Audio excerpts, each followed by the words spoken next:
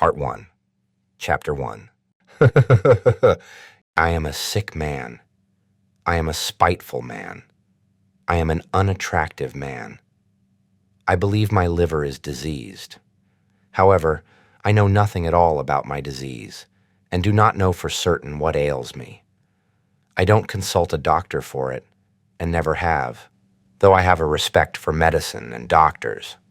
Besides, I am extremely superstitious, sufficiently so to respect medicine anyway. I am well educated enough not to be superstitious, but I am superstitious. No, I refuse to consult a doctor from spite, that you probably will not understand. Well, I understand it, though. Of course, I can't explain who it is precisely that I am mortifying in this case by my spite. I am perfectly well aware that I cannot pay out the doctors by not consulting them. I know better than anyone that by all this I am only injuring myself and no one else. But still, if I don't consult a doctor, it is from spite. My liver is bad. Well, let it get worse. I have been going on like that for a long time, 20 years. Now I am 40. I used to be in the government service, but am no longer. I was a spiteful official. I was rude and took pleasure in being so. I did not take bribes, you see, so I was bound to find a recompense in that at least. A poor jest, but I will not scratch it out. I wrote it thinking it would sound very witty. But now that I have seen myself that I only wanted to show off in a despicable way, I will not scratch it out on purpose. When petitioners used to come for information to the table at which I sat, I used to grind my teeth at them, and felt intense enjoyment when I succeeded in making anybody unhappy. I almost did succeed. For the most part, they were all timid people. Of course, they were petitioners. But of the uppish ones, there was one officer in particular I could not endure. He simply would not be humble, and clanked his sword in a disgusting way. I carried on a feud with him for 18 months over that sword. At last, I got the better of him. He left off clanking it. That happened in my youth, though. But do you know, gentlemen, what was the chief point about my spite? Why, the whole point, the real sting of it, lay in the fact that continually, even in the moment of the acutest spleen, I was inwardly conscious with shame that I was not only not a spiteful, but not even an embittered man, that I was simply scaring sparrows at random and amusing myself by it. I might foam at the mouth, but bring me a doll to play with, give me a cup of tea with sugar in it, and maybe I should be appeased. I might even be genuinely touched, though probably I should grind my teeth at myself afterwards and lie awake at night with shame for months after. That was my way. I was lying when I said just now that I was a spiteful official. I was lying from spite. I was simply amusing myself with the petitioners and with the officer, and in reality, I never could become spiteful. I was conscious every moment in myself of many, very many elements, absolutely opposite to that. I felt them positively swarming in me, these opposite elements. I knew that they had been swarming in me all my life and craving some outlet from me. But I would not let them, purposely would not let them come out. They tormented me till I was ashamed. They drove me to convulsions and sickened me at last. How they sickened me. Now, are not you fancying, gentlemen, that I am expressing remorse for something now, that I am asking your forgiveness for something? I am sure you are fancying that. However, I assure you I do not care if you are. It was not only that I could not become spiteful, I did not know how to become anything. Neither spiteful nor kind, neither a rascal nor an honest man, neither a hero nor an insect. Now, I am living out my life in my corner, taunting myself with the spiteful and useless consolation that an intelligent man cannot become anything seriously, and it is only the fool who becomes anything. Yes, a man in the 19th century must and morally ought to be preeminently a characterless creature. A man of character. An active man is preeminently a limited creature. That is my conviction of 40 years.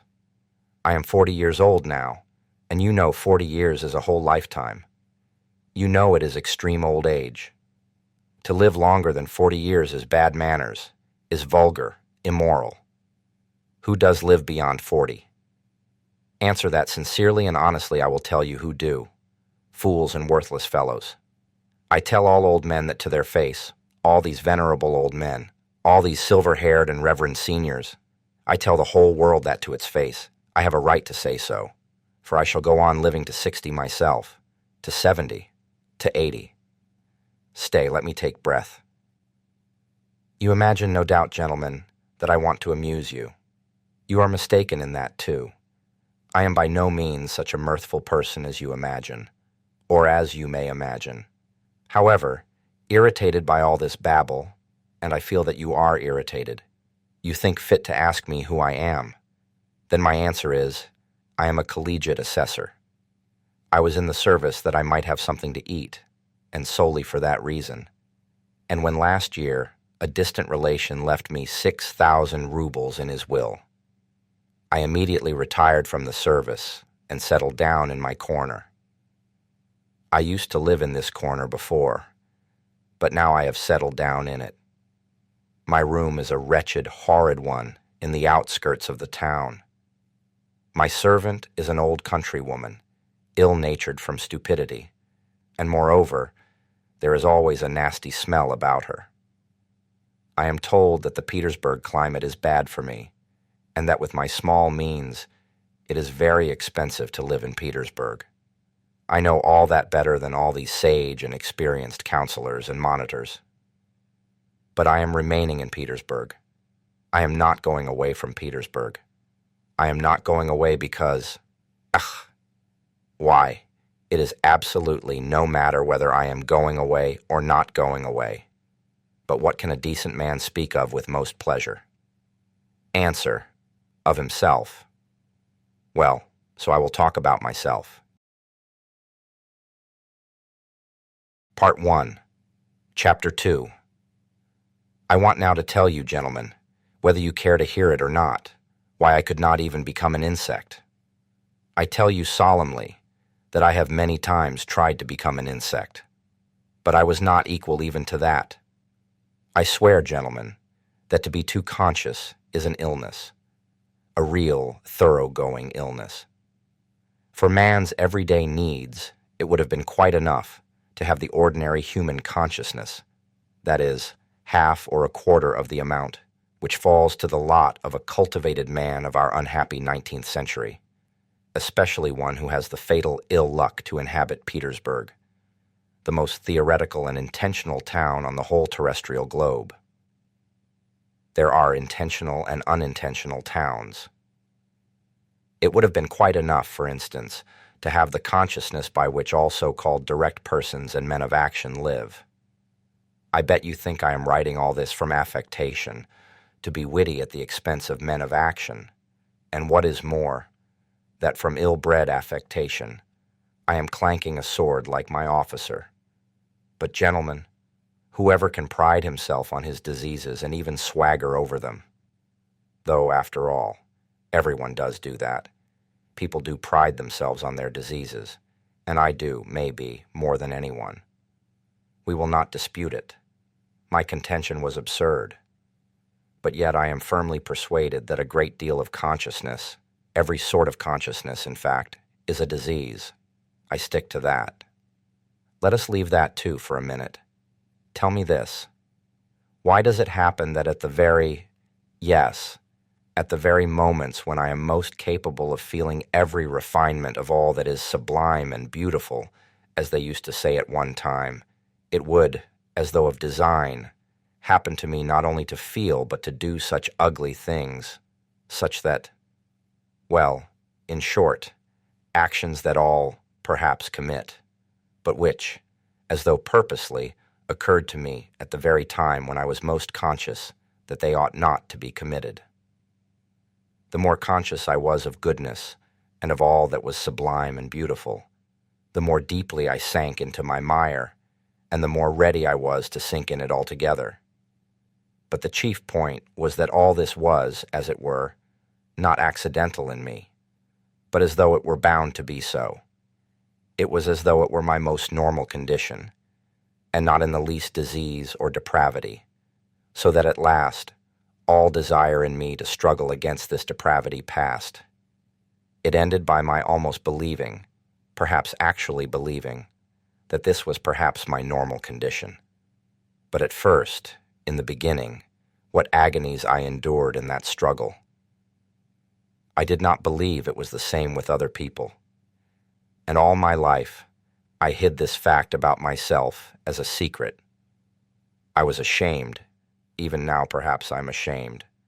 I got to the point of feeling a sort of secret, abnormal, despicable enjoyment in returning home to my corner on some disgusting Petersburg night, acutely conscious that that day I had committed a loathsome action again, that what was done could never be undone, and secretly, inwardly gnawing at myself for it, tearing and consuming myself, till at last the bitterness turned into a sort of shameful, accursed sweetness, and at last into positive, real enjoyment.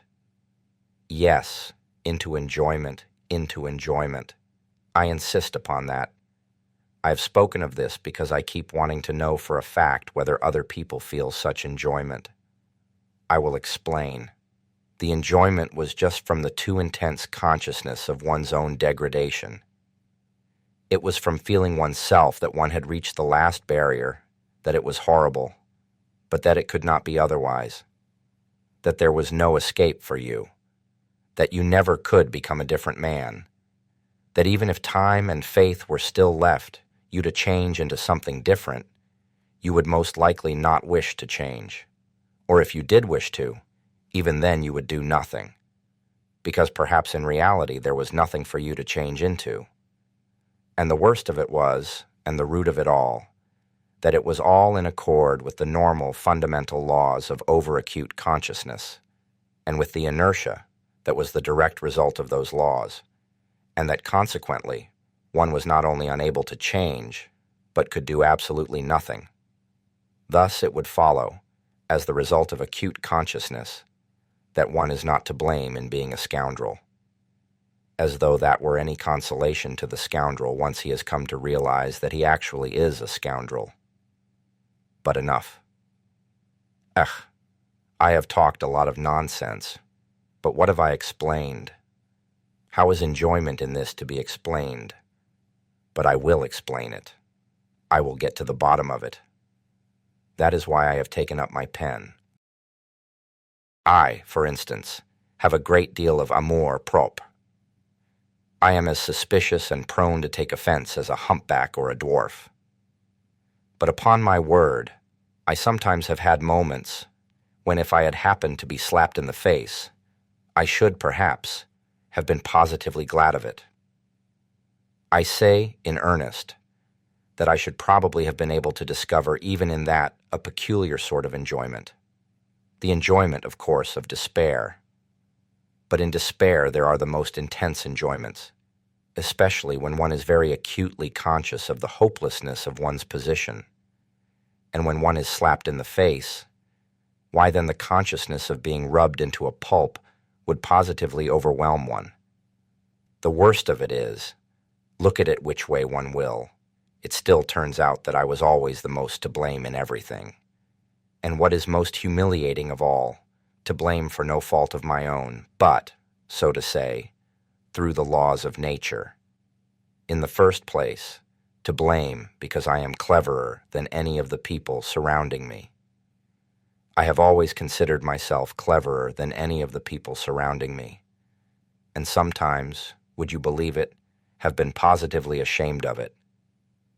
At any rate, I have all my life, as it were, turned my eyes away and never could look people straight in the face. To blame, finally, because even if I had had magnanimity, I should only have had more suffering from the sense of its uselessness. I should certainly have never been able to do anything from being magnanimous, neither to forgive, for my assailant would perhaps have slapped me from the laws of nature, and one cannot forgive the laws of nature, nor to forget, for even if it were owing to the laws of nature, it is insulting all the same. Finally, even if I had wanted to be anything but magnanimous, had desired on the contrary to revenge myself on my assailant, I could not have revenged myself on anyone for anything, because I should certainly never have made up my mind to do anything, even if I had been able to. Why should I not have made up my mind? About that in particular, I want to say a few words. Part 1. Chapter 3. With people who know how to revenge themselves and to stand up for themselves in general, how is it done? Why, when they are possessed, let us suppose, by the feeling of revenge, then for the time there is nothing else but that feeling left in their whole being. Such a gentleman simply dashes straight for his object like an infuriated bull with its horns down, and nothing but a wall will stop him. By the way, facing the wall, such gentlemen, that is, the direct persons and men of action, are genuinely nonplussed. For them, a wall is not an evasion. As for us people who think and consequently do nothing, it is not an excuse for turning aside, an excuse for which we are always very glad, though we scarcely believe in it ourselves as a rule. No, they are nonplussed in all sincerity. The wall has for them something tranquilizing, morally soothing, final, maybe even something mysterious, but of the wall later. Well, such a direct person I regard as the real normal man, as his tender mother nature wished to see him when she graciously brought him into being on the earth. I envy such a man till I am green in the face. He is stupid. I am not disputing that, but perhaps the normal man should be stupid. How do you know? Perhaps it is very beautiful, in fact. And I am the more persuaded of that suspicion, if one can call it so, by the fact that if you take, for instance, the antithesis of the normal man, that is, the man of acute consciousness, who has come, of course, not out of the lap of nature, but out of a retort. This is almost mysticism, gentlemen, but I suspect this too. This retort-made man is sometimes so nonplussed in the presence of his antithesis that with all his exaggerated consciousness, he genuinely thinks of himself as a mouse and not a man. It may be an acutely conscious mouse, yet it is a mouse, while the other is a man, and therefore, etc., etc. And the worst of it is, he himself, his very own self, looks on himself as a mouse. No one asks him to do so, and that is an important point. Now let us look at this mouse in action. Let us suppose, for instance, that it feels insulted too, and it almost always does feel insulted, and wants to revenge itself too. There may even be a greater accumulation of spite in it than in l'homme de la nature et de la vérité. The base and nasty desire to vent that spite on its assailant rankles perhaps even more nastily in it than in l'homme de la nature et de la vérité. For through his innate stupidity, the latter looks upon his revenge as justice, pure and simple, while in consequence of his acute consciousness, the mouse does not believe in the justice of it. To come at last to the deed itself, to the very act of revenge. Apart from the one fundamental nastiness, the luckless mouse succeeds in creating around it so many other nastinesses in the form of doubts and questions, adds to the one question so many unsettled questions that there inevitably works up around it a sort of fatal brew, a stinking mess made up of its doubts, emotions, and of the contempt spat upon it by the direct men of action who stand solemnly about it as judges and arbitrators, laughing at it till their healthy sides ache. Of course, the only thing left for it is to dismiss all that with a wave of its paw and with a smile of assumed contempt, in which it does not even itself believe, creep ignominiously into its mouse hole. There, in its nasty, stinking, underground home, our insulted, crushed, and ridiculed mouse promptly becomes absorbed in cold, malignant, and above all, everlasting spite. For 40 years together, it will remember its injury down to the smallest, most ignominious details, and every time will add of itself details still more ignominious, spitefully teasing and tormenting itself with its own imagination. It will itself be ashamed of its imaginings, but yet it will recall it all. It will go over and over every detail. It will invent unheard of things against itself, pretending that those things might happen, and will forgive nothing. Maybe it will begin to revenge itself too, but, as it were, piecemeal, in trivial ways, from behind the stove, incognito, without believing either in its own right to vengeance or in the success of its revenge, knowing that from all its efforts at revenge it will suffer 100 times more than he on whom it revenges itself, while he, I dare say, will not even scratch himself. On its deathbed it will recall it all over again, with interest accumulated over all the years, but it is just in that cold, abominable, half-despair, half-belief, in that conscious burying oneself alive for grief in the underworld for 40 years, in that acutely recognized and yet partly doubtful hopelessness of one's position, in that hell of unsatisfied desires turned inward, in that fever of oscillations, of resolutions determined forever and repented of again a minute later, that the savor of that strange enjoyment of which I have spoken lies. It is so subtle, so difficult of analysis, that persons who are a little limited, or even simply persons of strong nerves, will not understand a single atom of it. Possibly, you will add on your own account with a grin, people will not understand it either who have never received a slap in the face, and in that way you will politely hint to me that I too, perhaps, have had the experience of a slap in the face in my life, and so I speak as one who knows. I bet that you are thinking that. But set your minds at rest, gentlemen. I have not received a slap in the face, though it is absolutely a matter of indifference to me what you may think about it. Possibly, I even regret myself that I have given so few slaps in the face during my life. But enough. Not another word on that subject of such extreme interest to you. I will continue calmly concerning persons with strong nerves who do not understand a certain refinement of enjoyment. Though in certain circumstances these gentlemen bellow their loudest like bulls, though this, let us suppose, does them the greatest credit, yet, as I have said already, confronted with the impossible they subside at once. The impossible means the stone wall. What stone wall? Why, of course, the laws of nature, the deductions of natural science, mathematics. As soon as they prove to you, for instance, that you are descended from a monkey, then it is no use scowling. Accept it for a fact. When they prove to you that in reality 1 drop of your own fat must be dearer to you than 100,000 of your fellow creatures, and that this conclusion is the final solution of all so-called virtues and duties, and all such prejudices and fancies, then you have just to accept it.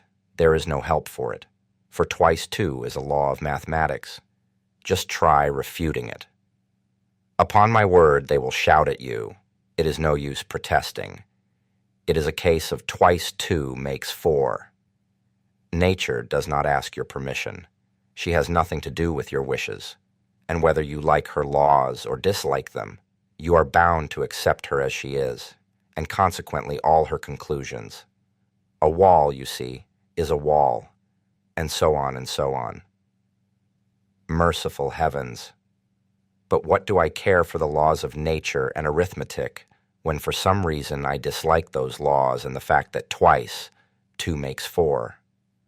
Of course, I cannot break through the wall by battering my head against it if I really have not the strength to knock it down. But I am not going to be reconciled to it simply because it is a stone wall, and I have not the strength. as though such a stone wall really were a consolation, and really did contain some word of conciliation, simply because it is as true as twice two makes four. Oh, absurdity of absurdities!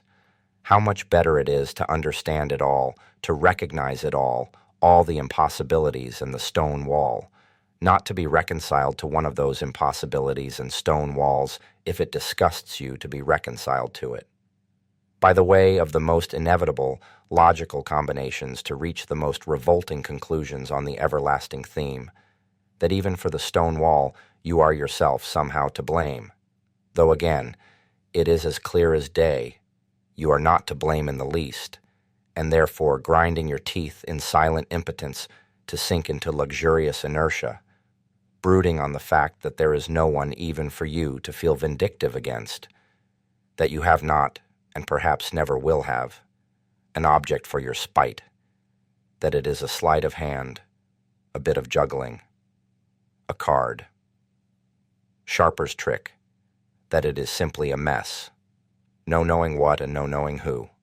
But in spite of all these uncertainties and jugglings, still there is an ache in you, and the more you do not know, the worse the ache. Part 1, Chapter 4. Ha ha ha! You will be finding enjoyment in toothache next, you cry with a laugh. Well, even in toothache there is enjoyment, I answer. I had toothache for a whole month, and I know there is. In that case, of course, people are not spiteful in silence, but moan. But they are not candid moans. They are malignant moans, and the malignancy is the whole point. The enjoyment of the sufferer finds expression in those moans. If he did not feel enjoyment in them, he would not moan. It is a good example, gentlemen, and I will develop it. Those moans express in the first place all the aimlessness of your pain, which is so humiliating to your consciousness. The whole legal system of nature on which you spit disdainfully, of course, but from which you suffer all the same while she does not. They express the consciousness that you have no enemy to punish, but that you have pain. The consciousness that in spite of all possible Wagenheims, you are in complete slavery to your teeth. That if someone wishes it, your teeth will leave off aching, and if he does not, they will go on aching another 3 months. And that finally, if you are still contumacious and still protest, all that is left you for your own gratification is to thrash yourself or beat your wall with your fist as hard as you can, and absolutely nothing more. Well, these mortal insults, these jeers on the part of someone unknown, end at last in an enjoyment which sometimes reaches the highest degree of voluptuousness. I ask you, gentlemen, listen sometimes to the moans of an educated man of the 19th century suffering from toothache on the second or third day of the attack, when he is beginning to moan. Not as he moaned on the first day, that is, not simply because he has toothache, not just as any coarse peasant, but as a man affected by progress in European civilization, a man who is divorced from the soil and the national elements, as they express it nowadays. His moans become nasty, disgustingly malignant, and go on for whole days and nights. And of course he knows himself that he is doing himself no sort of good with his moans. He knows better than anyone that he is only lacerating and harassing himself and others for nothing.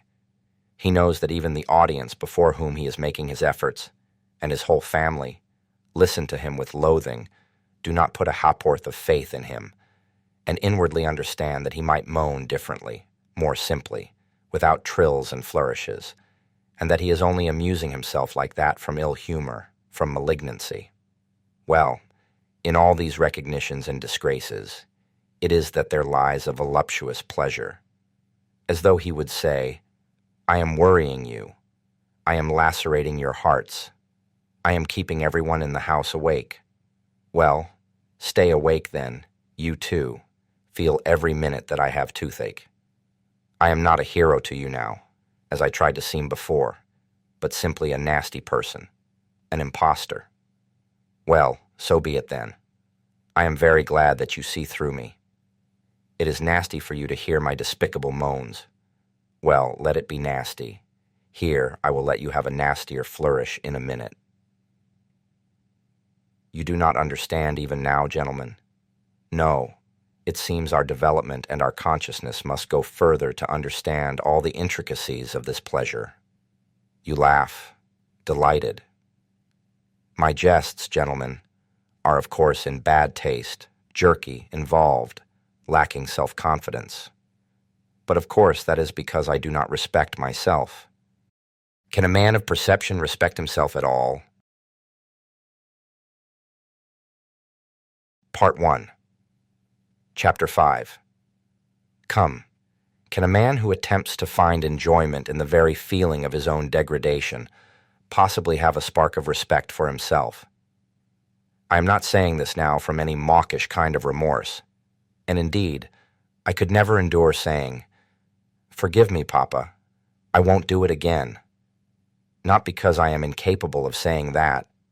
On the contrary, perhaps just because I have been too capable of it, and in what a way, too. As though of design, I used to get into trouble in cases when I was not to blame in any way. That was the nastiest part of it. At the same time, I was genuinely touched and penitent. I used to shed tears, and of course, deceived myself, though I was not acting in the least, and there was a sick feeling in my heart at the time. For that one could not blame even the laws of nature, though the laws of nature have continually all my life offended me more than anything. It is loathsome to remember it all, but it was loathsome even then. Of course, a minute or so later, I would realize wrathfully that it was all a lie, a revolting lie, an affected lie. That is, all this penitence, this emotion, these vows of reform. You will ask, why did I worry myself with such antics? Answer, because it was very dull to sit with one's hands folded, and so one began cutting capers. That is really it. Observe yourselves more carefully, gentlemen, then you will understand that it is so. I invented adventures for myself and made up a life, so as at least to live in some way. How many times it has happened to me, well, for instance, to take offense simply on purpose, for nothing. And one knows oneself, of course, that one is offended at nothing, that one is putting it on, but yet one brings oneself at last to the point of being really offended. All my life I have had an impulse to play such pranks, so that in the end I could not control it in myself. Another time, twice in fact, I tried hard to be in love. I suffered too, gentlemen, I assure you. In the depth of my heart, there was no faith in my suffering, only a faint stir of mockery. But yet I did suffer, and in the real orthodox way. I was jealous, beside myself. And it was all from ennui, gentlemen, all from ennui. Inertia overcame me. You know the direct, legitimate fruit of consciousness is inertia, that is, conscious sitting with the hands folded. I have referred to this already. I repeat with emphasis, all direct persons and men of action are active just because they are stupid and limited. How explain that? I will tell you. In consequence of their limitation, they take immediate and secondary causes for primary ones, and in that way persuade themselves more quickly and easily than other people do that they have found an infallible foundation for their activity. And their minds are at ease, and you know that is the chief thing. To begin to act, you know, you must first have your mind completely at ease, and no trace of doubt left in it. Why? How am I, for example, to set my mind at rest? Where are the primary causes on which I am to build? Where are my foundations? Where am I to get them from? I exercise myself in reflection, and consequently with me. Every primary cause at once draws after itself, another still more primary, and so on to infinity. That is just the essence of every sort of consciousness and reflection. It must be a case of the laws of nature again. What is the result of it in the end? Why, just the same. Remember I spoke just now of vengeance. I am sure you did not take it in. I said that a man revenges himself because he sees justice in it. Therefore, he has found a primary cause, that is, justice. And so he is at rest on all sides. And consequently, he carries out his revenge calmly and successfully, being persuaded that he is doing a just and honest thing. But I see no justice in it. I find no sort of virtue in it either. And consequently, if I attempt to revenge myself, it is only out of spite. Spite, of course, might overcome everything, all my doubts, and so might serve quite successfully in place of a primary cause, precisely because it is not a cause. But what is to be done if I have not even spite? I began with that just now, you know. In consequence again of those accursed laws of consciousness, anger in me is subject to chemical disintegration. You look into it, the object flies off into air. Your reasons evaporate. The criminal is not to be found. The wrong becomes not a wrong, but a phantom, something like the toothache for which no one is to blame, and consequently there is only the same outlet left again. That is, to beat the wall as hard as you can. So you give it up with a wave of the hand because you have not found a fundamental cause. And try letting yourself be carried away by your feelings, blindly, without reflection, without a primary cause, repelling consciousness at least for a time. Hate or love, if only not to sit with your hands folded. The day after tomorrow at the latest, you will begin despising yourself for having knowingly deceived yourself. Result, a soap bubble and inertia. Oh, gentlemen, do you know, perhaps I consider myself an intelligent man only because all my life I have been able neither to begin nor to finish anything. Granted, I am a babbler, a harmless, vexatious babbler, like all of us. But what is to be done if the direct and sole vocation of every intelligent man is babble? That is, the intentional pouring of water through a sieve. Part 1. Chapter 6. Oh, if I had done nothing simply from laziness. Heavens, how I should have respected myself then. I should have respected myself because I should at least have been capable of being lazy. There would at least have been one quality, as it were, positive in me, in which I could have believed myself. Question: what is he? Answer: a sluggard. How very pleasant it would have been to hear that of oneself. It would mean that I was positively defined. It would mean that there was something to say about me. Sluggard. Why, it is a calling and vocation. It is a career. Do not jest. It is so.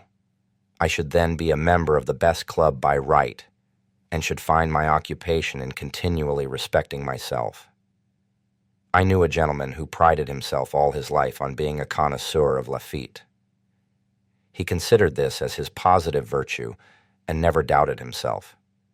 He died, not simply with a tranquil, but with a triumphant conscience, and he was quite right too. Then I should have chosen a career for myself. I should have been a sluggard and a glutton, not a simple one, but, for instance, one with sympathies for everything sublime and beautiful. How do you like that? I have long had visions of it. That, sublime and beautiful, weighs heavily on my mind at 40. But that is at 40. Then, oh then, it would have been different. I should have found for myself a form of activity in keeping with it, to be precise, drinking to the health of everything sublime and beautiful. I should have snatched at every opportunity to drop a tear into my glass, and then to drain it to all that is sublime and beautiful. I should then have turned everything into the sublime and the beautiful. In the nastiest, unquestionable trash, I should have sought out the sublime and the beautiful. I should have exuded tears like a wet sponge. An artist, for instance, paints a picture worthy of gay. At once, I drink to the health of the artist who painted the picture worthy of gay, because I love all that is sublime and beautiful. An author has written as you will. At once, I drink to the health of anyone you will, because I love all that is sublime and beautiful. I should claim respect for doing so. I should persecute anyone who would not show me respect. I should live at ease. I should die with dignity. Why, it is charming, perfectly charming. And what a good round belly I should have grown. What a treble chin I should have established. What a ruby nose I should have colored for myself, so that everyone would have said, looking at me, here is an asset, here is something real and solid. And say what you like, it is very agreeable to hear such remarks about oneself in this negative age. Part 1, Chapter 7. But these are all golden dreams. Oh, tell me, who was it first announced, who was it first proclaimed, that man only does nasty things because he does not know his own interests, and that if he were enlightened, if his eyes were open to his real normal interests, man would at once cease to do nasty things, would at once become good and noble because, being enlightened and understanding his real advantage, he would see his own advantage in the good and nothing else. And we all know that not one man can, consciously, act against his own interests. Consequently, so to say, through necessity, he would begin doing good. Oh, the babe! Oh, the pure, innocent child! Why, in the first place, when in all these thousands of years, has there been a time when man has acted only from his own interest? What is to be done with the millions of facts that bear witness that men consciously, that is fully understanding their real interests, have left them in the background and have rushed headlong on another path to meet peril and danger, compelled to this course by nobody and by nothing, but, as it were, simply disliking the beaten track, and have obstinately, willfully, struck out another difficult, absurd way, seeking it almost in the darkness. So I suppose this obstinacy and perversity were pleasanter to them than any advantage. Advantage? What is advantage? And will you take it upon yourself to define with perfect accuracy in what the advantage of man consists? And what if it so happens that a man's advantage sometimes not only may, but even must, consist in his desiring in certain cases what is harmful to himself and not advantageous? And if so, if there can be such a case, the whole principle falls into dust. What do you think? Are there such cases? You laugh. Laugh away, gentlemen, but only answer me. Have man's advantages been reckoned up with perfect certainty? Are there not some which not only have not been included, but cannot possibly be included under any classification? You see, you gentlemen have, to the best of my knowledge, taken your whole register of human advantages from the averages of statistical figures and politico-economical formulas. Your advantages are prosperity, wealth, freedom, peace, and so on, and so on. So that the man who should, for instance, go openly and knowingly in opposition to all that list would, to your thinking, and indeed mine too, of course, be an obscurantist or an absolute madman, would not he? But you know, this is what is surprising. Why does it so happen that all these statisticians, sages and lovers of humanity, when they reckon up human advantages, invariably leave out one? They don't even take it into their reckoning in the form in which it should be taken, and the whole reckoning depends upon that. It would be no greater matter. They would simply have to take it, this advantage, and add it to the list. But the trouble is that this strange advantage does not fall under any classification and is not in place in any list. I have a friend, for instance. Gentlemen, but of course he is your friend too. And indeed, there is no one, no one to whom he is not a friend. When he prepares for any undertaking, this gentleman immediately explains to you, elegantly and clearly, exactly how he must act in accordance with the laws of reason and truth. What is more, he will talk to you with excitement and passion of the true normal interests of man. With irony, he will upbraid the short-sighted fools who do not understand their own interests, nor the true significance of virtue. And, within a quarter of an hour, without any sudden outside provocation, but simply through something inside him, which is stronger than all his interests, he will go off on quite a different tack. That is, act in direct opposition to what he has just been saying about himself, in opposition to the laws of reason, in opposition to his own advantage, in fact, in opposition to everything. I warn you that my friend is a compound personality, and therefore it is difficult to blame him as an individual. The fact is, gentlemen, it seems there must really exist something that is dearer to almost every man than his greatest advantages, or, not to be illogical, there is a most advantageous advantage, the very one omitted of which we spoke just now, which is more important and more advantageous than all other advantages, for the sake of which a man, if necessary, is ready to act in opposition to all laws.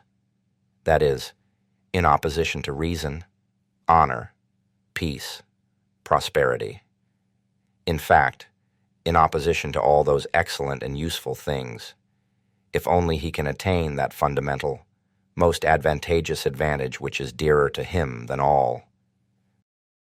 Yes, but it's advantage all the same, you will retort. But excuse me, I'll make the point clear, and it is not a case of playing upon words. What matters is that this advantage is remarkable from the very fact that it breaks down all our classifications and continually shatters every system constructed by lovers of mankind for the benefit of mankind. In fact, it upsets everything. But before I mention this advantage to you, I want to compromise myself personally, and therefore, I boldly declare that all these fine systems, all these theories for explaining to mankind their real normal interests, in order that inevitably striving to pursue these interests, they may at once become good and noble, are, in my opinion so far, mere logical exercises. Yes, logical exercises. Why, to maintain this theory of the regeneration of mankind by means of the pursuit of his own advantage is to my mind almost the same thing, as to affirm, for instance, following Buckle, that through civilization, mankind becomes softer, and consequently less bloodthirsty and less fitted for warfare. Logically, it does seem to follow from his arguments, but man has such a predilection for systems and abstract deductions that he is ready to distort the truth intentionally. He is ready to deny the evidence of his senses only to justify his logic. I take this example because it is the most glaring instance of it. Only look about you. Blood is being spilt in streams, and in the merriest way, as though it were champagne. Take the whole of the 19th century in which Buckle lived. Take Napoleon, the great, and also the present one. Take North America, the Eternal Union. Take the farce of Schleswig-Holstein. And what is it that civilization softens in us? The only gain of civilization for mankind is the greater capacity for variety of sensations, and absolutely nothing more. And through the development of this many-sidedness, man may come to finding enjoyment in bloodshed. In fact, this has already happened to him. Have you noticed that it is the most civilized gentlemen who have been the subtlest slaughterers, to whom the Attilas and Stenka Razins could not hold a candle? And if they are not so conspicuous as the Attilas and Stenka Razins, it is simply because they are so often met with, are so ordinary, and have become so familiar to us. In any case, civilization has made mankind, if not more bloodthirsty, at least more vilely, more loathsomely bloodthirsty. In old days, he saw justice in bloodshed, and with his conscience at peace, exterminated those he thought proper. Now we do think bloodshed abominable, and yet we engage in this abomination, and with more energy than ever. Which is worse? Decide that for yourselves. They say that Cleopatra, excuse an instance from Roman history, was fond of sticking gold pins into her slave girls' breasts, and derived gratification from their screams and writhings. You will say that that was in the comparatively barbarous times, that these are barbarous times too, because also, comparatively speaking, pins are stuck in even now, that though man has now learned to see more clearly than in barbarous ages, he is still far from having learnt to act as reason and science would dictate, but yet you are fully convinced that he will be sure to learn when he gets rid of certain old bad habits, and when common sense and science have completely re-educated human nature and turned it in a normal direction. You are confident that then man will cease from intentional error and will, so to say, be compelled not to want to set his will against his normal interests. That is not all. Then you say science itself will teach man, though to my mind it's a superfluous luxury, that he never has really had any caprice or will of his own, and that he himself is something of the nature of a piano key or the stop of an organ, and that there are, besides, things called the laws of nature, so that everything he does is not done by his willing it, but is done of itself by the laws of nature. Consequently, we have only to discover these laws of nature, and man will no longer have to answer for his actions, and life will become exceedingly easy for him. All human actions will then, of course, be tabulated according to these laws, mathematically, like tables of logarithms up to 108,000, and entered in an index. Or better still, there would be published certain edifying works of the nature of encyclopedic lexicons, in which everything will be so clearly calculated and explained that there will be no more incidents or adventures in the world. Then, this is all what you say. New economic relations will be established, all ready-made and worked out with mathematical exactitude, so that every possible question will vanish in the twinkling of an eye, simply because every possible answer to it will be provided. Then the palace of crystal will be built.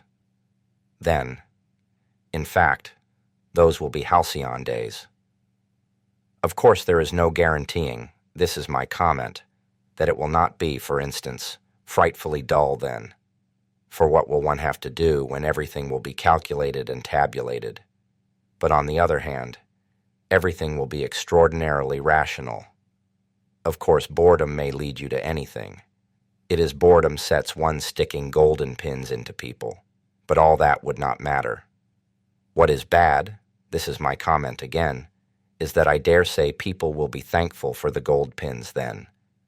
Man is stupid, you know, phenomenally stupid. Or rather, he is not at all stupid, but he is so ungrateful that you could not find another like him in all creation.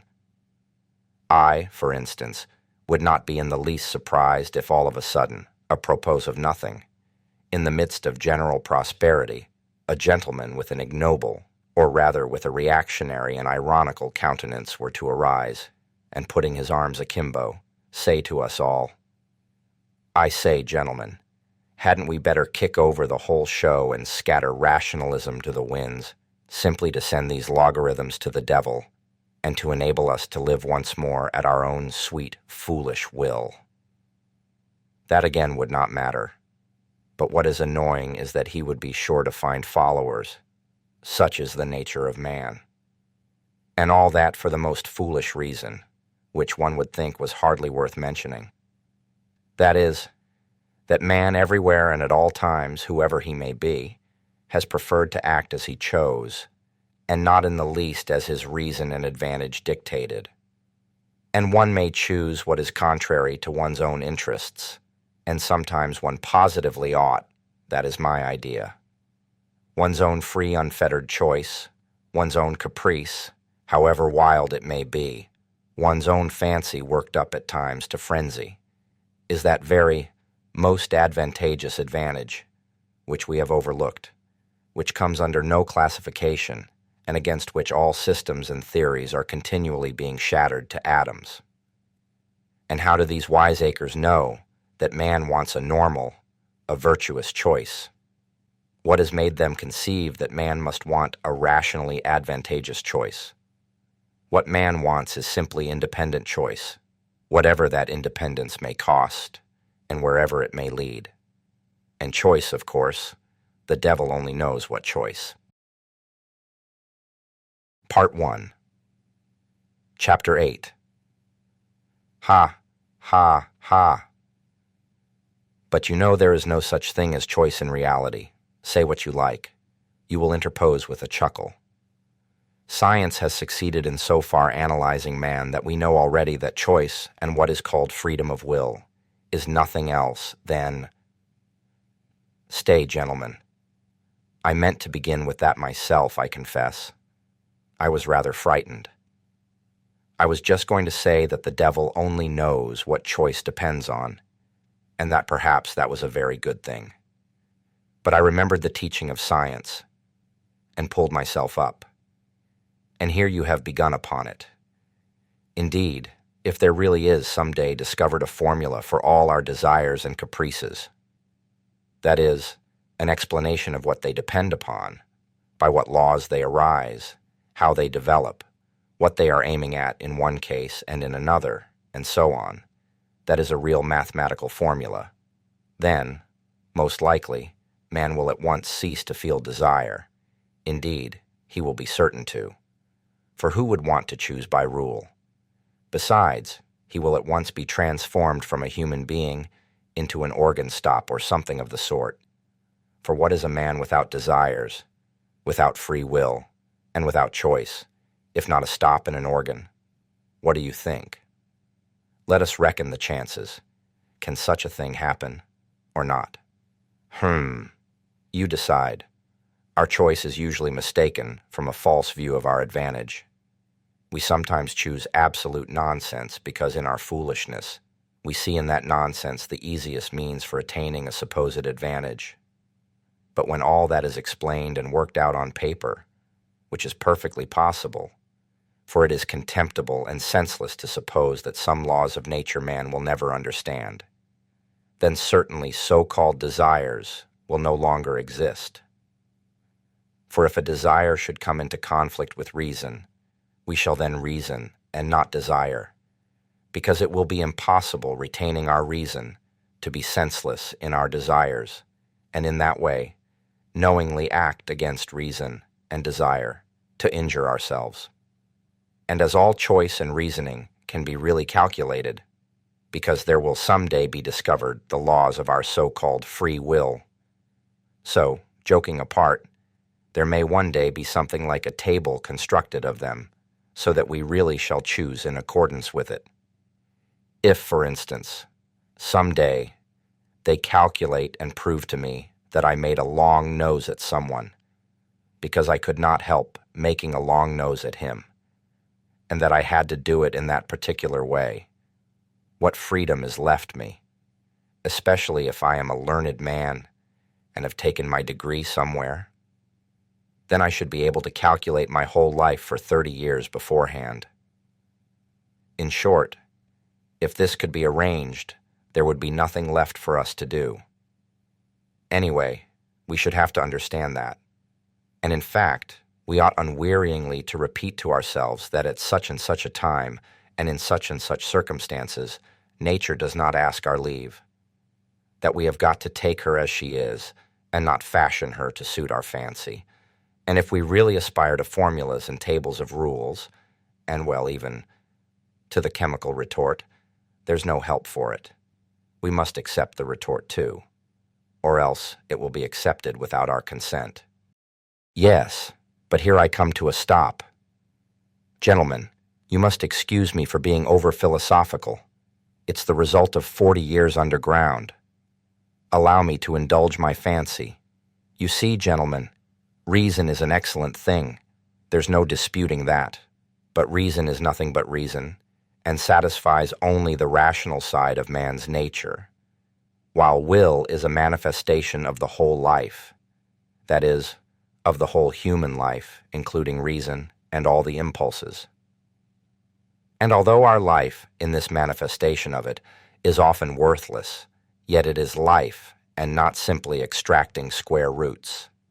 Here I, for instance, quite naturally want to live, in order to satisfy all my capacities for life, and not simply my capacity for reasoning, that is, not simply 1/20th of my capacity for life.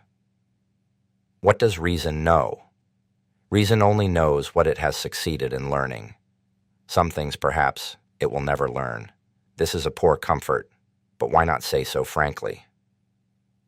And human nature acts as a whole, with everything that is in it, consciously or unconsciously, and even if it goes wrong, it lives. I suspect, gentlemen, that you are looking at me with compassion. You tell me again that an enlightened and developed man, such in short as the future man will be, cannot consciously desire anything disadvantageous to himself, that can be proved mathematically. I thoroughly agree. It can, by mathematics. But I repeat for the 100th time, there is one case, one only, when man may consciously, purposely, desire what is injurious to himself, what is stupid, very stupid, simply in order to have the right to desire for himself, even what is very stupid, and not to be bound by an obligation to desire only what is sensible. Of course, this very stupid thing, this caprice of ours, may be in reality, gentlemen, more advantageous for us than anything else on earth, especially in certain cases. And in particular, it may be more advantageous than any advantage even when it does us obvious harm and contradicts the soundest conclusions of our reason concerning our advantage, for in any circumstances it preserves for us what is most precious and most important, that is, our personality, our individuality. Some, you see, maintain that this really is the most precious thing for mankind. Choice can, of course, if it chooses, be in agreement with reason, and especially if this be not abused, but kept within bounds. It is profitable, and sometimes even praiseworthy. But very often, and even most often, choice is utterly and stubbornly opposed to reason, and do you know that too is profitable, sometimes even praiseworthy? Gentlemen, let us suppose that man is not stupid. Indeed, one cannot refuse to suppose that, if only from the one consideration, that if man is stupid, then who is wise? But if he is not stupid, he is monstrously ungrateful, phenomenally ungrateful. In fact, I believe that the best definition of man is the ungrateful biped. But that is not all. That is not his worst defect. His worst defect is his perpetual moral obliquity. Perpetual, from the days of the flood to the Schleswig-Holstein period. Moral obliquity and consequently lack of good sense. For it has long been accepted that lack of good sense is due to no other cause than moral obliquity. Put it to the test and cast your eyes upon the history of mankind. What will you see? Is it a grand spectacle? Grand, if you like. Take the Colossus of Rhodes, for instance. That's worth something. With good reason, Mr. Anevsky testifies of it, that some say that it is the work of man's hands, while others maintain that it has been created by nature herself. Is it many-colored? Maybe it is many-colored too. If one takes the dress uniforms, military and civilian, of all peoples in all ages, that alone is worth something. And if you take the undress uniforms, you will never get to the end of it. No historian would be equal to the job. Is it monotonous? Maybe it's monotonous too. It's fighting and fighting. They are fighting now. They fought first, and they fought last. You will admit that it is almost too monotonous. In short, One may say anything about the history of the world, anything that might enter the most disordered imagination. The only thing one can't say is that it's rational. The very word sticks in one's throat. And indeed, this is the odd thing that is continually happening. There are continually turning up in life moral and rational persons, sages and lovers of humanity, who make it their object to live all their lives as morally and rationally as possible, to be, so to speak, a light to their neighbors, simply in order to show them that it is possible to live morally and rationally in this world.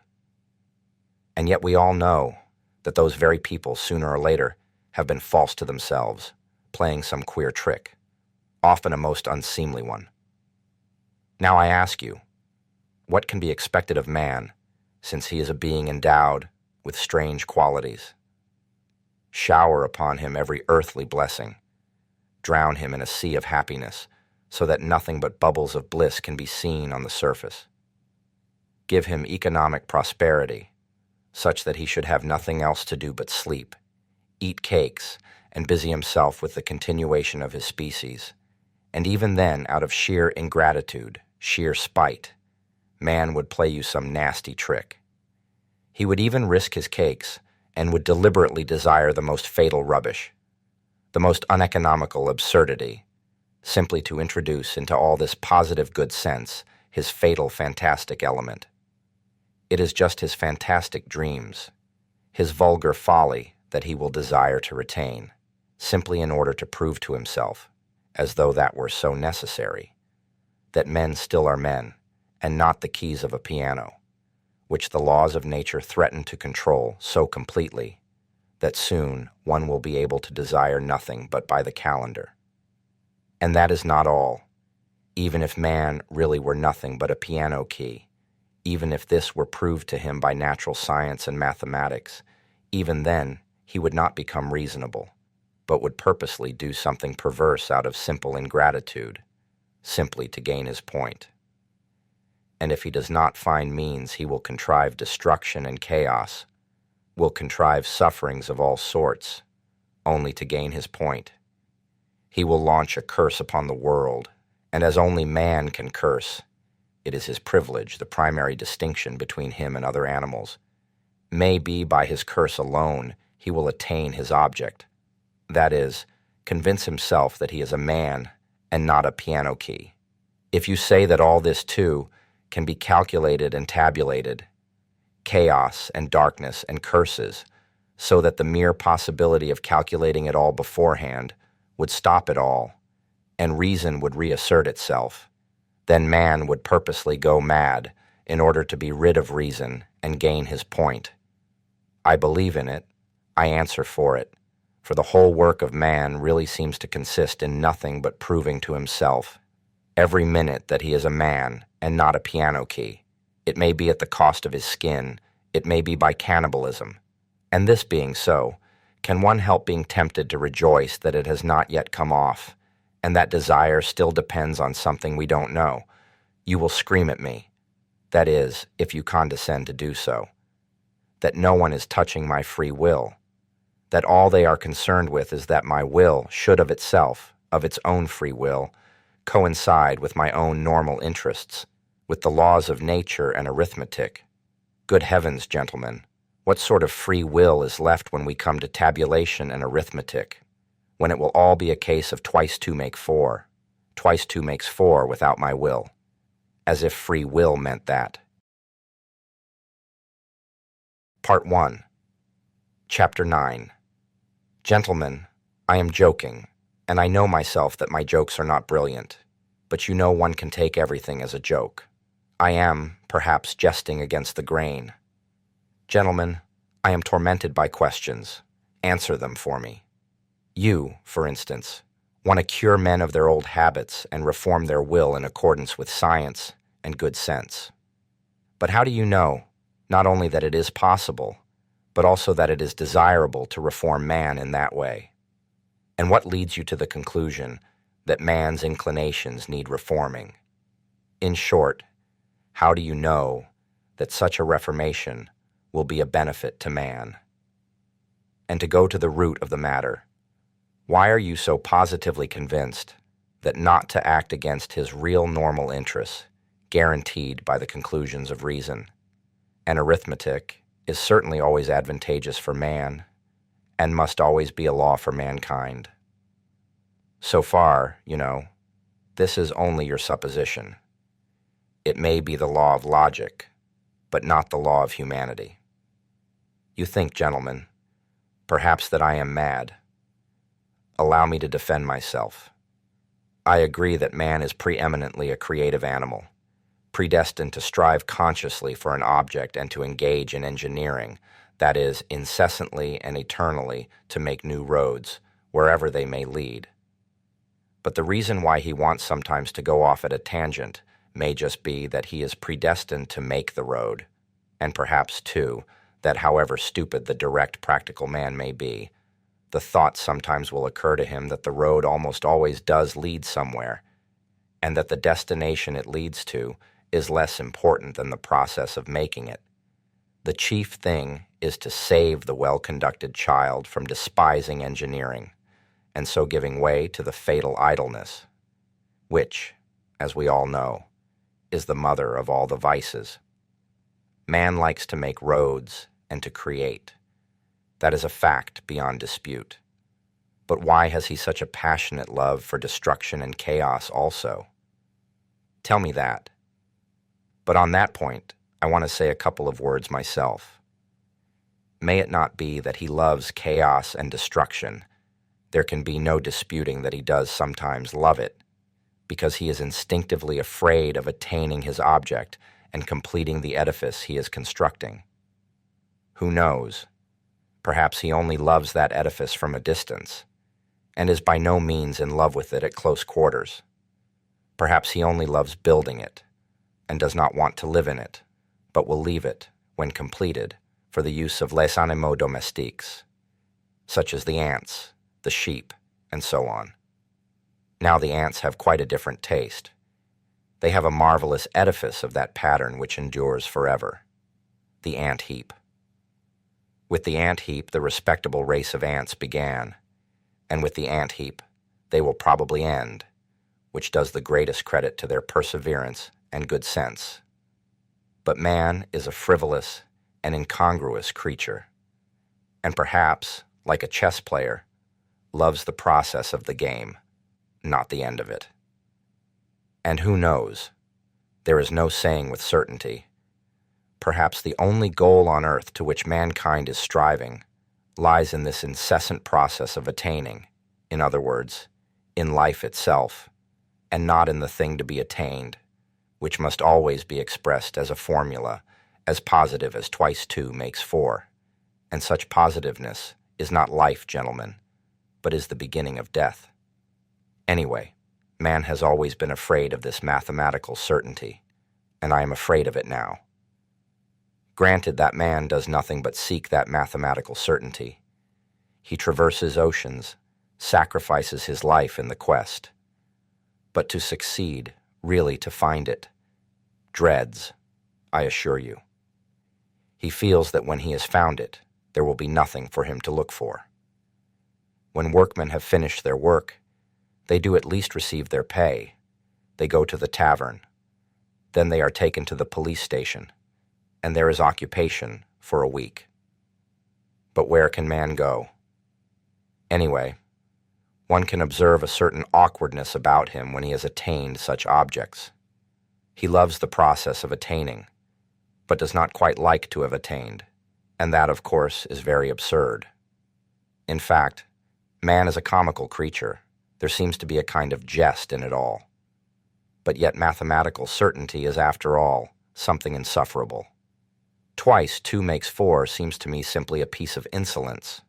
Twice 2 makes 4 is a pert coxcomb, who stands with arms akimbo barring your path and spitting. I admit that twice 2 makes 4 is an excellent thing, but if we are to give everything its due, twice 2 makes 5 is sometimes a very charming thing too. Very charming. And why are you so firmly, so triumphantly, convinced that only the normal and the positive, in other words, only what is conducive to welfare, is for the advantage of man? Is not reason in error as regards advantage? Does not man, perhaps, love something besides well-being? Perhaps he is just as fond of suffering. Perhaps suffering is just as great a benefit to him as well-being. Man is sometimes extraordinarily, passionately in love with suffering, and that is a fact. There is no need to appeal to universal history to prove that. Only ask yourself if you are a man and have lived at all. As far as my personal opinion is concerned, to care only for well-being seems to me positively ill-bred. Whether it's good or bad, it is sometimes very pleasant, too, to smash things. I hold no brief for suffering, nor for well-being either. I am standing for my caprice, and for its being guaranteed to me when necessary. Suffering would be out of place in vaudevilles, for instance. I know that. In the Palace of Crystal, it is unthinkable. Suffering means doubt, negation, and what would be the good of a palace of crystal, if there could be any doubt about it? And yet, I think man will never renounce real suffering, that is, destruction and chaos. Why, suffering is the sole origin of consciousness. Though I did lay it down at the beginning that consciousness is the greatest misfortune for man, yet I know man prizes it and would not give it up for any satisfaction. Consciousness, for instance, is infinitely superior to twice 2 makes 4. Once you have mathematical certainty, there is nothing left to do or to understand. There will be nothing left but to bottle up your 5 senses and plunge into contemplation. While if you stick to consciousness, even though the same result is attained, you can at least flog yourself at times, and that will, at any rate, liven you up. Reactionary as it is, corporal punishment is better than nothing. Part 1, Chapter 10. You believe in a palace of crystal that can never be destroyed, a palace at which one will not be able to put out one's tongue or make a long nose on the sly. And perhaps that is just why I am afraid of this edifice, that it is of crystal and can never be destroyed, and that one cannot put one's tongue out at it even on the sly. You see, if it were not a palace, but a hen house, I might creep into it to avoid getting wet. And yet I would not call the hen house a palace out of gratitude to it for keeping me dry. You laugh and say that in such circumstances a hen house is as good as a mansion. Yes, I answer, if one had to live simply to keep out of the rain. But what is to be done if I have taken it into my head that that is not the only object in life, and that if one must live, one had better live in a mansion? That is my choice, my desire. You will only eradicate it when you have changed my preference. Well, do change it. Allure me with something else. Give me another ideal. But meanwhile, I will not take a hen house for a mansion. The palace of crystal may be an idle dream. It may be that it is inconsistent with the laws of nature, and that I have invented it only through my own stupidity, through the old-fashioned irrational habits of my generation. But what does it matter to me that it is inconsistent? That makes no difference, since it exists in my desires, or rather exists as long as my desires exist. Perhaps you are laughing again. Laugh away. I will put up with any mockery rather than pretend that I am satisfied when I am hungry.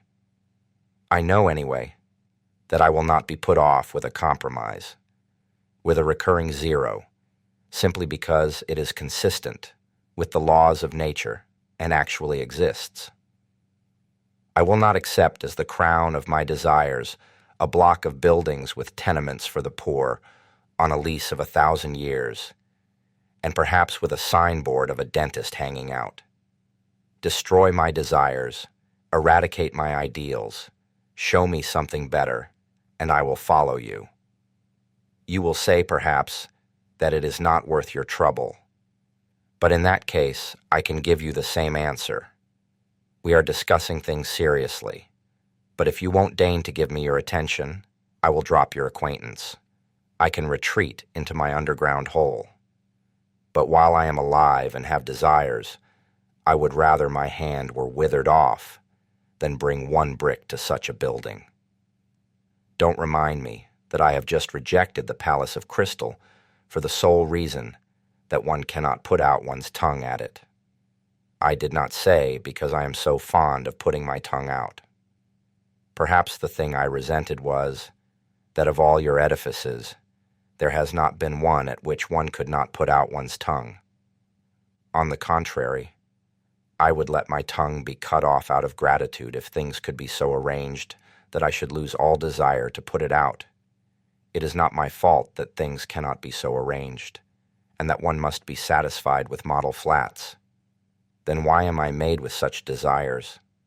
Can I have been constructed simply in order to come to the conclusion that all my construction is a cheat? Can this be my whole purpose? I do not believe it. But do you know what? I am convinced that we underground folk ought to be kept on a curb. Though we may sit 40 years underground without speaking, when we do come out into the light of day and break out, we talk and talk and talk.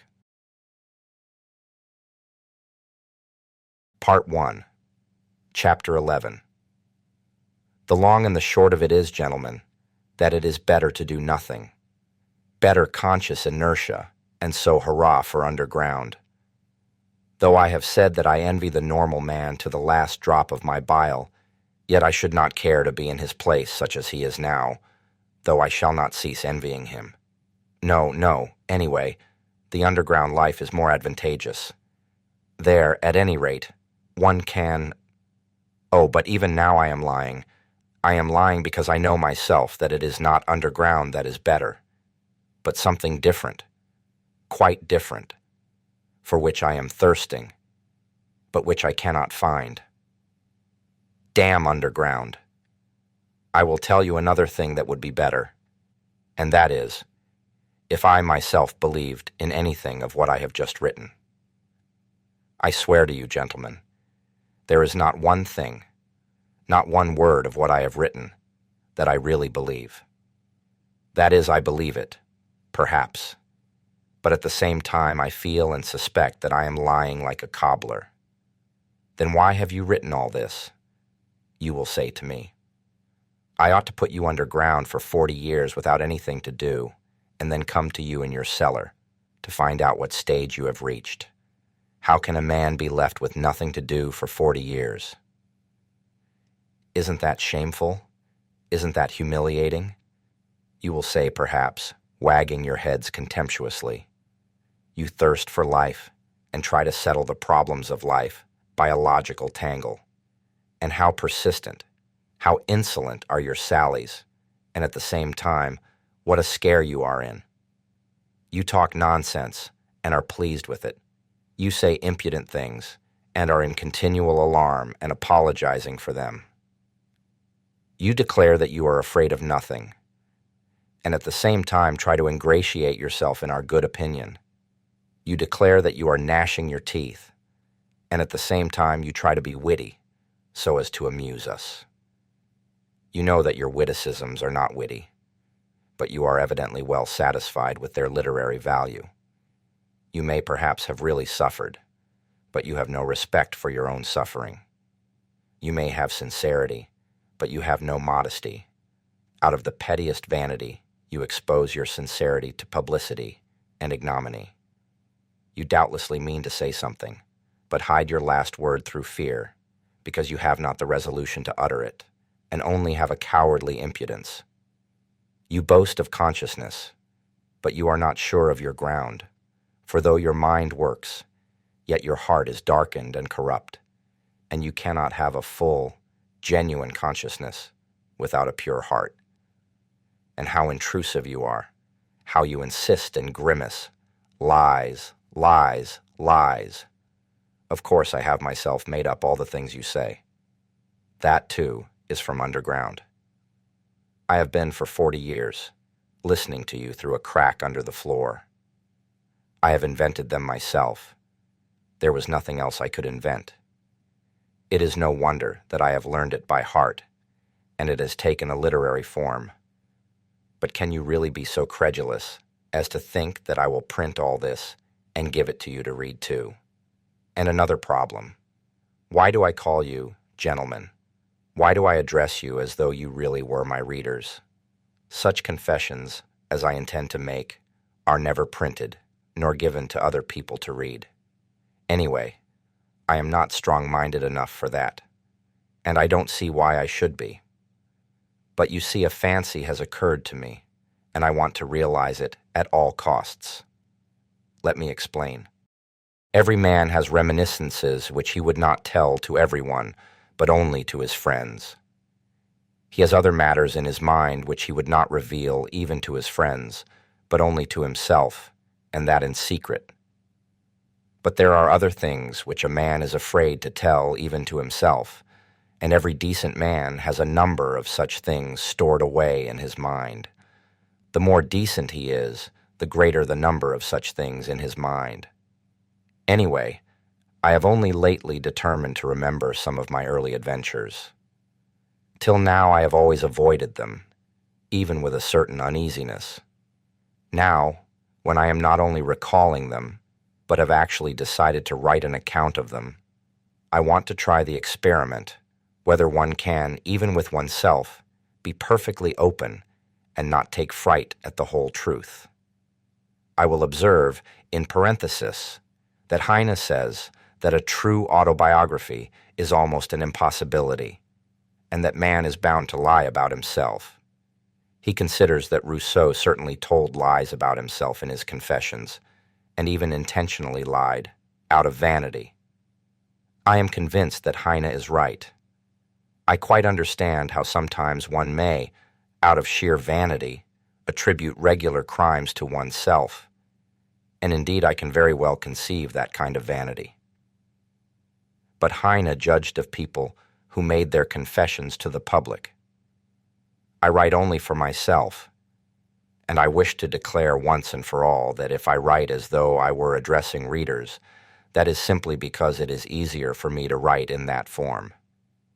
It is a form, an empty form. I shall never have readers. I have made this plain already. I don't wish to be hampered by any restrictions in the compilation of my notes. I shall not attempt any system or method. I will jot things down as I remember them. But here perhaps someone will catch at the word and ask me, if you really don't reckon on readers, why do you make such compacts with yourself, and on paper too? That is, that you won't attempt any system or method, that you jot things down as you remember them, and so on and so on. Why are you explaining? Why do you apologize? Well, there it is, I answer. There is a whole psychology in all this, though. Perhaps it is simply that I am a coward, and perhaps that I purposely imagine an audience before me in order that I may be more dignified while I write. There are perhaps thousands of reasons. Again, what is my object precisely in writing? If it is not for the benefit of the public, why should I not simply recall these incidents in my own mind without putting them on paper? Quite so, but yet it is more imposing on paper. There is something more impressive in it. I shall be better able to criticize myself and improve my style. Besides, I shall perhaps obtain actual relief from writing. Today, for instance, I am particularly oppressed by one memory of a distant past. It came back vividly to my mind a few days ago, and has remained haunting me like an annoying tune that one cannot get rid of. And yet I must get rid of it somehow. I have hundreds of such reminiscences, but at times someone stands out from the 100 and oppresses me. For some reason, I believe that if I write it down, I should get rid of it. Why not try?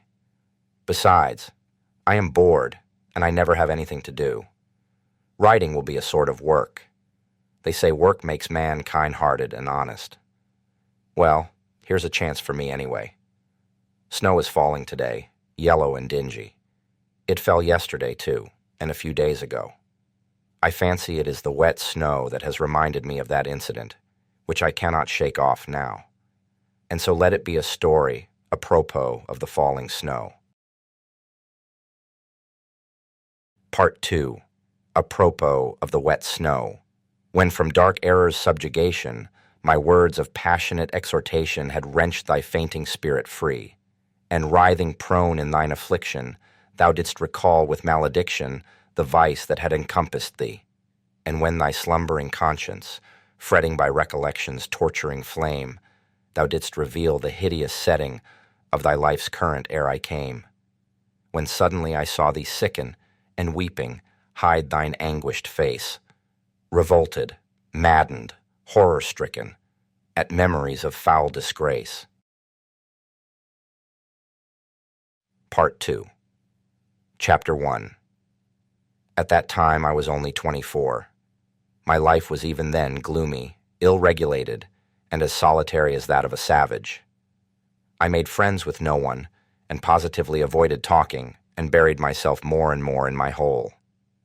At work in the office I never looked at anyone, and was perfectly well aware that my companions looked upon me, not only as a queer fellow, but even looked upon me. I always fancied this, with a sort of loathing. I sometimes wondered why it was that nobody except me fancied that he was looked upon with aversion. One of the clerks had a most repulsive, pock-marked face, which looked positively villainous. I believe I should not have dared to look at anyone with such an unsightly countenance. Another had such a very dirty old uniform that there was an unpleasant odor in his proximity. Yet not one of these gentlemen showed the slightest self-consciousness, either about their clothes or their countenance or their character in any way. Neither of them ever imagined that they were looked at with repulsion.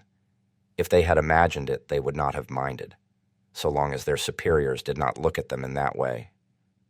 It is clear to me now that, owing to my unbounded vanity and to the high standard I set for myself, I often looked at myself with furious discontent, which verged on loathing, and so I inwardly attributed the same feeling to everyone. I hated my face, for instance. I thought it disgusting, and even suspected that there was something base in my expression. And so every day when I turned up at the office, I tried to behave as independently as possible, and to assume a lofty expression, so that I might not be suspected of being abject. My face may be ugly, I thought, but let it be lofty, expressive, and above all, extremely intelligent. But I was positively and painfully certain that it was impossible for my countenance ever to express those qualities. And what was worst of all, I thought it actually stupid-looking, and I would have been quite satisfied if I could have looked intelligent. In fact, I would even have put up with looking base if, at the same time, my face could have been thought strikingly intelligent. Of course, I hated my fellow clerks one and all, and I despised them all, yet at the same time I was, as it were, afraid of them. In fact, it happened at times that I thought more highly of them than of myself. It somehow happened quite suddenly that I alternated between despising them and thinking them superior to myself. A cultivated and decent man cannot be vain without setting a fearfully high standard for himself, and without despising and almost hating himself at certain moments. But whether I despised them or thought them superior, I dropped my eyes almost every time I met anyone. I even made experiments whether I could face so-and-so's looking at me, and I was always the first to drop my eyes. This worried me to distraction. I had a sickly dread, too, of being ridiculous, and so had a slavish passion for the conventional in everything external. I loved to fall into the common rut, and had a wholehearted terror of any kind of eccentricity in myself.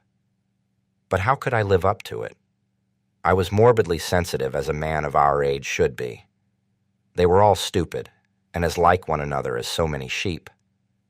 Perhaps I was the only one in the office who fancied that I was a coward and a slave, and I fancied it just because I was more highly developed. But it was not only that I fancied it, it really was so. I was a coward and a slave. I say this without the slightest embarrassment. Every decent man of our age must be a coward and a slave.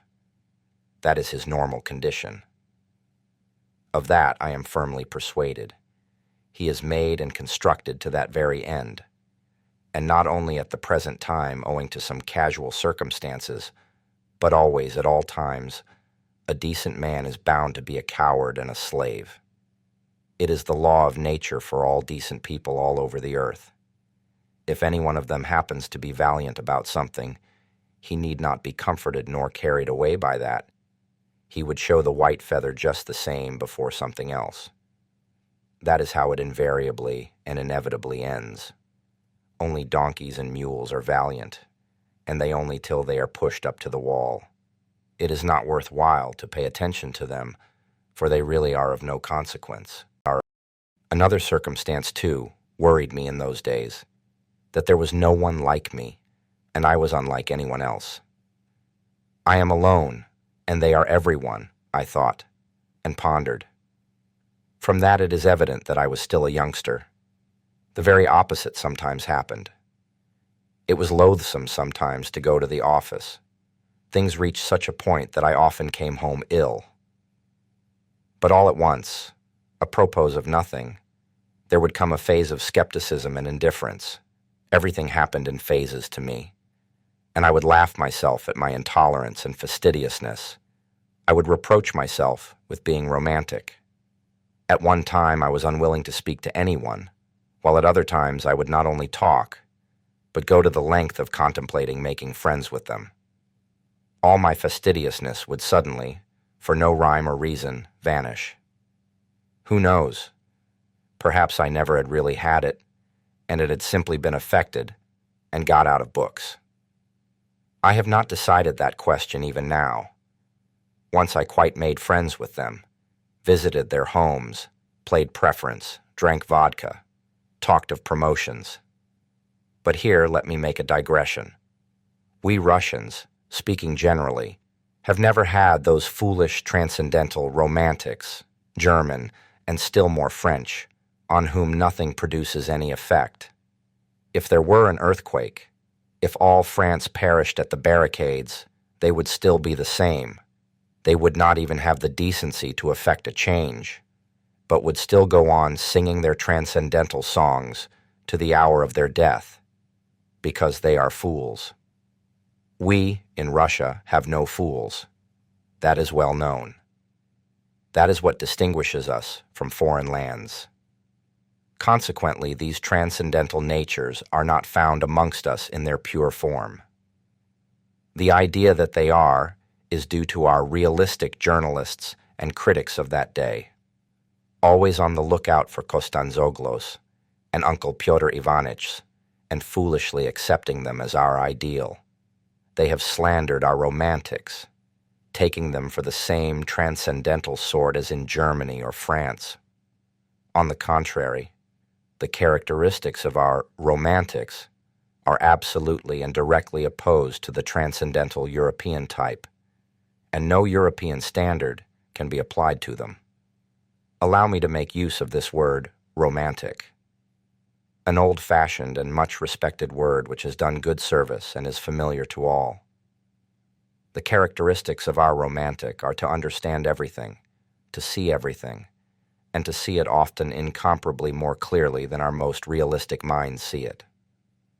To refuse to accept anyone or anything, but at the same time, not to despise anything. To give way, to yield from policy.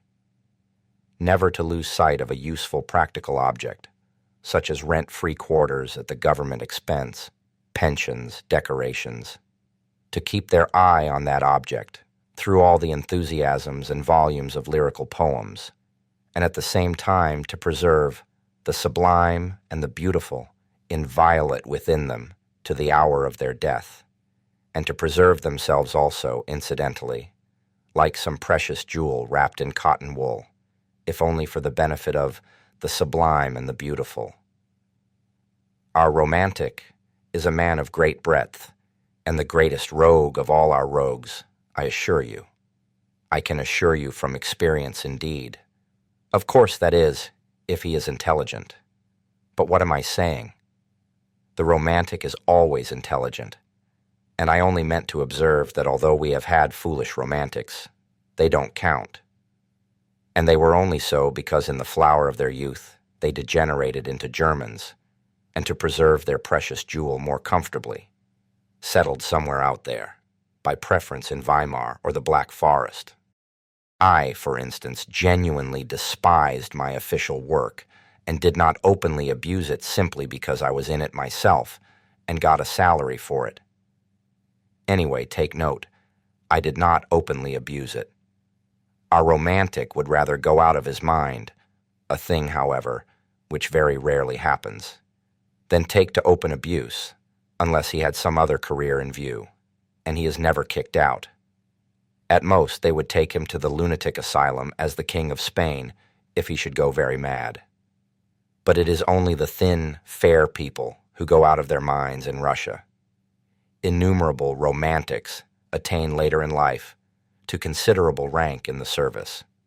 Their many-sidedness is remarkable, and what a faculty they have for the most contradictory sensations.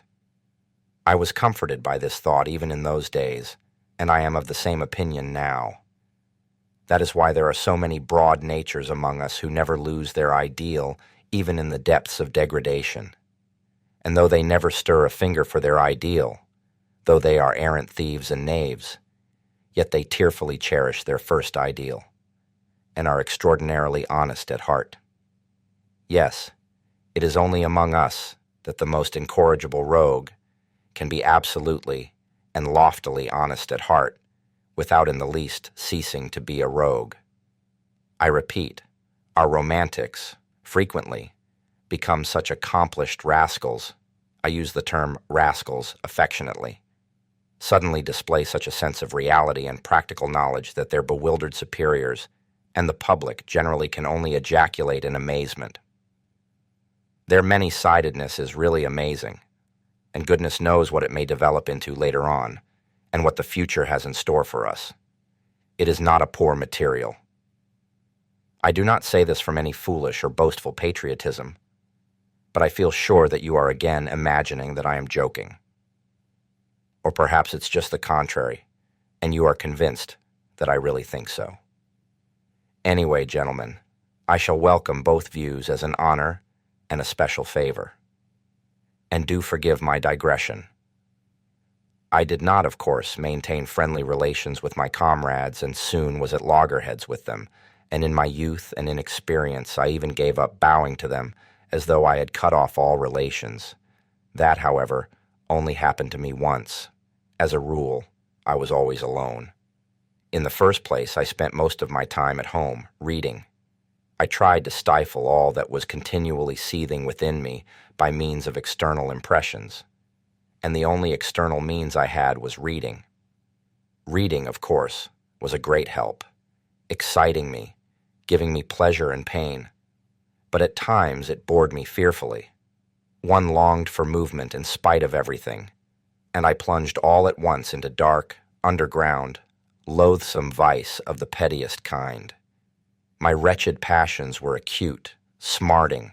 From my continual sickly irritability, I had hysterical impulses, with tears and convulsions.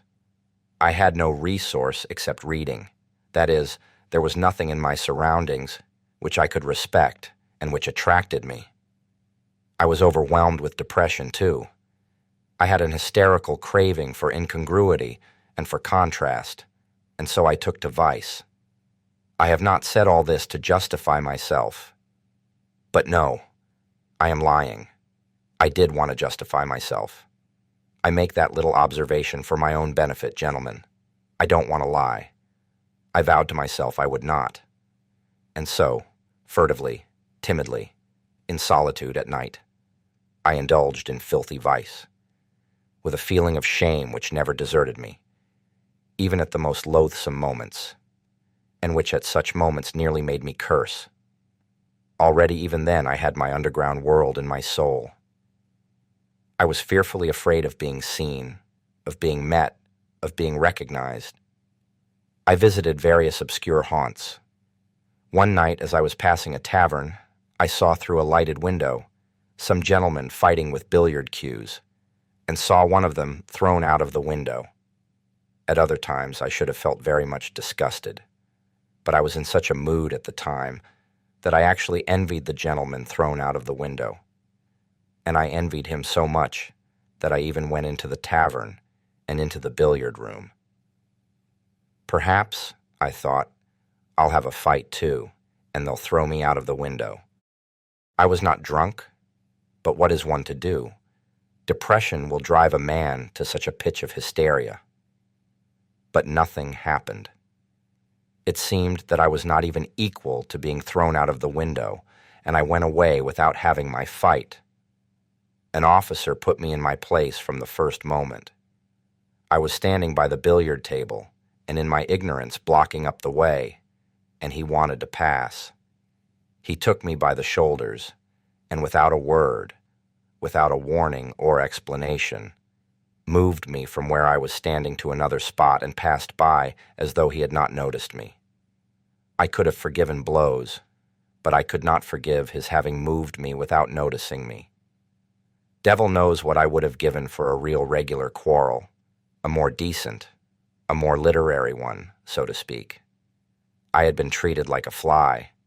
This officer was over 6 foot, while I was a spindly little fellow. But the quarrel was in my hands. I had only to protest, and I certainly would have been thrown out of the window. But I changed my mind and preferred to beat a resentful retreat.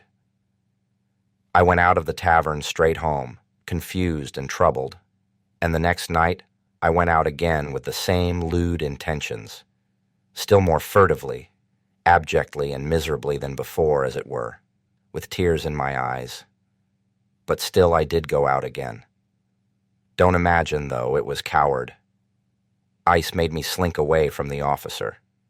I never have been a coward at heart, though I have always been a coward in action. Don't be in a hurry to laugh. I assure you I can explain it all. Oh, if only that officer had been one of the sort who would consent to fight a duel.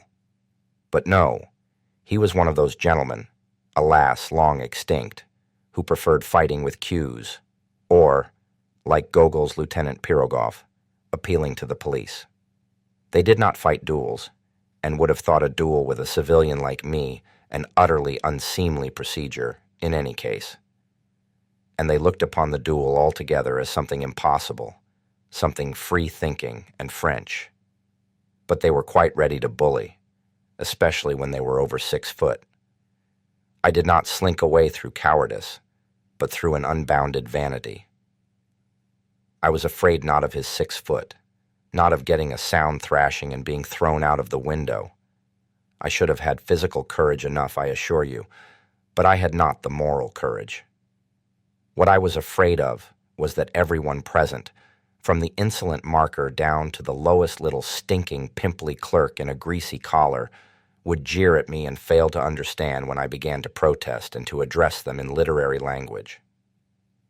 For of the point of honor, not of honor, but of the point of honor, point d'honneur, one cannot speak among us except in literary language.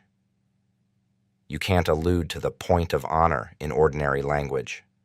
I was fully convinced, the sense of reality in spite of all my romanticism, that they would all simply split their sides with laughter, and that the officer would not simply beat me, that is, without insulting me, but would certainly prod me in the back with his knee, kick me round the billiard table, and only then perhaps have pity and drop me out of the window.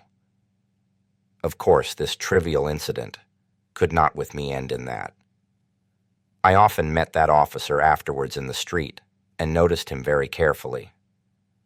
I am not quite sure whether he recognized me. I imagine not. I judge from certain signs. But I stared at him with spite and hatred, and so it went on, for several years. My resentment grew even deeper with years. At first I began making stealthy inquiries about this officer. It was difficult for me to do so, for I knew no one. But one day I heard someone shout his surname in the street as I was following him at a distance, as though I were tied to him, and so I learnt his surname.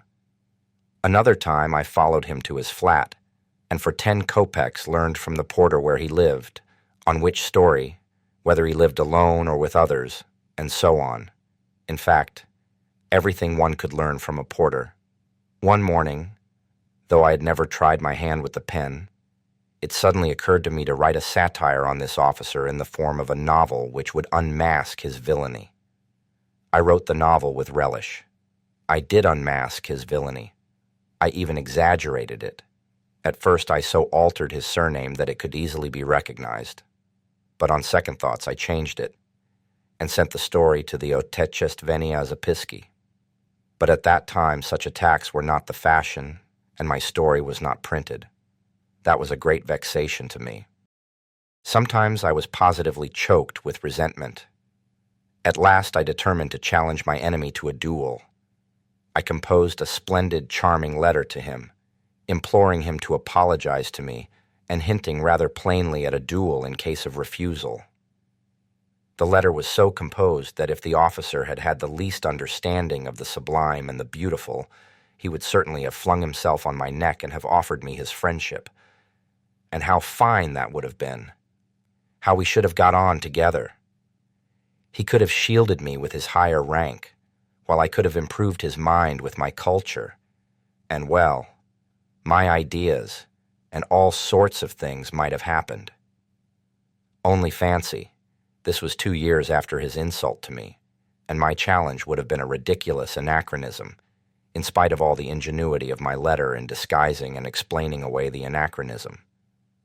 But thank God, to this day I thank the Almighty with tears in my eyes, I did not send the letter to him. Cold shivers run down my back when I think of what might have happened if I had sent it. And all at once, I revenged myself in the simplest way, by a stroke of genius. A brilliant thought suddenly dawned upon me. Sometimes on holidays I used to stroll along the sunny side of the Nevsky, about 4 o'clock in the afternoon, though it was hardly a stroll so much as a series of innumerable miseries, humiliations, and resentments. But no doubt that was just what I wanted. I used to wriggle along in a most unseemly fashion, like an eel, continually moving aside to make way for generals, for officers of the guards and the hussars, or for ladies. At such minutes, there used to be a convulsive twinge at my heart, and I used to feel hot all down my back at the mere thought of the wretchedness of my attire, of the wretchedness and abjectness of my little scurrying figure. This was a regular martyrdom, a continual, intolerable humiliation at the thought, which passed into an incessant and direct sensation that I was a mere fly in the eyes of all this world, a nasty, disgusting fly, more intelligent, more highly developed, more refined in feeling than any of them, of course, but a fly that was continually making way for everyone, insulted and injured by everyone. Why I inflicted this torture upon myself, why I went to the Nevsky, I don't know. I felt simply drawn there at every possible opportunity. Already then, I began to experience a rush of the enjoyment of which I spoke in the first chapter. After my affair with the officer, I felt even more drawn there than before. It was on the Nevsky that I met him most frequently. There I could admire him. He too went there chiefly on holidays. He too turned out of his path for generals and persons of high rank. And he too wriggled between them like an eel. But people, like me, or even better dressed than me, he simply walked over. He made straight for them as though there was nothing but empty space before him, and never, under any circumstances, turned aside. I gloated over my resentment watching him, and always resentfully made way for him. It exasperated me that even in the street I could not be on an even footing with him. Why must you invariably be the first to move aside? I kept asking myself in hysterical rage, waking up sometimes at 3 o'clock in the morning. Why is it you, and not he? There's no regulation about it. There's no written law. Let the making way be equal as it usually is when refined people meet. He moves halfway and you move halfway. You pass with mutual respect. But that never happened, and I always moved aside, while he did not even notice my making way for him.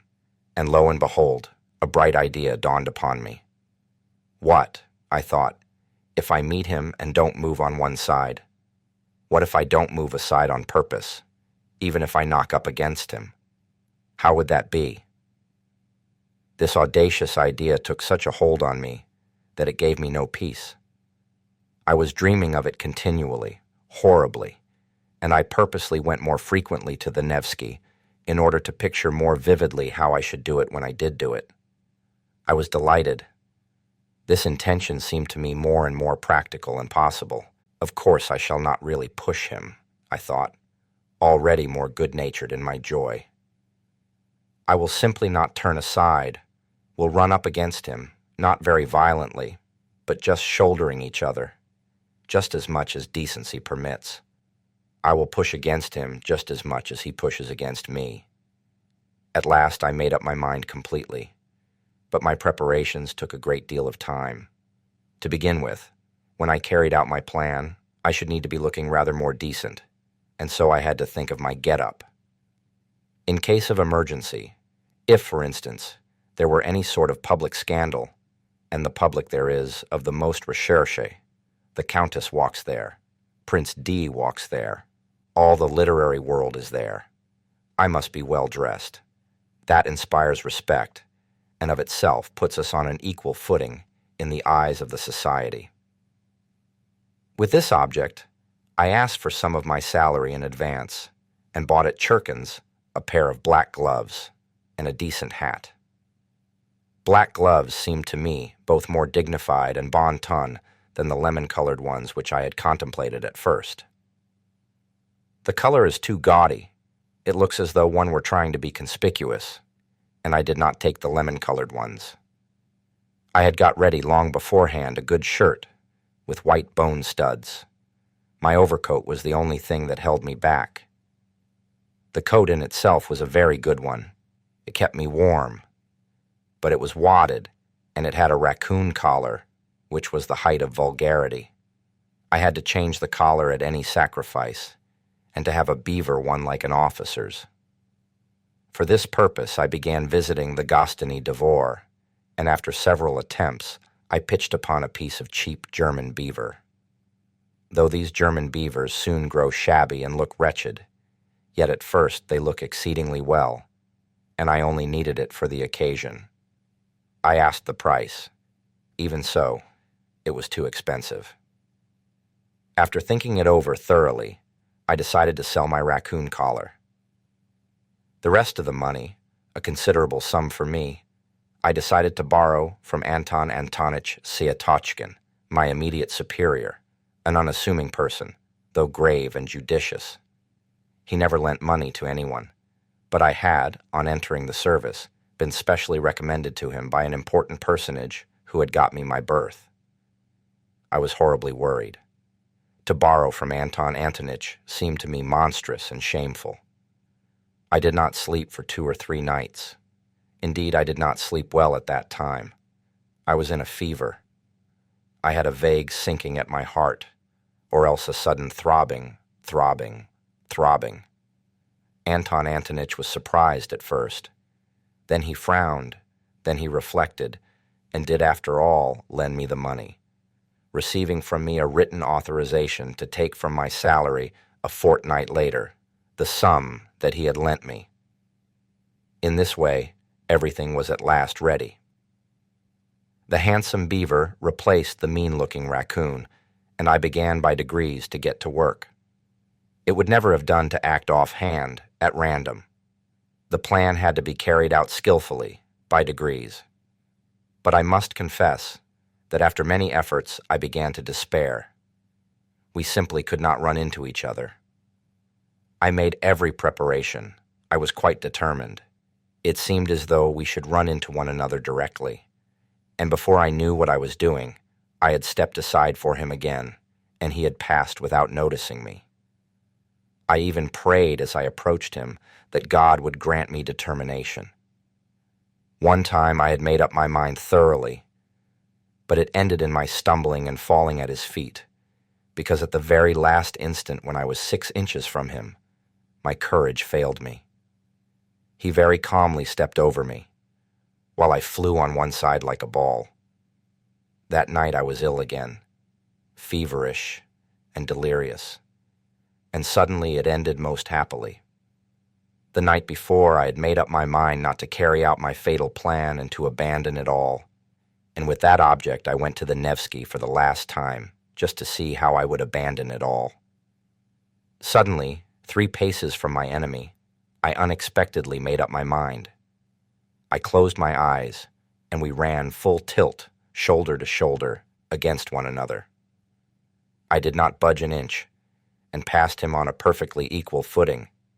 He did not even look round and pretended not to notice it. But he was only pretending.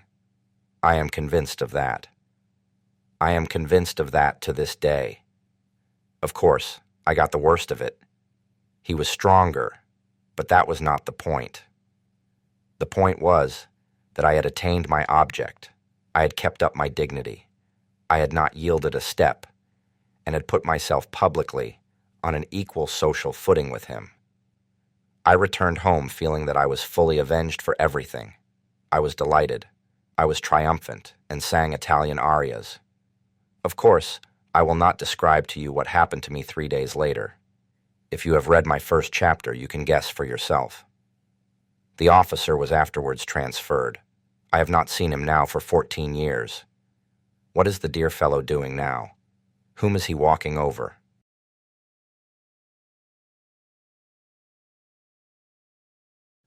Part 2. Chapter 2. Apropos of the wet snow. When from dark error's subjugation, my words of passionate exhortation had wrenched thy fainting spirit free, and writhing prone in thine affliction, thou didst recall with malediction the vice that had encompassed thee. And when thy slumbering conscience, fretting by recollection's torturing flame, thou didst reveal the hideous setting of thy life's current ere I came. When suddenly I saw thee sicken and weeping, hide thine anguished face, revolted, maddened, horror-stricken, at memories of foul disgrace. But the period of my dissipation would end, and I always felt very sick afterwards. It was followed by remorse. I tried to drive it away. I felt too sick. By degrees, however, I grew used to that too. I grew used to everything, or rather I voluntarily resigned myself to enduring it. But I had a means of escape that reconciled everything. That was to find refuge in the sublime and the beautiful, in dreams, of course. I was a terrible dreamer. I would dream for 3 months on end, tucked away in my corner. And you may believe me that at those moments I had no resemblance to the gentleman who, in the perturbation of his chicken heart, put a collar of German beaver on his greatcoat. I suddenly became a hero. I would not have admitted my 6-foot lieutenant even if he had called on me. I could not even picture him before me then. What were my dreams and how I could satisfy myself with them? It is hard to say now, but at the time I was satisfied with them. Though indeed even now I am to some extent satisfied with them. Dreams were particularly sweet and vivid after a spell of dissipation. They came with remorse and with tears, with curses and transports. There were moments of such positive intoxication, of such happiness, that there was not the faintest trace of irony within me, on my honor. I had faith, hope, love.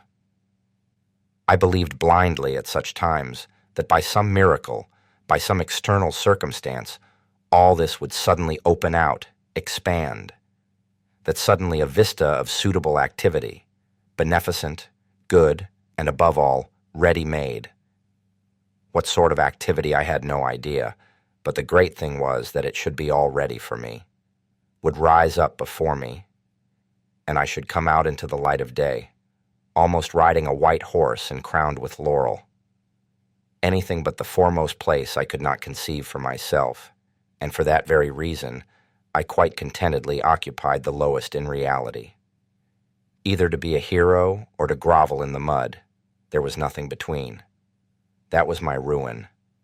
For when I was in the mud, I comforted myself with the thought that at other times I was a hero, and the hero was a cloak for the mud. For an ordinary man, it was shameful to defile himself, but a hero was too lofty to be utterly defiled, and so he might defile himself.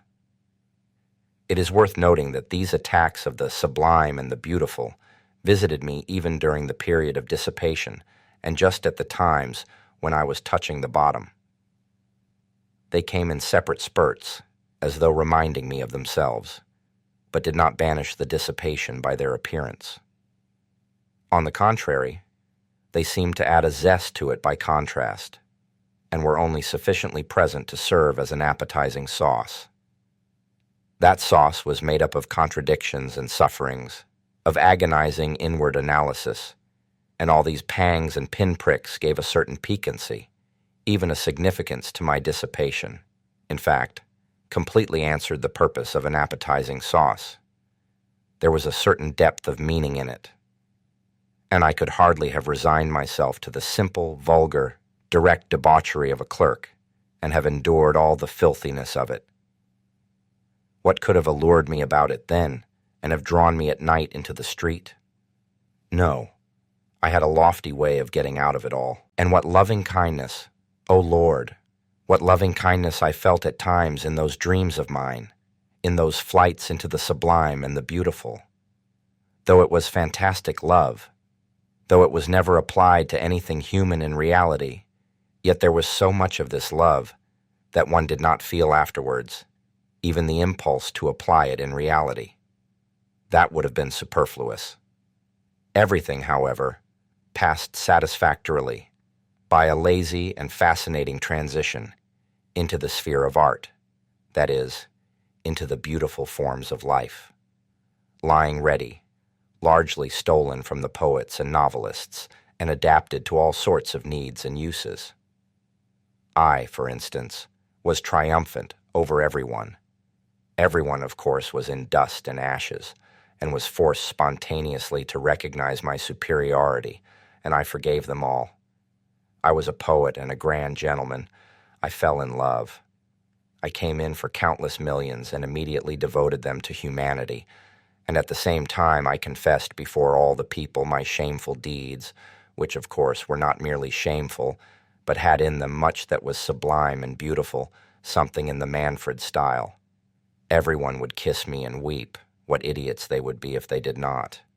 While I should go barefoot and hungry, preaching new ideas and fighting a victorious Austerlitz against the obscurantists. Then the band would play a march. An amnesty would be declared. The Pope would agree to retire from Rome to Brazil. Then there would be a ball for the whole of Italy at the Villa Borghese on the shores of Lake Como. Lake Como being for that purpose transferred to the neighborhood of Rome. Then would come a scene in the bushes, and so on, as though you did not know all about it. You will say that it is vulgar and contemptible to drag all this into public after all the tears and transports which I have myself confessed. But why is it contemptible? Can you imagine that I am ashamed of it all, and that it was stupider than anything in your life, gentlemen? And I can assure you that some of these fancies were by no means badly composed. It did not all happen on the shores of Lake Como. And yet you are right. It really is vulgar and contemptible. And most contemptible of all, it is that now I am attempting to justify myself to you. And even more contemptible than that is my making this remark now. But that's enough, or there will be no end to it. Each step will be more contemptible than the last. I could never stand more than 3 months of dreaming at a time without feeling an irresistible desire to plunge into society. To plunge into society meant to visit my superior at the office, Anton Antonich Sayatochkin. He was the only permanent acquaintance I have had in my life, and I wonder at the fact myself now. But I only went to see him when that phase came over me, and when my dreams had reached such a point of bliss that it became essential at once to embrace my fellows and all mankind. And for that purpose I needed at least one human being actually existing. I had to call on Anton Antonich, however, on Tuesday, his at-home day. so I had always to time my passionate desire to embrace humanity so that it might fall on a Tuesday. This Anton Antonich lived on the fourth story in a house in 5 corners, in 4 low-pitched rooms, one smaller than the other, of a particularly frugal and sallow appearance. He had 2 daughters and their aunt, who used to pour out the tea. Of the daughters, one was 13 and another 14. They both had snub noses, and I was awfully shy of them because they were always whispering and giggling together. The master of the house usually sat in his study on a leather couch in front of the table with some gray-headed gentleman, usually a colleague from our office or some other department. I never saw more than 2 or 3 visitors there, always the same. They talked about the excise duty, about business in the Senate, about salaries, about promotions, about His Excellency, and the best means of pleasing him, and so on. I had the patience to sit like a fool beside these people for 4 hours at a stretch, listening to them without knowing what to say to them or venturing to say a word. I became stupefied. Several times I felt myself perspiring. I was overcome by a sort of paralysis, but this was pleasant and good for me. On returning home, I deferred for a time my desire to embrace all mankind. I had, however, one other acquaintance of a sort, Simonov, who was an old schoolfellow. I had a number of schoolfellows indeed in Petersburg, but I did not associate with them, and had even given up nodding to them in the street. I believe I had transferred into the department I was in, simply to avoid their company, and to cut off all connection with my hateful childhood. Curses on that school, and all those terrible years of penal servitude. In short, I parted from my schoolfellows as soon as I got out into the world. There were 2 or 3 left to whom I nodded in the street. One of them was Simonov, who had in no way been distinguished at school, was of a quiet and equable disposition. But I discovered in him a certain independence of character, and even honesty. I don't even suppose that he was particularly stupid. I had at one time spent some rather soulful moments with him, but these had not lasted long, and had somehow been suddenly clouded over. He was evidently uncomfortable at these reminiscences, and was, I fancy, always afraid that I might take up the same tone again. I suspected that he had an aversion for me, but still I went on going to see him, not being quite certain of it. And so on one occasion, unable to endure my solitude and knowing that, as it was Thursday, Anton Antonich's door would be closed, I thought of Simonov. Climbing up to his 4th story, I was thinking that the man disliked me and that it was a mistake to go and see him. But as it always happened that such reflections impelled me, as though purposely, to put myself into a false position, I went in. It was almost a year since I had last seen Simonov.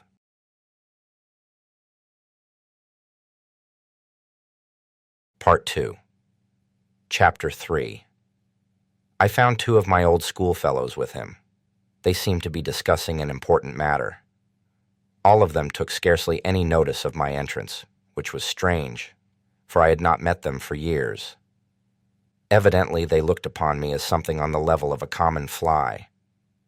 I had not been treated like that even at school, though they all hated me. I knew, of course, that they must despise me now for my lack of success in the service, and for my having let myself sink so low, going about badly dressed and so on, which seemed to them a sign of my incapacity and insignificance. But I had not expected such contempt. Simonov was positively surprised at my turning up. Even in old days, he had always seemed surprised at my coming. All this disconcerted me. I sat down, feeling rather miserable, and began listening to what they were saying. They were engaged in warm and earnest conversation about a farewell dinner, which they wanted to arrange for the next day to a comrade of theirs called Zverkov, an officer in the army, who was going away to a distant province. This Zverkov had been all the time at school with me, too. I had begun to hate him, particularly in the upper forms, In the lower forms, he had simply been a pretty, playful boy whom everybody liked. I had hated him, however, even in the lower forms, just because he was a pretty and playful boy. He was always bad at his lessons and got worse and worse as he went on. However, he left with a good certificate, as he had powerful interests. During his last year at school, he came in for an estate of 200 serfs, and as almost all of us were poor, he took up a swaggering tone among us. He was vulgar in the extreme, but at the same time, he was a good-natured fellow, even in his swaggering. In spite of superficial, fantastic, and sham notions of honor and dignity, all but very few of us positively groveled before Zverkov, and the more so the more he swaggered. And it was not from any interested motive that they groveled, but simply because he had been favored by the gifts of nature. Moreover, it was, as it were, an accepted idea among us that Zverkov was a specialist in regard to tact and the social graces. This last fact particularly infuriated me. I hated the abrupt, self-confident tone of his voice, his admiration of his own witticisms, which were often frightfully stupid, though he was bold in his language.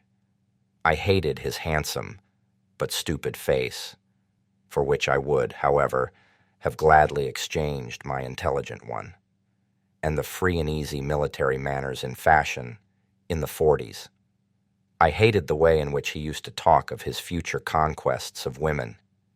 He did not venture to begin his attack upon women until he had the epaulets of an officer, and was looking forward to them with impatience, and boasted of the duels he would constantly be fighting.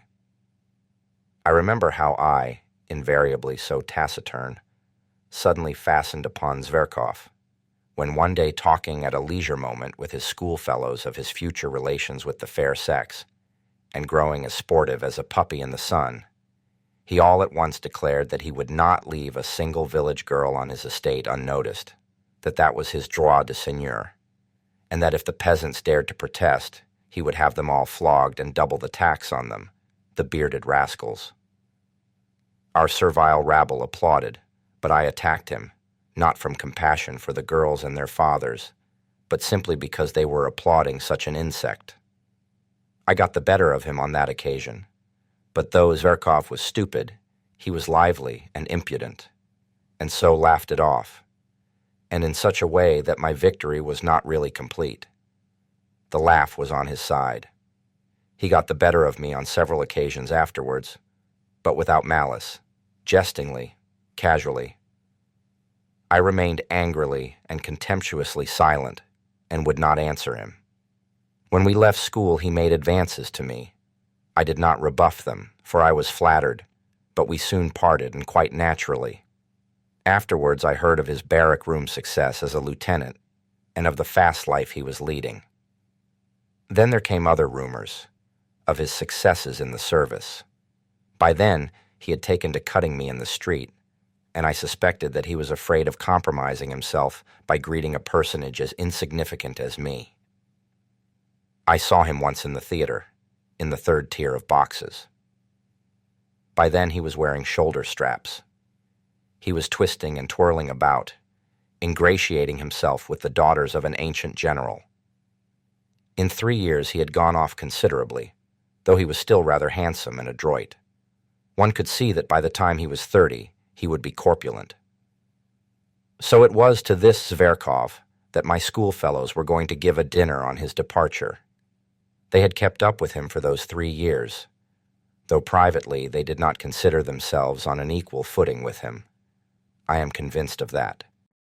Of Simonov's 2 visitors, one was Ferfitchkin, a Russianized German, a little fellow with the face of a monkey, a blockhead who was always deriding everyone, a very bitter enemy of mine from our days in the lower forms, a vulgar, impudent, swaggering fellow who affected a most sensitive feeling of personal honor, though, of course, he was a wretched little coward at heart. He was one of those worshippers of Zverkov who made up to the latter from interested motives and often borrowed money from him. Simonov's other visitor, Trudolyubov, was a person in no way remarkable, a tall young fellow in the army, with a cold face, fairly honest, though he worshipped success of every sort and was only capable of thinking of promotion. He was some sort of distant relation of Zverkov's, and this, foolish as it seems, gave him a certain importance among us. He always thought me of no consequence whatever. His behavior to me, though not quite courteous, was tolerable. "Well, with 7 rubles each," said Trudolyubov. 21 rubles between the 3 of us. We ought to be able to get a good dinner. Zverkov, of course, won't pay. Of course not, since we are inviting him, Simonov decided. Can you imagine? Ferfitchkin interrupted hotly and conceitedly, like some insolent flunky boasting of his master, the general's decorations. Can you imagine that Zverkov will let us pay alone? He will accept from delicacy, but he will order 6 bottles of champagne. Do we want 6 for the 4 of us? Observed Trudolyubov, taking notice only of the 6. So the 3 of us, with Zverkov for the 4th, 21 rubles, at the Hotel de Paris at 5 o'clock tomorrow. Simonov, who had been asked to make the arrangements, concluded finally. How 21 rubles? I asked in some agitation, with a show of being offended. If you count me, it will not be 21, but 28 rubles. It seemed to me that to invite myself so suddenly and unexpectedly would be positively graceful, and that they would all be conquered at once, and would look at me with respect. Do you want to join too? Simonov observed, with no appearance of pleasure, seeming to avoid looking at me. He knew me through and through. It infuriated me that he knew me so thoroughly. Why not? I am an old schoolfellow of his too, I believe, and I must own I feel hurt that you have left me out, I said, boiling over again. And where were we to find you?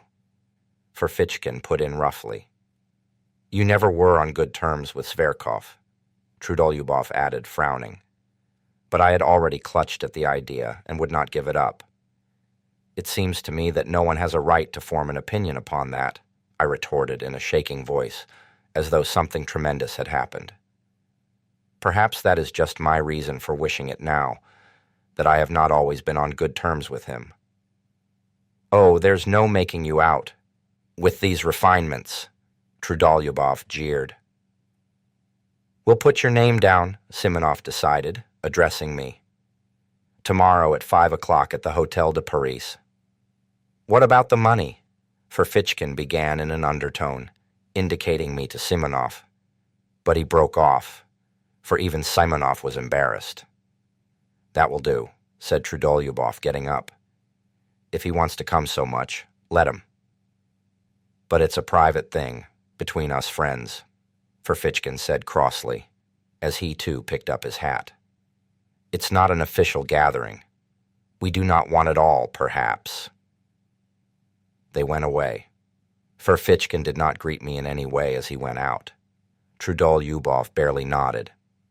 Simonov, with whom I was left tete-a-tete, was in a state of vexation and perplexity, and looked at me queerly.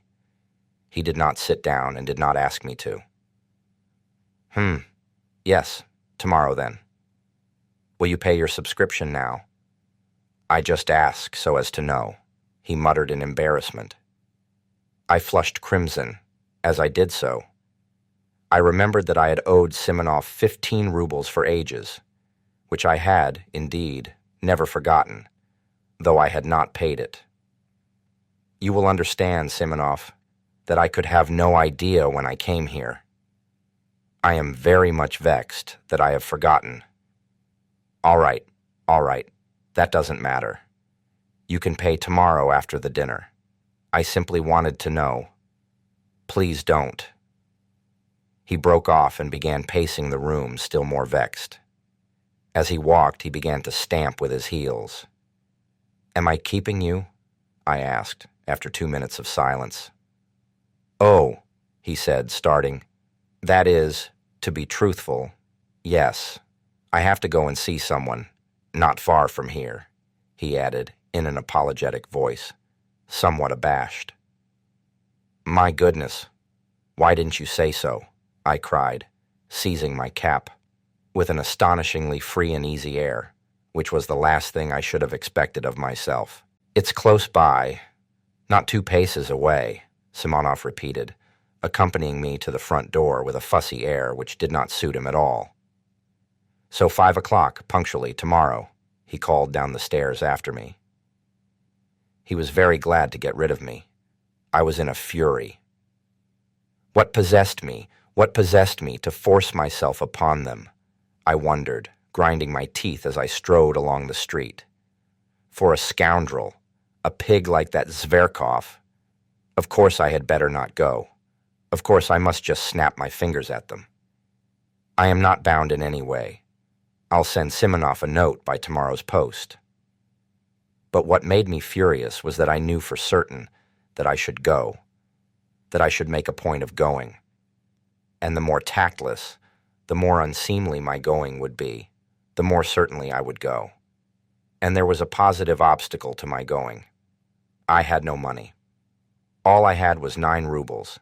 I had to give 7 of that to my servant, Apollon, for his monthly wages. That was all I paid him. He had to keep himself. Not to pay him was impossible, considering his character. But I will talk about that fellow, about that plague of mine, another time. However, I knew I should go, and should not pay him his wages. That night I had the most hideous dreams. No wonder. All the evening I had been oppressed by memories of my miserable days at school, and I could not shake them off. I was sent to the school by distant relations, upon whom I was dependent, and of whom I have heard nothing since. They sent me there a forlorn, silent boy, already crushed by their reproaches, already troubled by doubt, and looking with savage distrust at everyone. My schoolfellows met me with spiteful and merciless jibes, because I was not like any of them.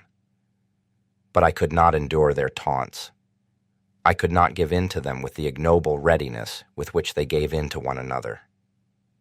I hated them from the first, and shut myself away from everyone in timid, wounded, and disproportionate pride. Their coarseness revolted me. They laughed cynically at my face, at my clumsy figure, and yet what stupid faces they had themselves. In our school, the boys' faces seemed in a special way to degenerate and grow stupider. How many fine-looking boys came to us? In a few years they became repulsive. Even at 16 I wondered at them morosely. Even then I was struck by the pettiness of their thoughts, the stupidity of their pursuits, their games, their conversations. They had no understanding of such essential things. They took no interest in such striking, impressive subjects, that I could not help considering them inferior to myself. It was not wounded vanity that drove me to it.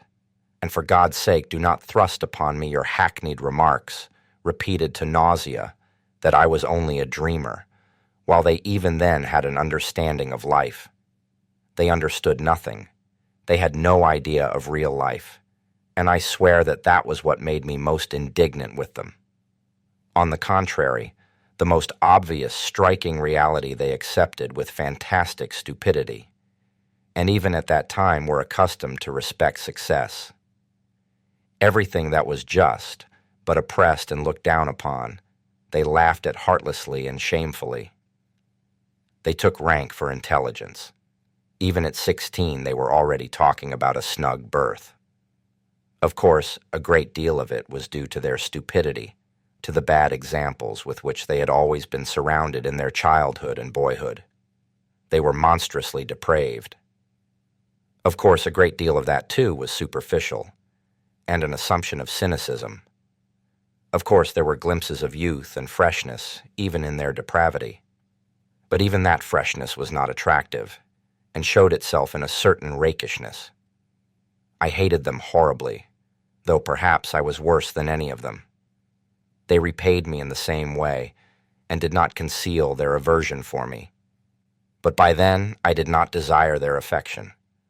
On the contrary, I continually longed for their humiliation. To escape from their derision, I purposely began to make all the progress I could with my studies, and forced my way to the very top. This impressed them. Moreover, they all began by degrees to grasp that I had already read books none of them could read, and understood things, not forming part of our school curriculum, of which they had not even heard. They took a savage and sarcastic view of it, but were morally impressed, especially as the teachers began to notice me on those grounds. The mockery ceased, but the hostility remained, and cold and strained relations became permanent between us. In the end, I could not put up with it. With years, a craving for society, for friends, developed in me. I attempted to get on friendly terms with some of my schoolfellows, but somehow or other, my intimacy with them was always strained and soon ended of itself. Once, indeed, I did have a friend, but I was already a tyrant at heart. I wanted to exercise unbounded sway over him. I tried to instill into him a contempt for his surroundings. I required of him a disdainful and complete break with those surroundings. I frightened him with my passionate affection. I reduced him to tears, to hysterics. He was a simple and devoted soul. But when he devoted himself to me entirely, I began to hate him immediately and repulsed him, as though all I needed him for was to win a victory over him, to subjugate him and nothing else. But I could not subjugate all of them. My friend was not at all like them either. He was, in fact, a rare exception. The first thing I did on leaving school was to give up the special job for which I had been destined, so as to break all ties, to curse my past, and shake the dust from off my feet. And goodness knows why, after all that, I should go trudging off to Simonov's. Early next morning I roused myself and jumped out of bed with excitement, as though it were all about to happen at once. But I believed that some radical change in my life was coming, and would inevitably come that day. Owing to its rarity, perhaps, any external event, however trivial, always made me feel as though some radical change in my life were at hand. I went to the office, however, as usual, but sneaked away home 2 hours earlier to get ready. The great thing, I thought, is not to be the first to arrive, or they will think I am overjoyed at coming. But there were thousands of such great points to consider, and they all agitated and overwhelmed me. I polished my boots a second time with my own hands. Nothing in the world would have induced Apollon to clean them twice a day, as he considered that it was more than his duties required of him. I stole the brushes to clean them from the passage, being careful he should not detect it, for fear of his contempt. Then I minutely examined my clothes, and thought that everything looked old, worn and threadbare. I had let myself get too slovenly. My uniform, perhaps, was tidy, but I could not go out to dinner in my uniform. The worst of it was that on the knee of my trousers was a big yellow stain. I had a foreboding that that stain would deprive me of 9/10 of my personal dignity. I knew, too, that it was very poor to think so. But this is no time for thinking. Now I am in for the real thing, I thought, and my heart sank. I knew, too, perfectly well, even then, that I was monstrously exaggerating the facts. But how could I help it? I could not control myself and was already shaking with fever. With despair, I pictured to myself how coldly and disdainfully that scoundrel Zverkov would meet me. With what dull-witted, invincible contempt the blockhead Trudolyubov would look at me. With what impudent rudeness the insect Ferfitchkin would snigger at me in order to curry favor with Zverkov. How completely Simonov would take it all in, and how he would despise me for the abjectness of my vanity and lack of spirit. And worst of all, how paltry, unliterary, commonplace it would all be. Of course, the best thing would be not to go at all, but that was most impossible of all. If I feel impelled to do anything, I seem to be pitchforked into it. I should have jeered at myself ever afterwards. So you funked it. You funked it. You funked the real thing. On the contrary, I passionately longed to show all that rabble that I was by no means such a spiritless creature as I seemed to myself.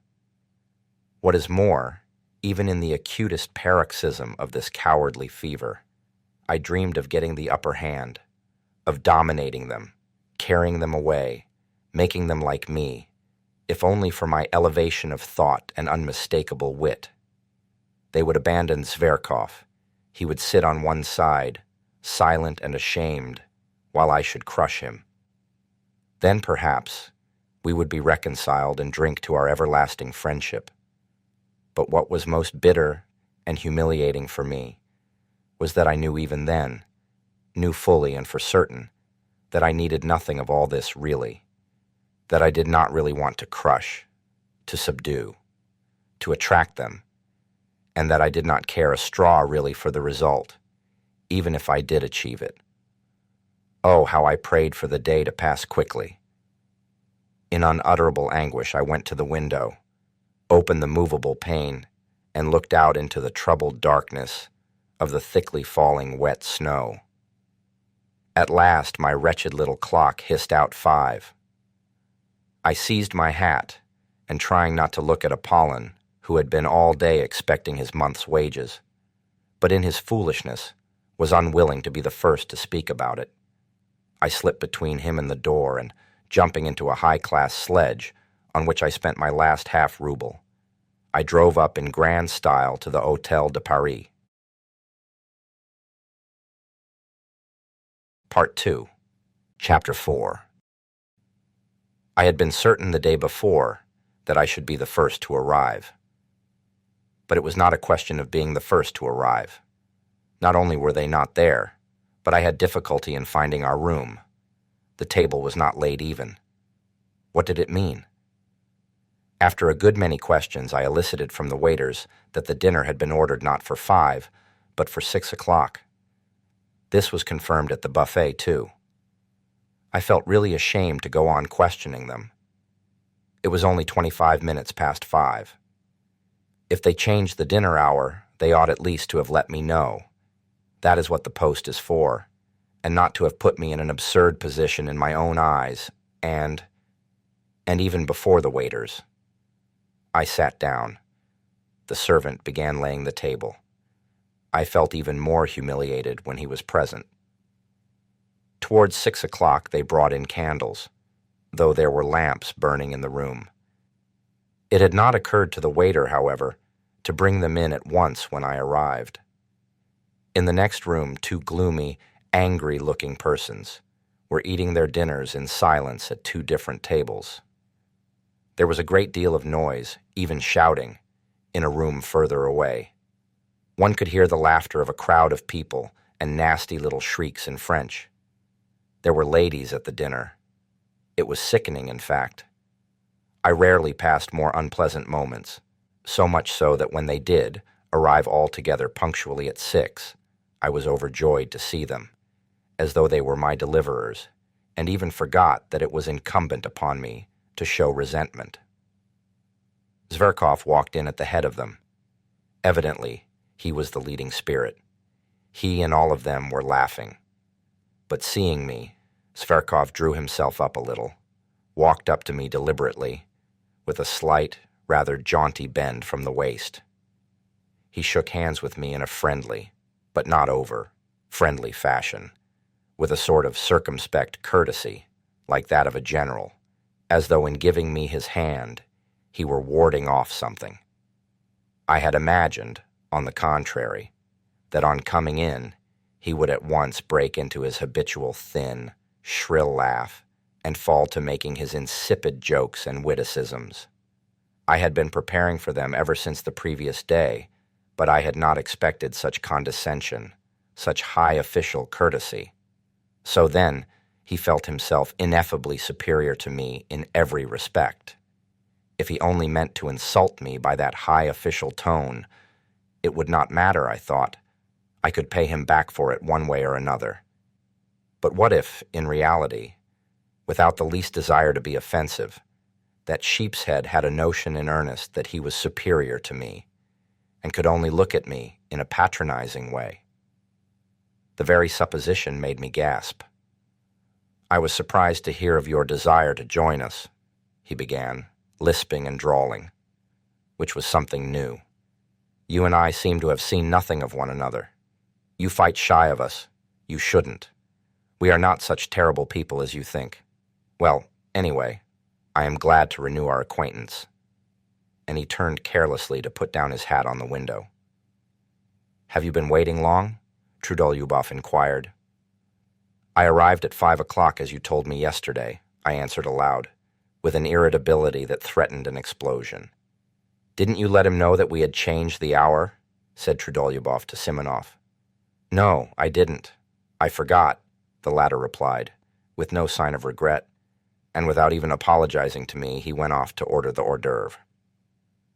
"So you've been here a whole hour?" "Oh, poor fellow," Zverkov cried ironically, for to his notions this was bound to be extremely funny. That rascal Ferfitchkin followed with his nasty little snigger like a puppy yapping. My position struck him, too, as exquisitely ludicrous and embarrassing. "It isn't funny at all," I cried to Ferfitchkin, more and more irritated. "It wasn't my fault, but other people's. They neglected to let me know. It was simply absurd." "It's not only absurd, but something else as well," muttered Trudolyubov, naively taking my part. "You are not hard enough upon it. It was simply rudeness, unintentional, of course. And how could Simonov? If a trick like that had been played on me," observed Ferfitchkin, "I should." "But you should have ordered something for yourself," Zverkov interrupted, "or simply asked for dinner without waiting for us." "You will allow that I might have done that without your permission," I rapped out. "If I waited, it was—" "Let us sit down, gentlemen," cried Simonov, coming in. "Everything is ready. I can answer for the champagne. It is capitally frozen. You see, I did not know your address. Where was I to look for you?" He suddenly turned to me, but again he seemed to avoid looking at me. Evidently he had something against me. It must have been what happened yesterday. All sat down. I did the same. It was a round table. Trudolyubov was on my left, Simonov on my right. Zverkov was sitting opposite, Ferfitchkin next to him, between him and Trudolyubov. "Tell me, are you in a government office?" Zverkov went on attending to me. Seeing that I was embarrassed, he seriously thought that he ought to be friendly to me, and, so to speak, cheer me up. "Does he want me to throw a bottle at his head?" I thought, in a fury. In my novel surroundings, I was unnaturally ready to be irritated. "In the N office," I answered jerkily, with my eyes on my plate. "And have you a go-odd berth?" I say. "What a day you leave your original job?" What a day me was that I wanted to leave my original job, I drawled more than he, hardly able to control myself. Ferfitchkin went off into a guffaw. Simonov looked at me ironically. Trudolyubov left off eating and began looking at me with curiosity. Zverkov winced, but he tried not to notice it. "And the remuneration?" "What remuneration? I mean, your salary? Why are you cross-examining me?" However, I told him at once what my salary was. I turned horribly red. "It is not very handsome," Zverkov observed majestically. "Yes, you can't afford to dine at cafes on that," Ferfitchkin added insolently. "To my thinking it's very poor," Trudolyubov observed gravely. "And how thin you have grown.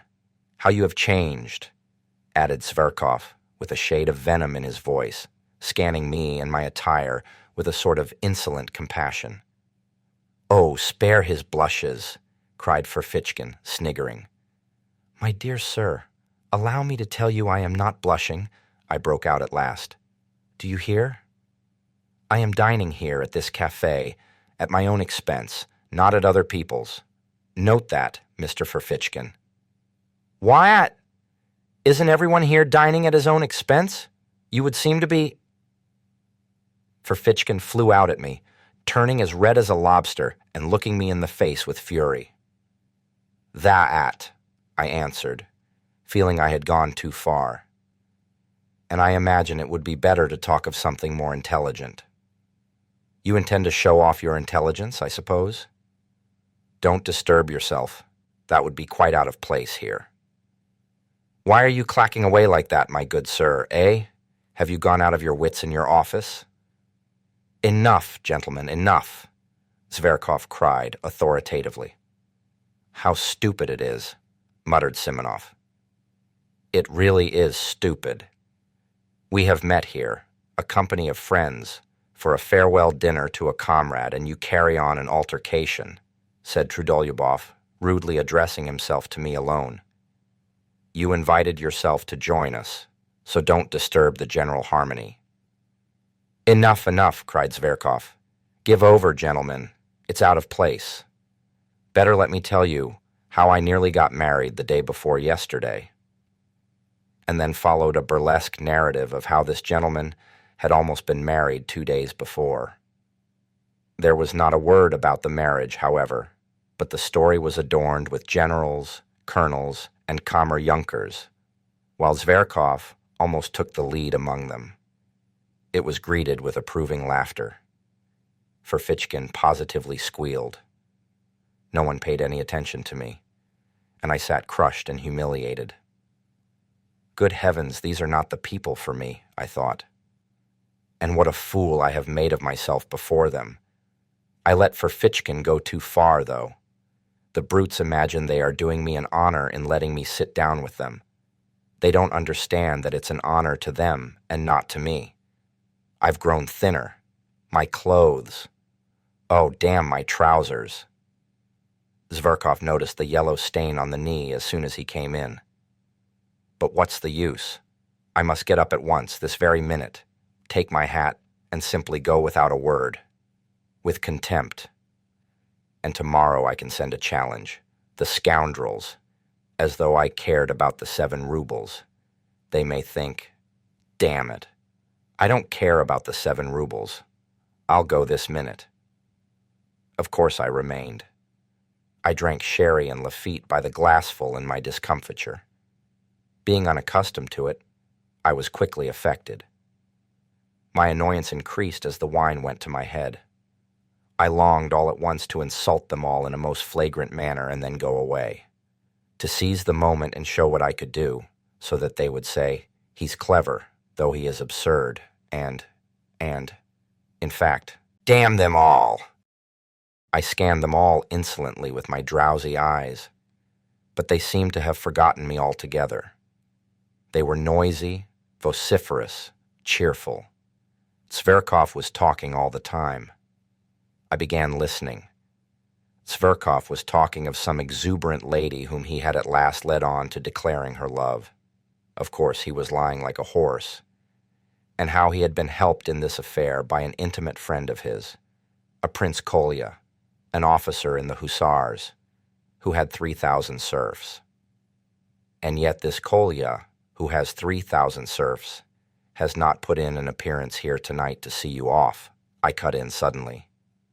For 1 minute, everyone was silent. You are drunk already. Trudolyubov deigned to notice me at last, glancing contemptuously in my direction. Zverkov, without a word, examined me as though I were an insect. I dropped my eyes. Simonov made haste to fill up the glasses with champagne. Trudolyubov raised his glass, as did everyone else but me. Your health and good luck on the journey, he cried to Zverkov. To old times, to our future, hurrah! They all tossed off their glasses and crowded round Zverkov to kiss him. I did not move. My full glass stood untouched before me. Why, aren't you going to drink it? Roared Trudolyubov, losing patience and turning menacingly to me. I want to make a speech separately, on my own account. And then I'll drink it, Mr. Trudolyubov. Spiteful brute, muttered Simonov. I drew myself up in my chair and feverishly seized my glass, prepared for something extraordinary, though I did not know myself precisely what I was going to say. "Silence!" cried Ferfitchkin. "Now for a display of wit." Zverkov waited very gravely, knowing what was coming. "Mr. Lieutenant Zverkov," I began, "let me tell you that I hate phrases, phrasemongers, and men in corsets. That's the first point, and there is a second one to follow it." There was a general stir. "The second point is, I hate ribaldry and ribald talkers, especially ribald talkers. The third point, I love justice, truth, and honesty." I went on almost mechanically, for I was beginning to shiver with horror myself and had no idea how I came to be talking like this. "I love thought, Monsieur Zverkov. I love true comradeship, on an equal footing, and not... I love... But however, why not? I will drink your health too, Mr. Zverkov, seduce the Circassian girls, shoot the enemies of the fatherland, and... To your health, Monsieur Zverkov." Zverkov got up from his seat, bowed to me, and said, "I am very much obliged to you." He was frightfully offended and turned pale. "Damn the fellow!" roared Trudolyubov, bringing his fist down on the table. "Well, he wants a punch in the face for that," squealed Ferfitchkin. "We ought to turn him out," muttered Simonov. "Not a word, gentlemen, not a movement," cried Zverkov solemnly, checking the general indignation. "I thank you all, but I can show him for myself how much value I attach to his words. Mr. Ferfitchkin, you will give me satisfaction tomorrow for your words just now," I said aloud, turning with dignity to Ferfitchkin. "A duel, you mean?" "Certainly," he answered. But probably I was so ridiculous as I challenged him, and it was so out of keeping with my appearance that everyone, including Ferfitchkin, was prostrate with laughter. "Yes, let him alone, of course. He is quite drunk," Trudolyubov said with disgust. "I shall never forgive myself for letting him join us," Simonov muttered again. "Now is the time to throw a bottle at their heads," I thought to myself. I picked up the bottle and filled my glass. "No, I'd better sit on to the end," I went on thinking. "You would be pleased, my friends, if I went away. Nothing will induce me to go. I'll go on sitting here and drinking to the end, on purpose, as a sign that I don't think you of the slightest consequence. I will go on sitting and drinking, because this is a public house, and I paid my entrance money. I'll sit here and drink, for I look upon you as so many pawns, as inanimate pawns. I'll sit here and drink, and sing if I want to. Yes, sing, for I have the right to sing. But I did not sing. I simply tried not to look at any of them. I assumed most unconcerned attitudes, and waited with impatience for them to speak first. But alas, they did not address me. And oh, how I wished at that moment to be reconciled to them. It struck 8, at last 9. They moved from the table to the sofa. Zverkov stretched himself on a lounge and put one foot on a round table. Wine was brought there. He did, as a fact, order 3 bottles on his own account. I, of course, was not invited to join them. They all sat round him on the sofa. They listened to him, almost with reverence. It was evident that they were fond of him. What for? What for, I wondered. From time to time they were moved to drunken enthusiasm and kissed each other. They talked of the Caucasus, of the nature of true passion, of snug berths in the service, of the income of an hussar called Podharzhevsky, whom none of them knew personally, and rejoiced in the largeness of it, of the extraordinary grace and beauty of a Princess D, whom none of them had ever seen. Then it came to Shakespeare's being immortal. I smiled contemptuously, and walked up and down the other side of the room, opposite the sofa, from the table to the stove and back again. I tried my very utmost to show them that I could do without them, and yet I purposely made a noise with my boots, thumping with my heels. But it was all in vain. They paid no attention. I had the patience to walk up and down in front of them from 8 o'clock till 11, in the same place, from the table to the stove and back again. I walk up and down to please myself, and no one can prevent me. The waiter who came into the room stopped, from time to time, to look at me. I was somewhat giddy from turning round so often. At moments it seemed to me that I was in delirium. During those 3 hours, I was 3 times soaked with sweat and dry again.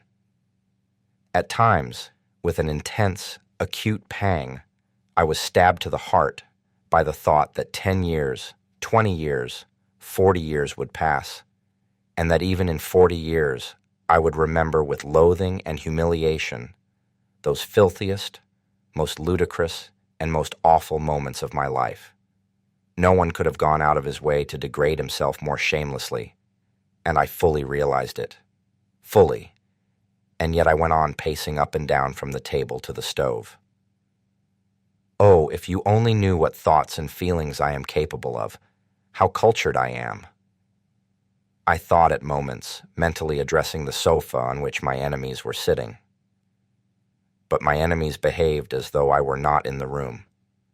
Once, only once, they turned towards me, just when Zverkov was talking about Shakespeare, and I suddenly gave a contemptuous laugh. I laughed in such an affected and disgusting way that they all at once broke off their conversation, and silently and gravely for 2 minutes watched me walking up and down from the table to the stove, taking no notice of them. But nothing came of it. They said nothing, and 2 minutes later they ceased to notice me again. It struck 11. "Friends," cried Zverkov, getting up from the sofa, "let us all be off now there." Of course," the others assented. I turned sharply to Zverkov. I was so harassed, so exhausted, that I would have cut my throat to put an end to it. I was in a fever. My hair, soaked with perspiration, stuck to my forehead and temples. "Zverkov, I beg your pardon," I said abruptly and resolutely. "For Fitchkin. Yours too, and everyone's. Everyone's. I have insulted you all." "Aha! A duel is not in your line, old man," Fitchkin hissed venomously. It sent a sharp pang to my heart. "No, it's not the duel I am afraid of, Fitchkin. I am ready to fight you tomorrow after we are reconciled. I insist upon it, in fact, and you cannot refuse. I want to show you that I am not afraid of a duel. You shall fire first, and I shall fire into the air." "He is comforting himself," said Simonov. "He's simply raving," said Trudolyubov. "But let us pass. Why are you barring our way? What do you want?" Zverkov answered disdainfully. They were all flushed. Their eyes were bright. They had been drinking heavily. "I ask for your friendship, Zverkov. I insulted you, but—" "Insulted? You insulted me. Understand, sir, that you never, under any circumstances, could possibly insult me. And that's enough for you. Out of the way," concluded Trudolyubov. "Olympia is mine, friends. That's agreed," cried Zverkov. "We won't dispute your right. We won't dispute your right," the others answered, laughing. I stood as though spat upon. The party went noisily out of the room. Trudolyubov struck up some stupid song. Simonov remained behind for a moment to tip the waiters. I suddenly went up to him. "Simonov, give me 6 rubles, I said with desperate resolution. He looked at me in extreme amazement, with vacant eyes. He too was drunk. "You don't mean you are coming with us?" "Yes." "I've no money," he snapped out, and with a scornful laugh, he went out of the room. I clutched at his overcoat. It was a nightmare. "Simonov, I saw you had money. Why do you refuse me? Am I a scoundrel? Beware of refusing me. If you knew why I am asking, my whole future, my whole plans depend upon it." Simonov pulled out the money and almost flung it at me. "Take it, if you have no sense of shame," he pronounced pitilessly, and ran to overtake them. I was left for a moment alone. Disorder, The remains of dinner, a broken wine glass on the floor, spilt wine, cigarette ends, fumes of drink and delirium in my brain, an agonizing misery in my heart, and finally the waiter, who had seen and heard all, and was looking inquisitively into my face. "I am going there," I cried. "Either they shall all go down on their knees to beg for my friendship, or I will give Zverkov a slap in the face."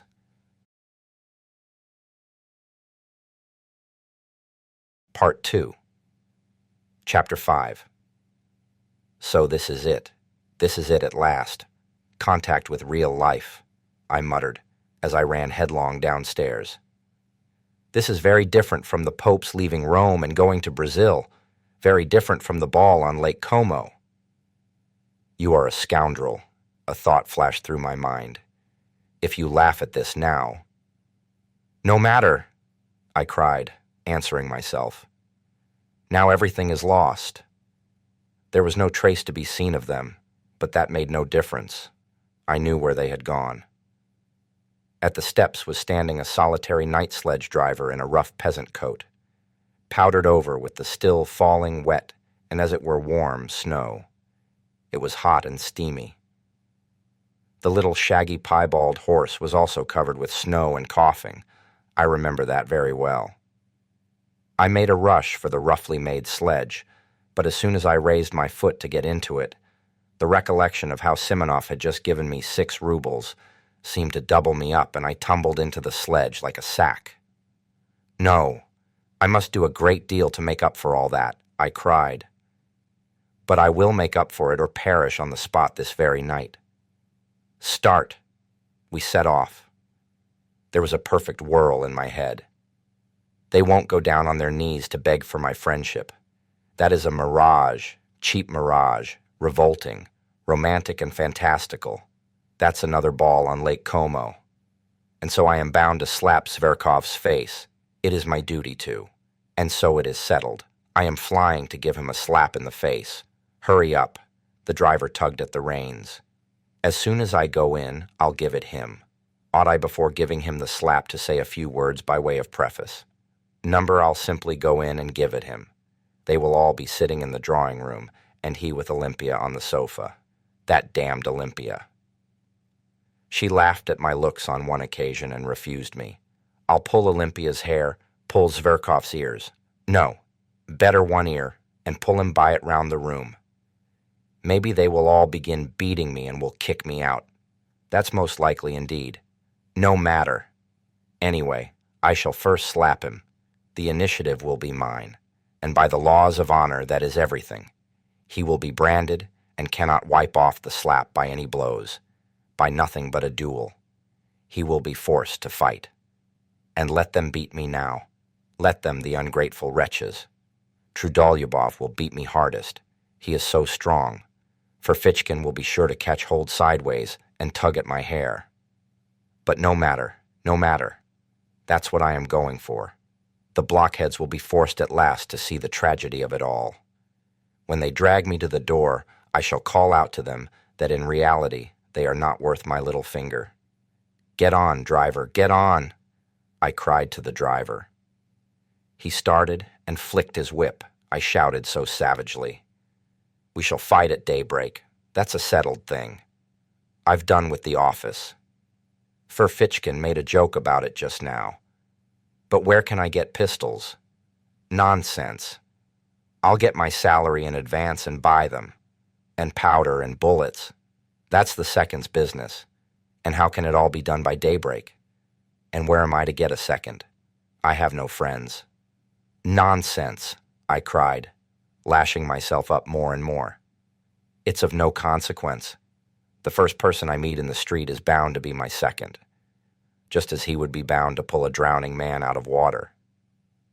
The most eccentric things may happen. Even if I were to ask the director himself to be my second tomorrow, he would be bound to consent, if only from a feeling of chivalry, and to keep the secret. Anton Antonitch. The fact is that at that very minute, the disgusting absurdity of my plan and the other side of the question was clearer and more vivid to my imagination than it could be to anyone on earth. But, get on, driver. Get on, you rascal. Get on. Ugh, sir, said the son of toil. Cold shivers suddenly ran down me. Wouldn't it be better to go straight home? My God! My God! Why did I invite myself to this dinner yesterday? But no, it's impossible. And my walking up and down for 3 hours from the table to the stove.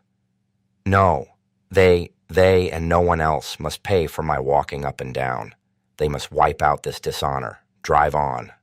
And what if they give me into custody? They won't dare. They'll be afraid of the scandal. And what if Zverkov is so contemptuous that he refuses to fight a duel? He is sure to, but in that case I'll show them. I will turn up at the posting station when he's setting off tomorrow. I'll catch him by the leg. I'll pull off his coat when he gets into the carriage. I'll get my teeth into his hand. I'll bite him. See what lengths you can drive a desperate man to. He may hit me on the head, and they may belabor me from behind. I will shout to the assembled multitude, "Look at this young puppy who is driving off to captivate the Circassian girls after letting me spit in his face." Of course, after that, everything will be over. The office will have vanished off the face of the earth. I shall be arrested. I shall be tried. I shall be dismissed from the service, thrown in prison, sent to Siberia. Never mind. In 15 years, when they let me out of prison, I will trudge off to him, a beggar in rags. I shall find him in some provincial town. He will be married and happy. He will have a grown-up daughter.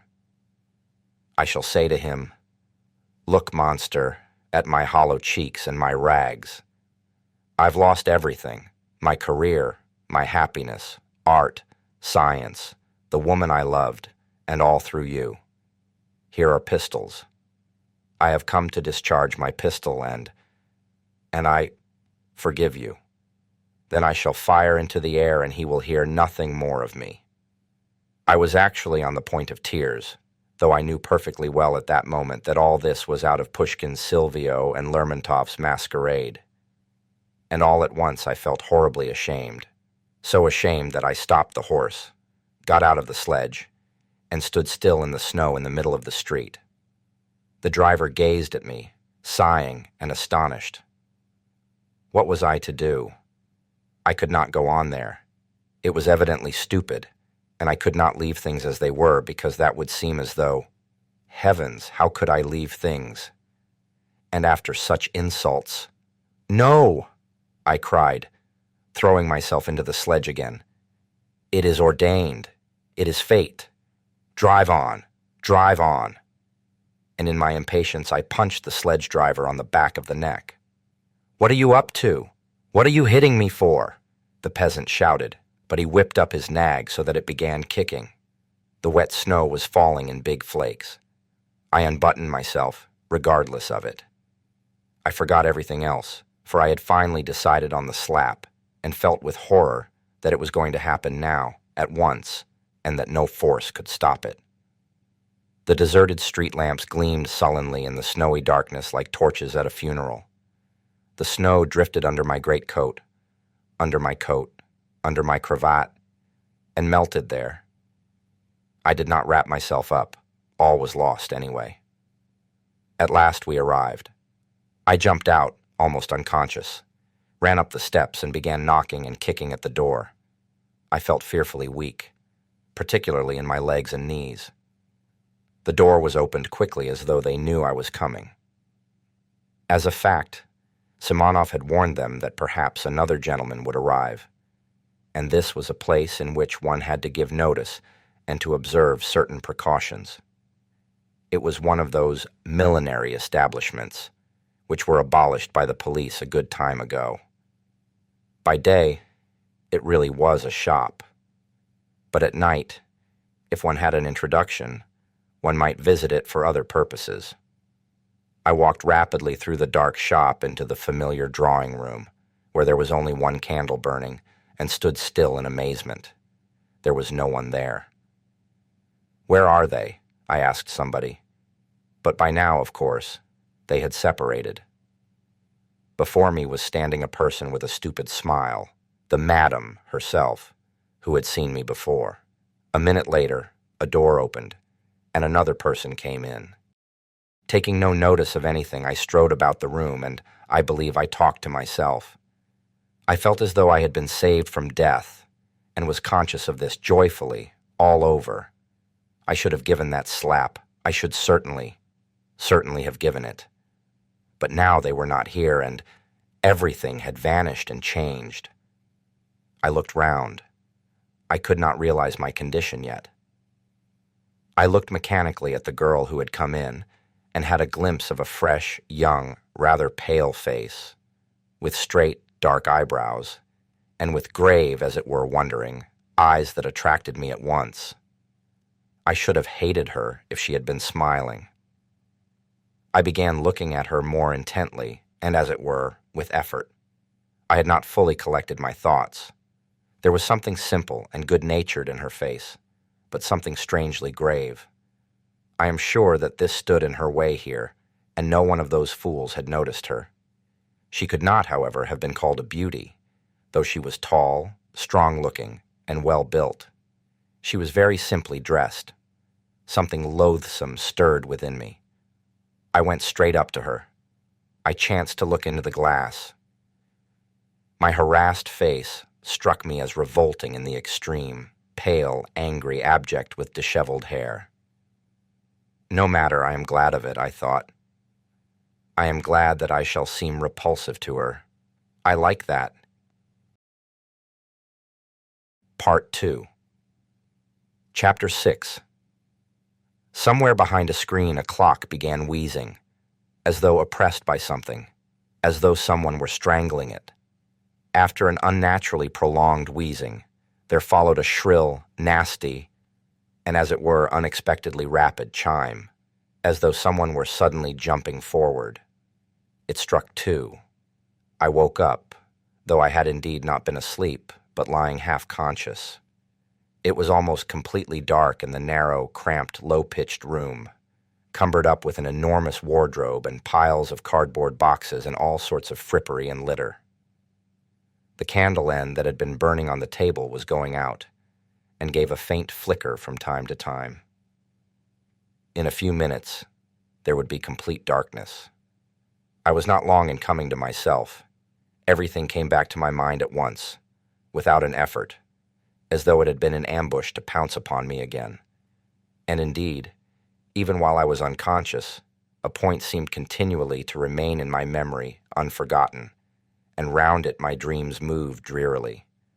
But strange to say, everything that had happened to me in that day seemed to me now, on waking, to be in the far, far away past, as though I had long, long ago lived all that down. My head was full of fumes. Something seemed to be hovering over me, rousing me, exciting me, and making me restless. Misery and spite seemed surging up in me again and seeking an outlet. Suddenly I saw beside me 2 wide-open eyes scrutinizing me curiously and persistently. The look in those eyes was coldly detached, sullen, as it were utterly remote. It weighed upon me. A grim idea came into my brain and passed all over my body, as a horrible sensation, such as one feels when one goes into a damp and moldy cellar. There was something unnatural in those 2 eyes, beginning to look at me only now. I recalled, too, that during those 2 hours I had not said a single word to this creature, and had, in fact, considered it utterly superfluous. In fact, the silence had for some reason gratified me. Now, I suddenly realized vividly the hideous idea, revolting as a spider, of vice, which without love, grossly and shamelessly begins with that in which true love finds its consummation. For a long time we gazed at each other like that, but she did not drop her eyes before mine, and her expression did not change, so that at last I felt uncomfortable. "What is your name?" I asked abruptly, to put an end to it. "Liza," she answered almost in a whisper, but somehow far from graciously, and she turned her eyes away. I was silent. What weather? The snow. It's disgusting, I said, almost to myself, putting my arm under my head despondently and gazing at the ceiling. She made no answer. This was horrible. Have you always lived in Petersburg? I asked a minute later, almost angrily, turning my head slightly towards her. No. Where do you come from? From Riga, she answered reluctantly. Are you a German? No, Russian. Have you been here long? Where? In this house. A fortnight. She spoke more and more jerkily. The candle went out. I could no longer distinguish her face. Have you a father and mother? Yes. No. I have. Where are they? There. In Riga. What are they? Oh, nothing. Nothing? Why, what class are they? Tradespeople. Have you always lived with them? Yes. How old are you? 20. Why did you leave them? Oh, for no reason. That answer meant, let me alone. I feel sick. Sad. We were silent. God knows why I did not go away. I felt myself more and more sick and dreary. The images of the previous day began of themselves, apart from my will, flitting through my memory in confusion. I suddenly recalled something I had seen that morning when, full of anxious thoughts, I was hurrying to the office. I saw them carrying a coffin out yesterday, and they nearly dropped it, I suddenly said aloud. Not that I desired to open the conversation, but as it were by accident. A coffin?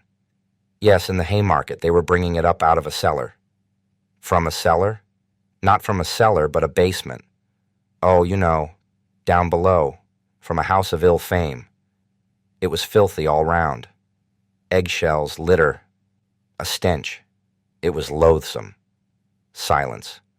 A nasty day to be buried, I began, simply to avoid being silent. Nasty in what way? The snow, the wet. I yawned. It makes no difference, she said suddenly after a brief silence. No, it's horrid. I yawned again. The gravediggers must have sworn at getting drenched by the snow. And there must have been water in the grave. Why water in the grave? She asked, with a sort of curiosity, but speaking even more harshly and abruptly than before. I suddenly began to feel provoked. Why? There must have been water at the bottom a foot deep. You can't dig a dry grave in Volkovo Cemetery. Why? Why? Why, the place is waterlogged. It's a regular marsh. So they bury them in water. I've seen it myself, many times. I had never seen it once, indeed. I had never been in Volkovo, and had only heard stories of it. Do you mean to say you don't mind how you die? But why should I die? She answered, as though defending herself. Why, someday you will die, and you will die just the same as that dead woman. She was a girl like you. She died of consumption. A wench would have died in hospital. She knows all about it already. She said wench, not girl. She was in debt to her madam, I retorted, more and more provoked by the discussion, and went on earning money for her up to the end, though she was in consumption. Some sledge drivers standing by were talking about her to some soldiers and telling them so. No doubt they knew her. They were laughing. They were going to meet in a pothouse to drink to her memory. A great deal of this was my invention. Silence followed, profound silence. She did not stir. And is it better to die in a hospital? Isn't it just the same? Besides, why should I die? She added irritably. If not now, a little later. Why a little later? Why indeed? Now you are young, pretty, fresh. You fetch a high price. But after another year of this life, you will be very different. You will go off. In a year? Anyway, in a year you will be worth less, I continued malignantly. You will go from here to something lower, another house. A year later, to a third, lower and lower, and in 7 years, you will come to a basement in the Haymarket. That will be if you were lucky. But it would be much worse if you got some disease, consumption, say, and caught a chill or something or other. It's not easy to get over an illness in your way of life. If you catch anything, you may not get rid of it, and so you would die. Oh, well, then I shall die, she answered quite vindictively, and she made a quick movement. But one is sorry. Sorry for whom? Sorry for life. Silence. Have you been engaged to be married? Eh? What's that to you? Oh, I am not cross-examining you. It's nothing to me. Why are you so cross? Of course you may have had your own troubles. What is it to me? It's simply that I felt sorry. Sorry for whom? Sorry for you. No need, she whispered hardly audibly, and again made a faint movement. That incensed me at once. What? I was so gentle with her, and she... Why, do you think that you are on the right path? I don't think anything. That's what's wrong, that you don't think. Realize it while there is still time. There still is time. You are still young, good-looking. You might love, be married, be happy. Not all married women are happy. She snapped out in the rude, abrupt tone she had used at first. Not all, of course, but anyway, it is much better than the life here. Infinitely better. Besides, with love one can live even without happiness. Even in sorrow, life is sweet. Life is sweet, however one lives. But here what is there but foulness? Phew. I turned away with disgust. I was no longer reasoning coldly. I began to feel myself what I was saying and warmed to the subject. I was already longing to expound the cherished ideas I had brooded over in my corner. Something suddenly flared up in me. An object had appeared before me. Never mind my being here. I am not an example for you. I am, perhaps, worse than you are. I was drunk when I came here, though, I hastened, however, to say in self-defense. Besides, a man is no example for a woman. It's a different thing. I may degrade and defile myself, but I am not anyone's slave. I come and go, and that's an end of it. I shake it off, and I am a different man. But you are a slave from the start. Yes, a slave. You give up everything, your whole freedom. If you want to break your chains afterwards, you won't be able to. You will be more and more fast in the snares. It is an accursed bondage. I know it. I won't speak of anything else. Maybe you won't understand. But tell me. No doubt you are in debt to your madam. There, you see, I added, though she made no answer, but only listened in silence, entirely absorbed. That's a bondage for you. You will never buy your freedom. They will see to that. It's like selling your soul to the devil. And besides, perhaps I, too, am just as unlucky. How do you know? And wallow in the mud on purpose, out of misery. You know, men take to drink from grief. Well, maybe I am here from grief. Come, tell me, what is there good here? Here you and I came together, just now, and did not say one word to one another all the time. And it was only afterwards you began staring at me like a wild creature, and I at you. Is that loving? Is that how one human being should meet another? It's hideous, that's what it is. Yes, she assented sharply and hurriedly. I was positively astounded by the promptitude of this yes.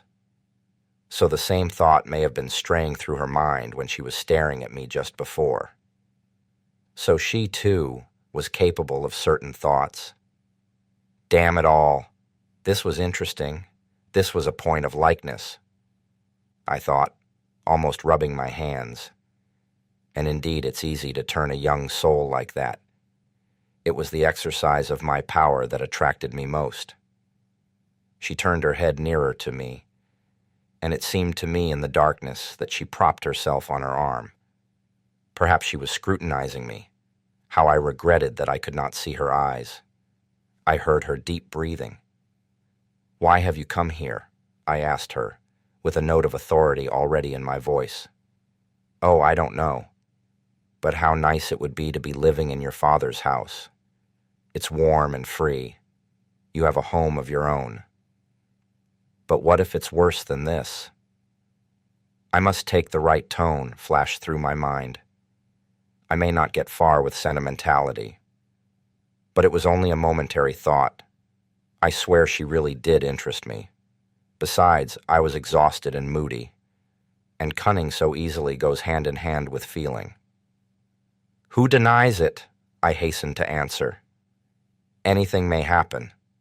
I am convinced that someone has wronged you, and that you are more sinned against than sinning. Of course, I know nothing of your story, but it's not likely a girl like you has come here of her own inclination." "A girl like me?" she whispered, hardly audibly, but I heard it. Damn it all, I was flattering her. That was horrid. But perhaps it was a good thing. She was silent. "See, Liza, I will tell you about myself. If I had had a home from childhood, I shouldn't be what I am now. I often think that. However bad it may be at home, anyway they are your father and mother, and not enemies, strangers. Once a year at least, they'll show their love of you. Anyway, you know you are at home. I grew up without a home, and perhaps that's why I've turned so unfeeling." I waited again. Perhaps she doesn't understand, I thought, and indeed, it is absurd. It's moralizing. If I were a father and had a daughter, I believe I should love my daughter more than my sons, really, I began indirectly, as though talking of something else, to distract her attention. I must confess I blushed. "Why so?" she asked. Ah, so she was listening. "I don't know, Liza. I knew a father who was a stern, austere man, but used to go down on his knees to his daughter, used to kiss her hands, her feet. He couldn't make enough of her, really. When she danced at parties, he used to stand for 5 hours at a stretch, gazing at her. He was mad over her. I understand that. She would fall asleep tired at night, and he would wake to kiss her in her sleep and make the sign of the cross over her. He would go about in a dirty old coat. He was stingy to everyone else, but would spend his last penny for her, giving her expensive presents. And it was his greatest delight when she was pleased with what he gave her. Fathers always love their daughters more than the mothers do. Some girls live happily at home, and I believe I should never let my daughters marry." "What next?" she said with a faint smile. "I should be jealous. I really should. To think that she should kiss anyone else, that she should love a stranger more than her father. It's painful to imagine it. Of course, that's all nonsense. Of course, every father would be reasonable at last. But I believe before I should let her marry, I should worry myself to death. I should find fault with all her suitors. But I should end by letting her marry whom she herself loved. The one whom the daughter loves always seems the worst to the father, you know. That is always so. So many family troubles come from that. Some are glad to sell their daughters, rather than marrying them honorably." Ah, so that was it. "Such a thing, Liza, happens in those accursed families in which there is neither love nor God," I retorted warmly. "And where there is no love, there is no sense either. There are such families, it's true, but I am not speaking of them. You must have seen wickedness in your own family if you talk like that. Truly, you must have been unlucky. That sort of thing mostly comes about through poverty. And is it any better with the gentry? Even among the poor, honest people who live happily? Yes, perhaps. Another thing, Liza, man is fond of reckoning up his troubles, but does not count his joys. If he counted them up as he ought, he would see that every lot has enough happiness provided for it. And what if all goes well with the family? If the blessing of God is upon it, if the husband is a good one, loves you, cherishes you, never leaves you. There is happiness in such a family. Even sometimes there is happiness in the midst of sorrow. And indeed, sorrow is everywhere. If you marry, you will find out for yourself. But think of the first years of married life with one you love. What happiness there sometimes is in it. And indeed, it's the ordinary thing. In those early days, even quarrels with one's husband end happily. Some women get up quarrels with their husbands just because they love them. Indeed, I knew a woman like that. She seemed to say that because she loved him, she would torment him and make him feel it. You know that you may torment a man on purpose, through love. Women are particularly given to that, thinking to themselves, I will love him so, I will make so much of him afterwards, that it's no sin to torment him a little now. And all in the house rejoice in the sight of you, and you are happy and gay and peaceful and honorable. Then there are some women who are jealous. If he went off anywhere, I knew one such woman. She couldn't restrain herself, but would jump up at night and run off on the sly to find out where he was, whether he was with some other woman. That's a pity. And the woman knows herself it's wrong, and her heart fails her and she suffers. But she loves. It's all through love. And how sweet it is to make up after quarrels, to own herself in the wrong or to forgive him. And they both are so happy all at once, as though they had met anew, been married over again, as though their love had begun afresh. And no one should know what passes between husband and wife if they love one another. And whatever quarrels there may be between them, they ought not to call in their own mother, to judge between them, and tell tales of one another. They are their own judges. Love is a holy mystery, and ought to be hidden from all other eyes, whatever happens. That makes it holier and better. They respect one another more, and much is built on respect. And if once there has been love, if they have been married for love, why should love pass away? Surely one can keep it. It is rare that one cannot keep it. And if the husband is kind and straightforward, why should not love last? The first phase of married love will pass, it is true, but then there will come a love that is better still. Then there will be the union of souls. They will have everything in common. There will be no secrets between them. And once they have children, the most difficult times will seem to them happy, so long as there is love and courage. Even toil will be a joy. You may deny yourself bread for your children, and even that will be a joy. They will love you for it afterwards, so you are laying by for your future.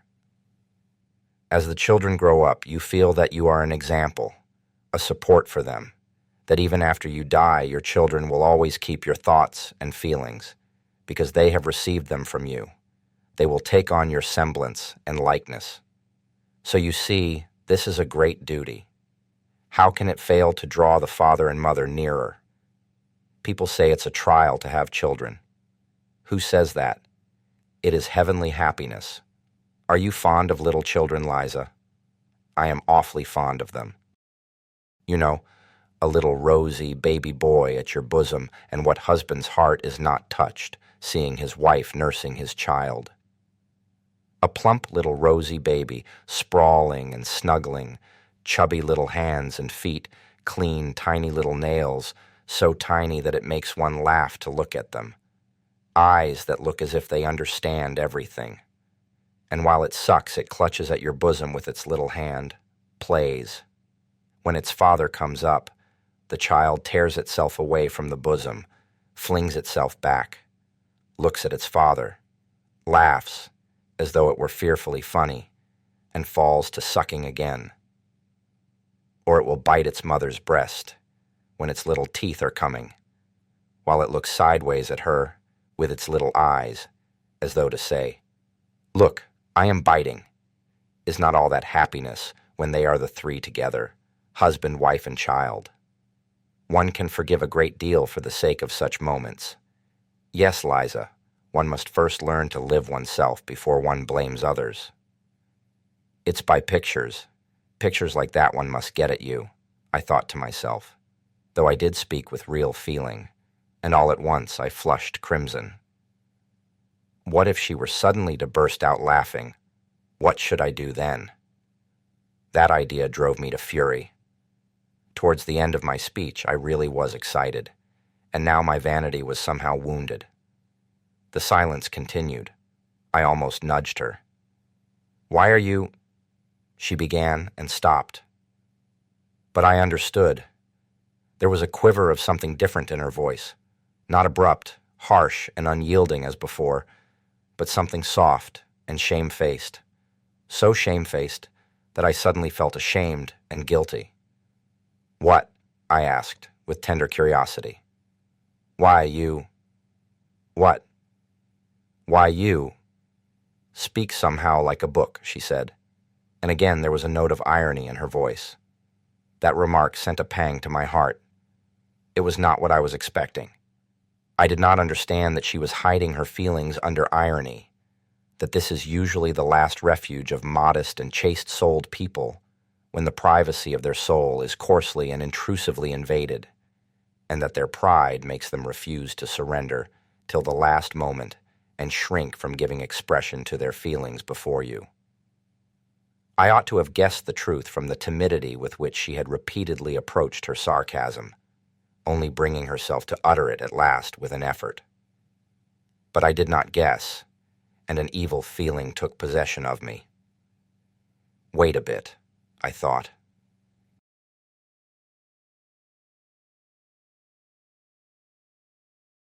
Part 2. Chapter 7.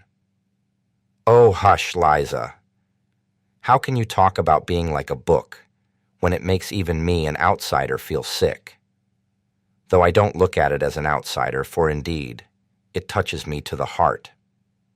Is it possible that you do not feel sick at being here yourself? Evidently, habit does wonders. God knows what habit can do with anyone. Can you seriously think that you will never grow old, that you will always be good-looking, and that they will keep you here forever and ever? I say nothing of the loathsomeness of the life here. Though let me tell you this about it, about your present life, I mean. Here, though you are young now, attractive, nice, with soul and feeling, yet you know as soon as I came to myself just now, I felt at once sick at being here with you. One can only come here when one is drunk.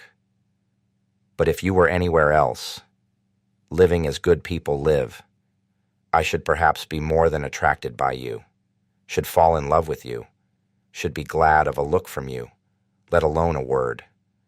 I should hang about your door, should go down on my knees to you, should look upon you as my betrothed, and think it an honor to be allowed to. I should not dare to have an impure thought about you. But here, you see, I know that I have only to whistle, and you have to come with me whether you like it or not. I don't consult your wishes, but you mine. The lowest laborer hires himself as a workman, but he doesn't make a slave of himself altogether. Besides, he knows that he will be free again presently. But when are you free? Only think what you are giving up here. What is it you are making a slave of? It is your soul, together with your body. You are selling your soul, which you have no right to dispose of. You give your love to be outraged by every drunkard. Love. But that's everything, you know. It's a priceless diamond. It's a maiden's treasure. Love. Why, a man would be ready to give his soul, to face death to gain that love. But how much is your love worth now? You are sold, all of you, body and soul, and there is no need to strive for love when you can have everything without love. And you know there is no greater insult to a girl than that. Do you understand? To be sure, I have heard that they comfort you poor fools. They let you have lovers of your own here. But you know that's simply a farce. That's simply a sham. It's just laughing at you, and you are taken in by it. Why do you suppose he really loves you, that lover of yours? I don't believe it. How can he love you when he knows you may be called away from him any minute? He would be a low fellow if he did. Will he have a grain of respect for you? What have you in common with him? He laughs at you and robs you. That is all his love amounts to. You are lucky if he does not beat you. Very likely he does beat you too. Ask him if you have got one, whether he will marry you. He will laugh in your face if he doesn't spit in it or give you a blow, though maybe he is not worth a bad halfpenny himself. And for what have you ruined your life if you come to think of it? For the coffee they give you to drink and the plentiful meals? But with what object are they feeding you up? An honest girl couldn't swallow the food, for she would know what she was being fed for. You are in debt here. And of course, you will always be in debt. And you will go on in debt to the end, till the visitors here begin to scorn you. And that will soon happen. Don't rely upon your youth. All that flies by express train here, you know. You will be kicked out. And not simply kicked out. Long before that, she'll begin nagging at you, scolding you, abusing you, as though you had not sacrificed your health for her, had not thrown away your youth and your soul for her benefit, but as though you had ruined her, beggared her, robbed her. And don't expect anyone to take your part. The others, your companions, will attack you too, win her favor, for all are in slavery here, and have lost all conscience and pity here long ago. They have become utterly vile, and nothing on earth is viler, more loathsome, and more insulting than their abuse. And you are laying down everything here, unconditionally, youth and health and beauty and hope. And at 22, you will look like a woman of 35, and you will be lucky if you are not diseased. Pray to God for that. No doubt you are thinking now that you have a gay time and no work to do. Yet there is no work harder or more dreadful in the world, or ever has been. One would think that the heart alone would be worn out with tears, and you won't dare to say a word, not half a word when they drive you away from here. You will go away as though you were to blame. You will change to another house, then to a third, then somewhere else, till you come down at last to the Haymarket. There you will be beaten at every turn. That is good manners there. The visitors don't know how to be friendly without beating you. You don't believe that it is so hateful there? Go and look for yourself sometime. You can see with your own eyes. Once, one New Year's Day, I saw a woman at a door. They had turned her out as a joke, to give her a taste of the frost, because she had been crying so much, and they shut the door behind her. At 9 o'clock in the morning, she was already quite drunk, disheveled, half naked, covered with bruises. Her face was powdered, but she had a black eye. Blood was trickling from her nose and her teeth. Some cabman had just given her a drubbing. She was sitting on the stone steps. A salt fish of some sort was in her hand. She was crying, wailing something about her luck, and beating with the fish on the steps, and cabmen and drunken soldiers were crowding in the doorway, taunting her. You don't believe that you will ever be like that? I should be sorry to believe it too, but how do you know? Maybe 10 years, 8 years ago, that very woman with the salt fish came here fresh as a cherub, innocent, pure, knowing no evil, blushing at every word. Perhaps she was like you, proud, ready to take offense, not like the others. Perhaps she looked like a queen, and knew what happiness was in store for the man who should love her, and whom she should love. Do you see how it ended? And what if at that very minute when she was beating on the filthy steps with that fish, drunken and disheveled, what if at that very minute she recalled the pure early days in her father's house, when she used to go to school, and the neighbor's son watched for her on the way, declaring that he would love her as long as he lived, that he would devote his life to her, and when they vowed to love one another forever and be married as soon as they were grown up. No, Liza, it would be happy for you, if you were to die soon of consumption in some corner, in some cellar, like that woman just now. In the hospital, do you say? You will be lucky if they take you. But what if you are still of use to the madam here? Consumption is a queer disease. It is not like fever. The patient goes on hoping till the last minute and says he is all right. He deludes himself. And that just suits your madam. Don't doubt it. That's how it is. You have sold your soul, and what is more, you owe money, so you daren't say a word. But when you are dying, all will abandon you, all will turn away from you, for then there will be nothing to get from you. What's more, they will reproach you for cumbering the place, for being so long over dying. However you beg, you won't get a drink of water without abuse. Whenever are you going off, you nasty hussy? You won't let us sleep with your moaning. You make the gentleman sick. That's true. I have heard such things said myself. They will thrust you dying into the filthiest corner in the cellar, in the damp and darkness. What will your thoughts be, lying there alone? When you die, strange hands will lay you out, with grumbling and impatience. No one will bless you. No one will sigh for you. They only want to get rid of you as soon as may be. They will buy a coffin, take you to the grave as they did that poor woman today, and celebrate your memory at the tavern. In the grave, sleet, filth, wet snow. No need to put themselves out for you. Let her down, Vanuha. It's just like her luck. Even here, she is head foremost, the hussy. Shorten the cord, you rascal. It's all right as it is. All right, is it? Why, she's on her side.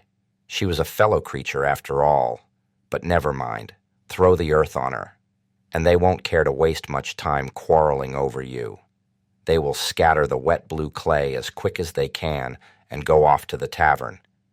And there your memory on earth will end. Other women have children to go to their graves, fathers, husbands, while for you neither tear, nor sigh, nor remembrance. No one in the whole world will ever come to you. Your name will vanish from the face of the earth, as though you had never existed, never been born at all. Nothing but filth and mud, however you knock at your coffin lid at night, when the dead arise, however you cry. Let me out, kind people, to live in the light of day.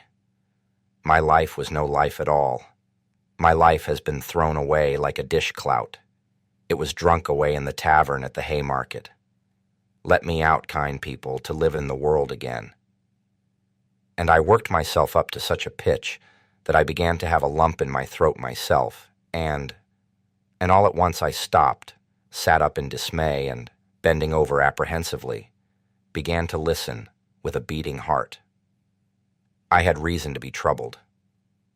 I had felt for some time that I was turning her soul upside down and rending her heart. And the more I was convinced of it, the more eagerly I desired to gain my object as quickly and as effectually as possible. It was the exercise of my skill that carried me away. Yet it was not merely sport.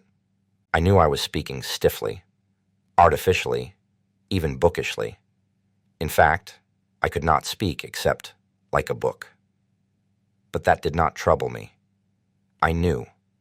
I felt that I should be understood, and that this very bookishness might be an assistance. But now, having attained my effect, I was suddenly panic-stricken. Never before had I witnessed such despair. She was lying on her face, thrusting her face into the pillow and clutching it in both hands. Her heart was being torn. Her youthful body was shuddering all over as though in convulsions. Suppressed sobs rent her bosom and suddenly burst out in weeping and wailing. Then she pressed closer into the pillow.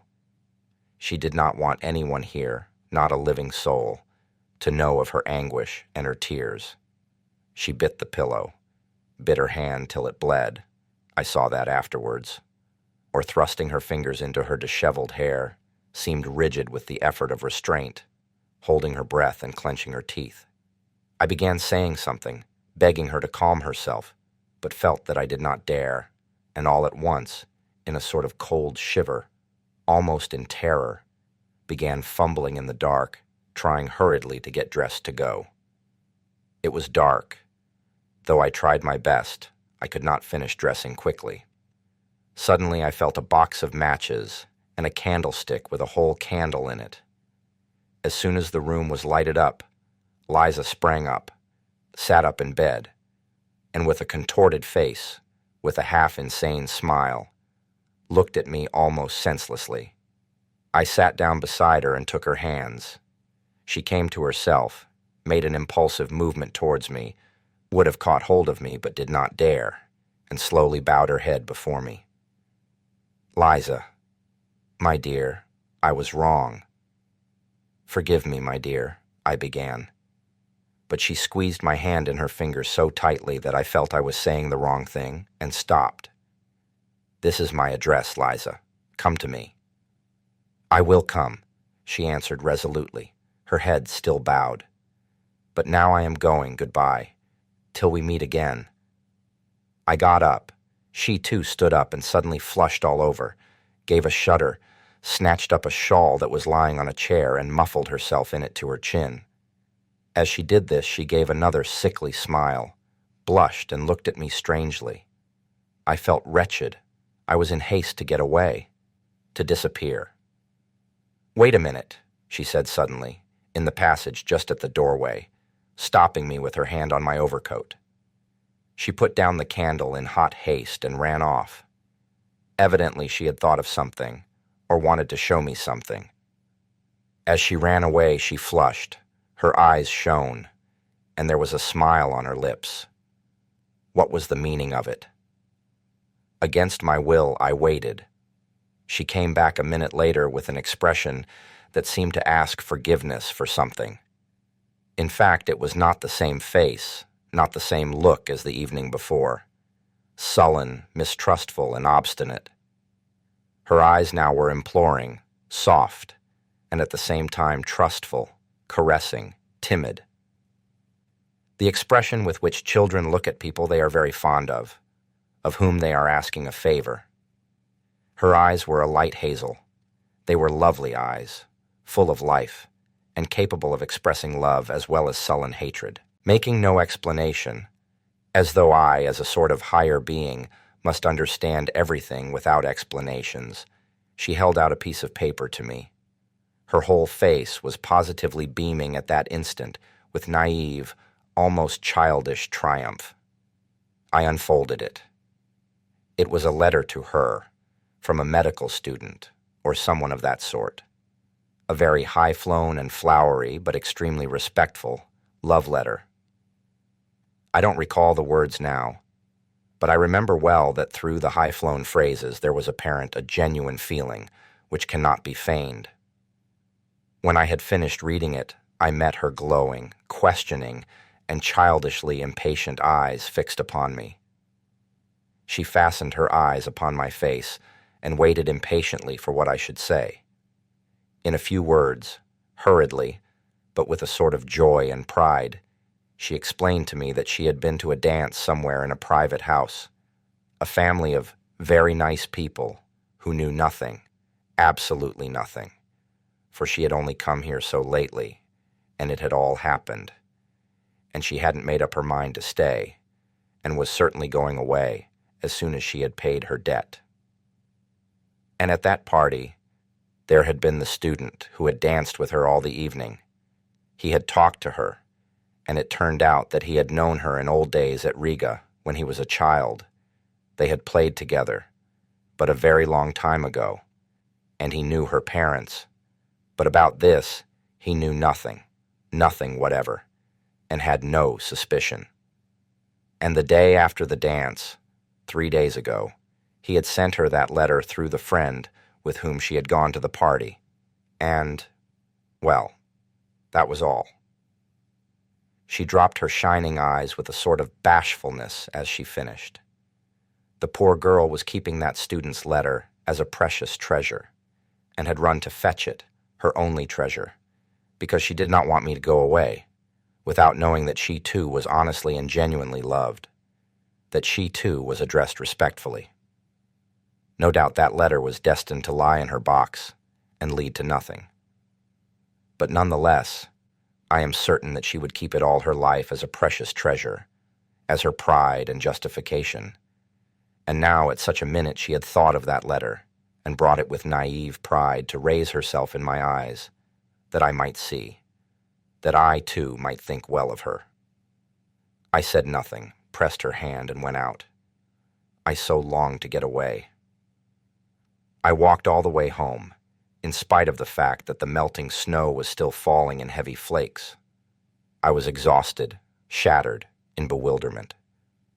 But behind the bewilderment, the truth was already gleaming, the loathsome truth.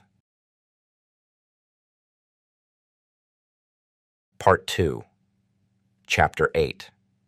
It was some time, however, before I consented to recognize that truth. Waking up in the morning after some hours of heavy, leaden sleep, and immediately realizing all that had happened on the previous day, I was positively amazed at my last night's sentimentality with Liza, at all those outcries of horror and pity. To think of having such an attack of womanish hysteria, I concluded. And what did I thrust my address upon her for? What if she comes? Let her come, though. It doesn't matter. But obviously, that was not now the chief and the most important matter. I had to make haste, and at all costs save my reputation in the eyes of Zverkov and Simonov as quickly as possible. That was the chief business. And I was so taken up that morning that I actually forgot all about Liza. First of all, I had at once to repay what I had borrowed the day before from Simonov. I resolved on a desperate measure, to borrow 15 rubles straight off from Anton Antonitch. As luck would have it, he was in the best of humors that morning, and gave it to me at once on the first asking. I was so delighted at this that, as I signed the IOU with a swaggering air, I told him casually that the night before, I had been keeping it up with some friends at the Hôtel de Paris. We were giving a farewell party to a comrade. In fact, I might say a friend of my childhood and, a desperate rake, fearfully spoilt. Of course, he belongs to a good family and has considerable means, a brilliant career. He is witty, charming, a regular Lovelace, you understand. We drank an extra half dozen, and it went off all right. All this was uttered very easily, unconstrainedly, and complacently. On reaching home, I promptly wrote to Simonov.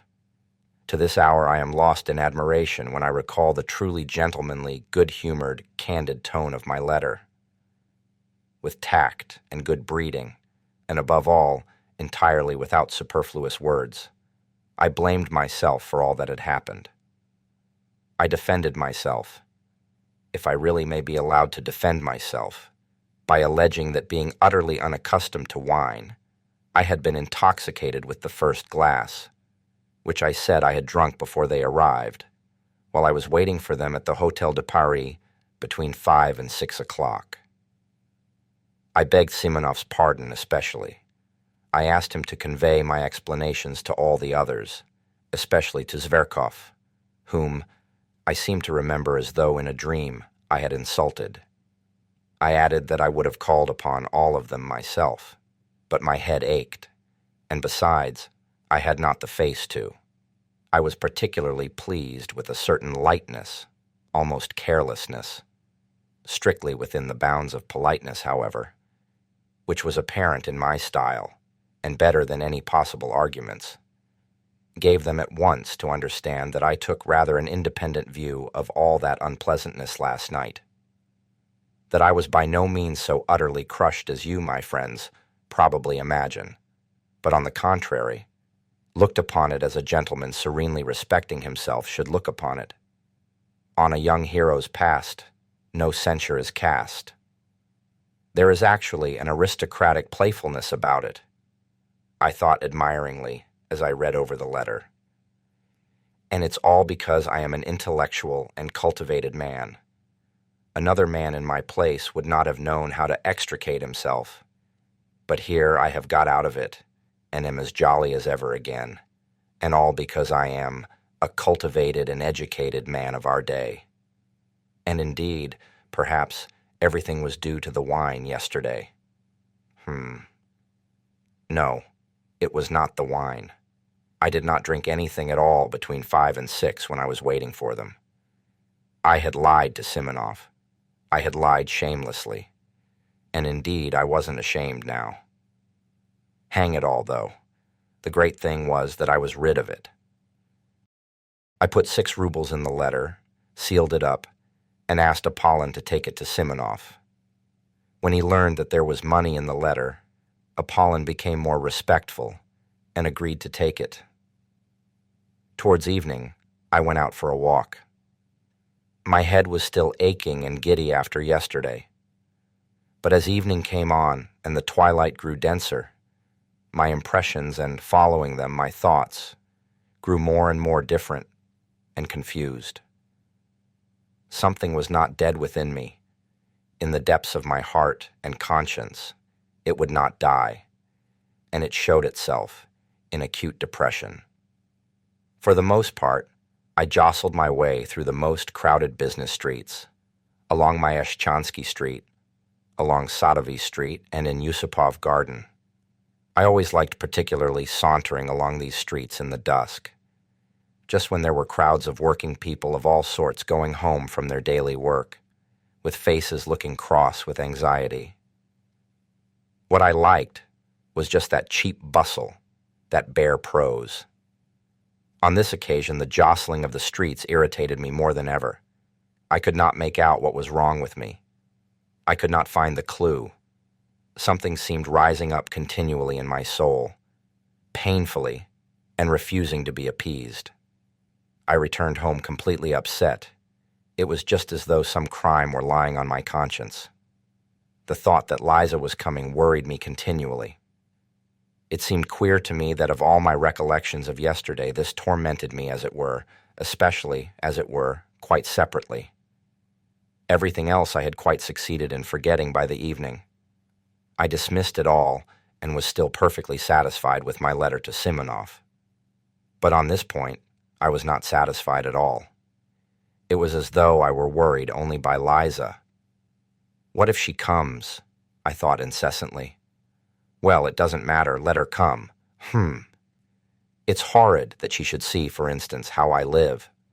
Yesterday I seemed such a hero to her, while now, It's horrid, though, that I have let myself go so. The room looks like a beggar's, and I brought myself to go out to dinner in such a suit. And my American leather sofa with the stuffing sticking out. And my dressing gown, which will not cover me, such tatters. And she will see all this, and she will see Apollon. That beast is certain to insult her. He will fasten upon her in order to be rude to me. And I, of course, shall be panic-stricken as usual. I shall begin bowing and scraping before her, and pulling my dressing gown round me, I shall begin smiling, telling lies. Oh, the beastliness. And it isn't the beastliness of it that matters most. There is something more important, more loathsome, viler. Yes, viler. And to put on that dishonest lying mask again. When I reached that thought, I fired up all at once. Why dishonest? How dishonest? I was speaking sincerely last night. I remember there was real feeling in me, too. What I wanted was to excite an honorable feeling in her. Her crying was a good thing. It will have a good effect. Yet I could not feel at ease. All that evening, even when I had come back home, even after 9 o'clock, when I calculated that Liza could not possibly come, still she haunted me. And what was worse, she came back to my mind always in the same position. One moment out of all that had happened last night stood vividly before my imagination, the moment when I struck a match and saw her pale, distorted face with its look of torture. And what a pitiful, what an unnatural, what a distorted smile she had at that moment. But I did not know then that 15 years later I should still in my imagination see Liza, always with the pitiful, distorted, inappropriate smile which was on her face at that minute. Next day, I was ready again to look upon it all as nonsense due to overexcited nerves, and above all, as exaggerated. I was always conscious of that weak point of mine, and sometimes very much afraid of it. I exaggerate everything. That is where I go wrong, I repeated to myself every hour. But however, Liza will very likely come all the same, was the refrain with which all my reflections ended. I was so uneasy that I sometimes flew into a fury. She'll come. She is certain to come, I cried, running about the room. If not today, she will come tomorrow. She'll find me out. The damnable romanticism of these pure hearts. Oh, the vileness. Oh, the silliness. Oh, the stupidity of these wretched sentimental souls. Why, how fail to understand? How could one fail to understand? But at this point I stopped short, and in great confusion, indeed. And how few words, I thought in passing, were needed. How little of the idyllic, and affectedly, bookishly, artificially idyllic, too, had sufficed to turn a whole human life at once according to my will. That's virginity, to be sure. Freshness of soil. At times a thought occurred to me, to go to her, to tell her all, and beg her not to come to me. But this thought stirred such wrath in me that I believed I should have crushed that damned Liza if she had chanced to be near me at the time. I should have insulted her, have spat at her, have turned her out, have struck her. One day passed, however, another and another. She did not come, and I began to grow calmer. I felt particularly bold and cheerful after 9 o'clock. I even sometimes began dreaming, and rather sweetly. I, for instance, became the salvation of Liza, simply through her coming to me and my talking to her. I develop her, educate her. Finally, I notice that she loves me passionately. I pretend not to understand. I don't know, however, why I pretend, just for effect, perhaps. At last, all confusion, transfigured, trembling and sobbing, she flings herself at my feet and says that I am her savior, and that she loves me better than anything in the world. I am amazed, but, Liza, I say, can you imagine that I have not noticed your love? I saw it all.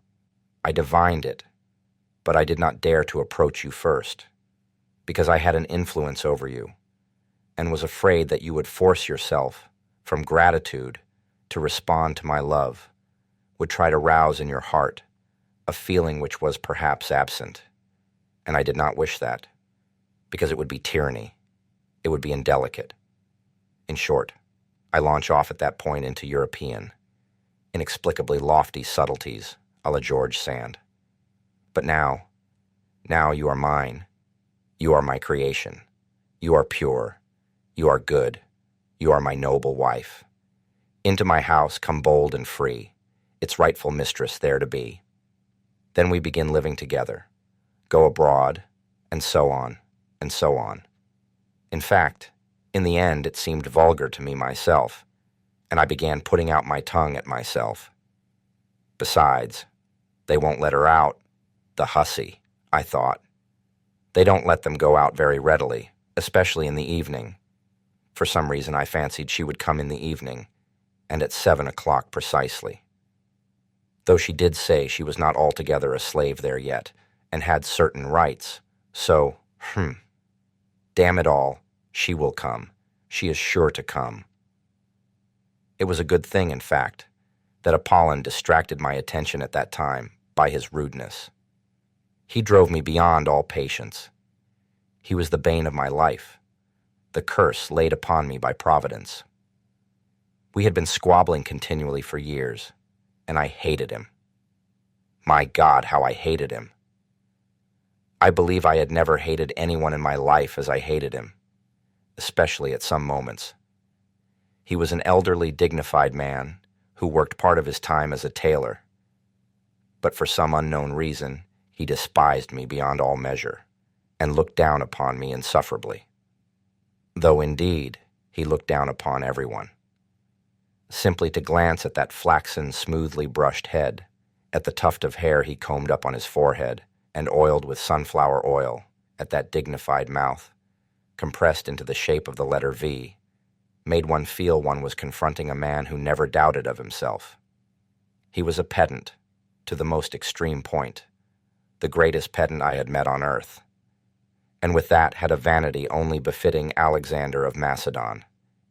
He was in love with every button on his coat, every nail on his fingers, absolutely in love with them, and he looked it. In his behavior to me, he was a perfect tyrant. He spoke very little to me, and if he chanced to glance at me, he gave me a firm, majestically self-confident, and invariably ironical look that drove me sometimes to fury. He did his work with the air of doing me the greatest favor, though he did scarcely anything for me, and did not, indeed, consider himself bound to do anything. There could be no doubt that he looked upon me as the greatest fool on earth, and that he did not get rid of me was simply that he could get wages from me every month. He consented to do nothing for me for 7 rubles a month. Many sins should be forgiven me for what I suffered from him. My hatred reached such a point that sometimes his very step almost threw me into convulsions. What I loathed particularly was his lisp. His tongue must have been a little too long or something of that sort, for he continually lisped and seemed to be very proud of it, imagining that it greatly added to his dignity. He spoke in a slow, measured tone, with his hands behind his back and his eyes fixed on the ground. He maddened me particularly when he read aloud the Psalms to himself behind his partition. Many a battle I waged over that reading. But he was awfully fond of reading aloud in the evenings, in a slow, even sing-song voice, as though over the dead. It is interesting that that is how he has ended. He hires himself out to read the Psalms over the dead, and at the same time he kills rats and makes blacking. But at that time, I could not get rid of him. It was as though he were chemically combined with my existence. Besides, nothing would have induced him to consent to leave me. I could not live in furnished lodgings. My lodging was my private solitude, my shell, my cave, in which I concealed myself from all mankind. And Apollon seemed to me, for some reason, an integral part of that flat, and for 7 years I could not turn him away. To be 2 or 3 days behind with his wages, for instance, was impossible. He would have made such a fuss, I should not have known where to hide my head. But I was so exasperated with everyone during those days that I made up my mind for some reason, and with some object to punish Apollon and not to pay him for a fortnight the wages that were owing him. I had for a long time, for the last 2 years, been intending to do this, simply in order to teach him not to give himself airs with me, and to show him that if I liked, I could withhold his wages. I purposed to say nothing to him about it, and was purposely silent indeed, in order to score off his pride and force him to be the first to speak of his wages.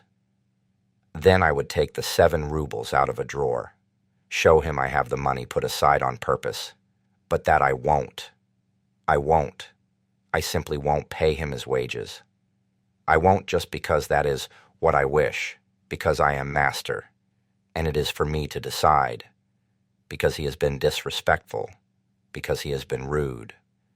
But if he were to ask respectfully, I might be softened and give it to him. Otherwise he might wait another fortnight, another 3 weeks, a whole month. But angry as I was, yet he got the better of me. I could not hold out for 4 days. He began as he always did, begin in such cases, for there had been such cases already. There had been attempts, and it may be observed I knew all this beforehand. I knew his nasty tactics by heart. He would begin by fixing upon me an exceedingly severe stare, keeping it up for several minutes at a time, particularly on meeting me or seeing me out of the house. If I held out and pretended not to notice these stares, he would, still in silence, proceed to further tortures. all at once, apropos of nothing, he would walk softly and smoothly into my room. When I was pacing up and down or reading, stand at the door, one hand behind his back and one foot behind the other, and fix upon me a stare more than severe, utterly contemptuous. If I suddenly asked him what he wanted, he would make me no answer, but continue staring at me persistently for some seconds. Then, with a peculiar compression of his lips and a most significant air, deliberately turn round and deliberately go back to his room. 2 hours later, he would come out again and again, present himself before me in the same way. It had happened that in my fury, I did not even ask him what he wanted, but simply raised my head sharply and imperiously and began staring back at him. So we stared at one another for 2 minutes. At last he turned with deliberation and dignity and went back again for 2 hours. If I were still not brought to reason by all this, but persisted in my revolt, he would suddenly begin sighing while he looked at me, long, deep sighs, as though measuring by them the depths of my moral degradation. And of course, it ended at last by his triumphing completely.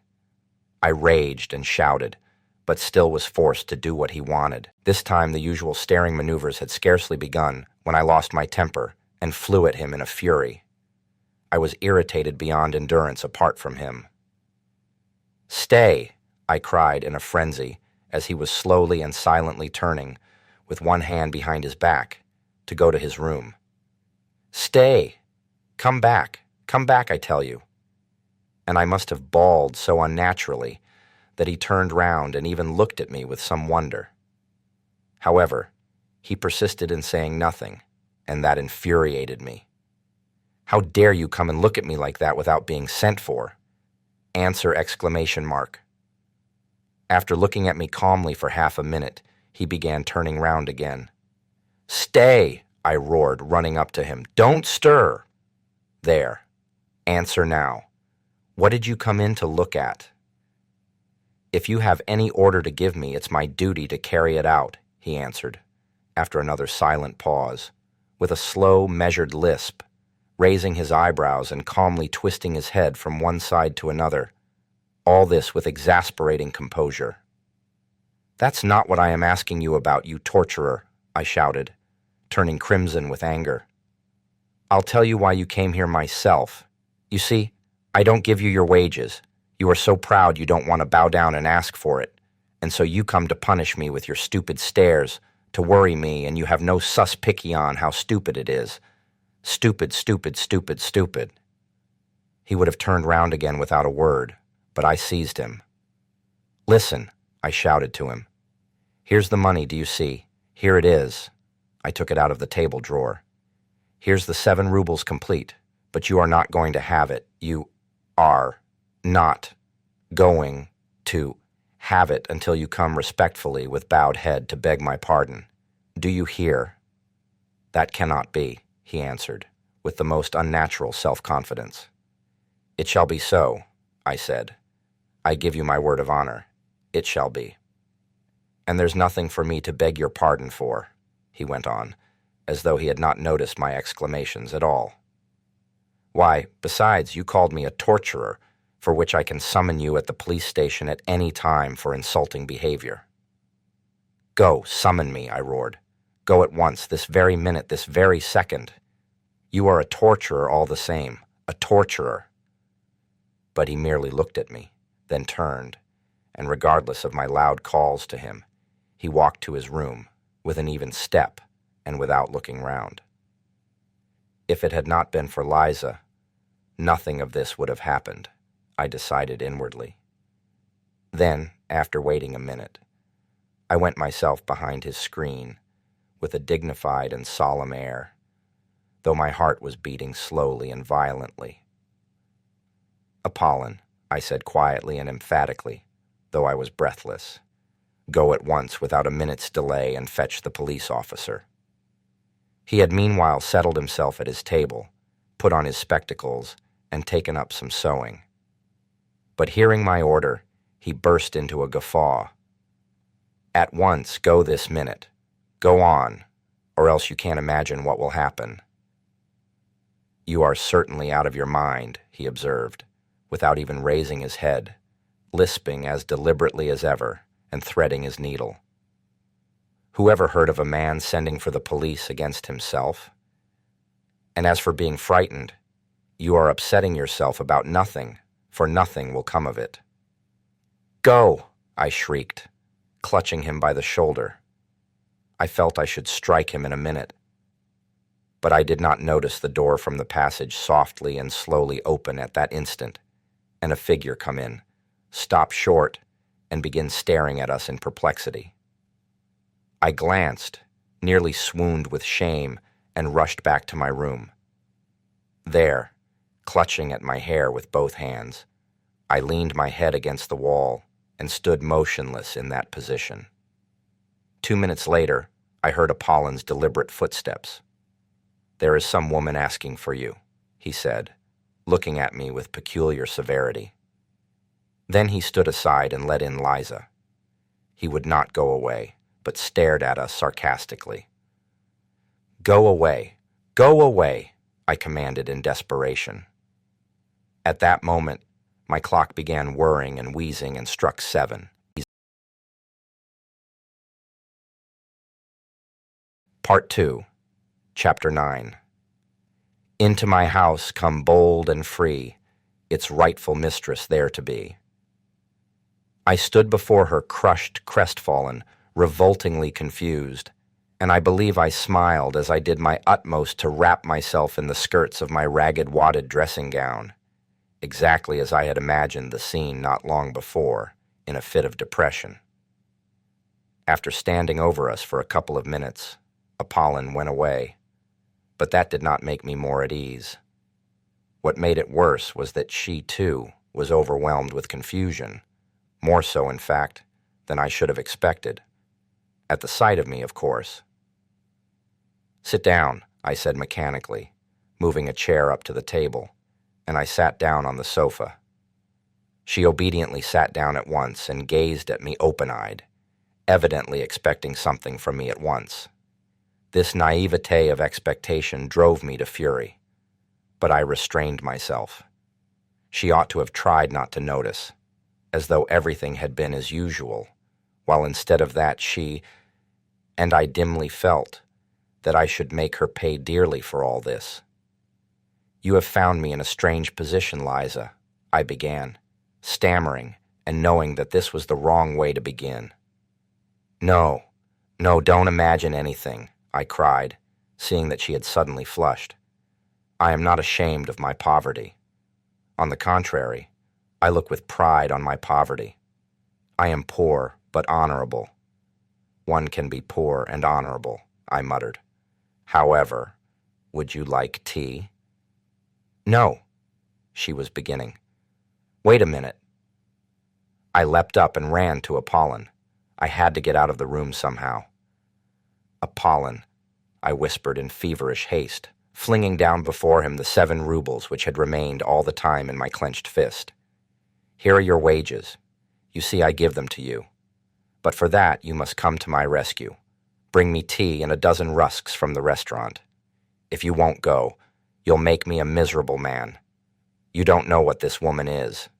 This is everything. You may be imagining something, but you don't know what that woman is. Apollin, who had already sat down to his work and put on his spectacles again, at first glanced askance at the money without speaking or putting down his needle. Then, without paying the slightest attention to me or making any answer, he went on busying himself with his needle, which he had not yet threaded. I waited before him for 3 minutes, with my arms crossed a la Napoleon.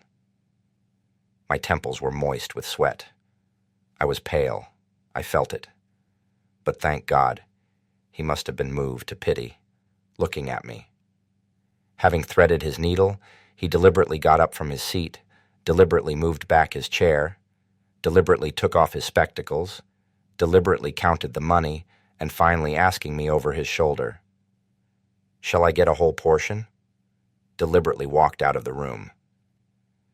As I was going back to Liza, the thought occurred to me on the way. Shouldn't I run away just as I was in my dressing gown, no matter where, and then let happen what would? I sat down again. She looked at me uneasily. For some minutes we were silent. "I will kill him," I shouted suddenly, striking the table with my fist so that the ink spurted out of the inkstand. "What are you saying?" she cried, starting. "I will kill him. Kill him," I shrieked, suddenly striking the table in absolute frenzy, and at the same time fully understanding how stupid it was to be in such a frenzy. "You don't know, Liza, what that torturer is to me. He is my torturer. He has gone now to fetch some rusks. And suddenly I burst into tears. It was an hysterical attack. How ashamed I felt in the midst of my sobs, but still I could not restrain them. She was frightened. "What is the matter? What is wrong?" she cried, fussing about me. "Water, give me water over there," I muttered in a faint voice, though I was inwardly conscious that I could have got on very well without water, and without muttering, in a faint voice. But I was, what is called, putting it on, to save appearances, though the attack was a genuine one. She gave me water, looking at me in bewilderment. At that moment, Apollon brought in the tea. It suddenly seemed to me that this commonplace, prosaic tea was horribly undignified and paltry after all that had happened, and I blushed crimson. Liza looked at Apollon with positive alarm. He went out without a glance at either of us. "Liza, do you despise me?" I asked, looking at her fixedly, trembling with impatience to know what she was thinking. She was confused and did not know what to answer. "Drink your tea," I said to her angrily. I was angry with myself, but of course it was she who would have to pay for it. A horrible spite against her suddenly surged up in my heart. I believe I could have killed her. To revenge myself on her, I swore inwardly not to say a word to her all the time. She is the cause of it all, I thought. Our silence lasted for 5 minutes. The tea stood on the table.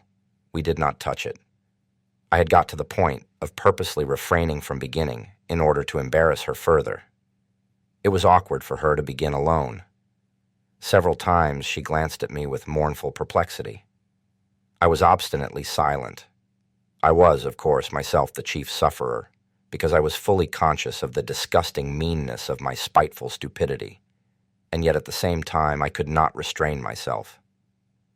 "I want to get away from there altogether," she began, to break the silence in some way, but poor girl, that was just what she ought not to have spoken about at such a stupid moment to a man so stupid as I was. My heart positively ached with pity for her tactless and unnecessary straightforwardness. But something hideous at once stifled all compassion in me. It even provoked me to greater venom. I did not care what happened. Another 5 minutes passed. "Perhaps I am in your way," she began timidly, hardly audibly, and was getting up. But as soon as I saw this first impulse of wounded dignity, I positively trembled with spite, and at once burst out. "Why have you come to me? Tell me that, please," I began, gasping for breath and regardless of logical connection in my words. I longed to have it all out at once, at one burst. I did not even trouble how to begin. "Why have you come? Answer! Answer!" I cried, hardly knowing what I was doing. "I'll tell you, my good girl, why you have come. You've come because I talked sentimental stuff to you then. So now you are soft as butter and longing for fine sentiments again. So you may as well know that I was laughing at you then, and I am laughing at you now. Why are you shuddering? Yes, I was laughing at you. I had been insulted just before at dinner by the fellows who came that evening before me. I came to you, meaning to thrash one of them, an officer. But I didn't succeed. I didn't find him. I had to avenge the insult on someone to get back my own again. You turned up. I vented my spleen on you and laughed at you. I had been humiliated, so I wanted to humiliate. I had been treated like a rag, so I wanted to show my power. That's what it was, and you imagined I had come there on purpose to save you. Yes? You imagined that? You imagined that? I knew that she would perhaps be muddled and not take it all in exactly. But I knew, too, that she would grasp the gist of it very well indeed. And so, indeed, she did.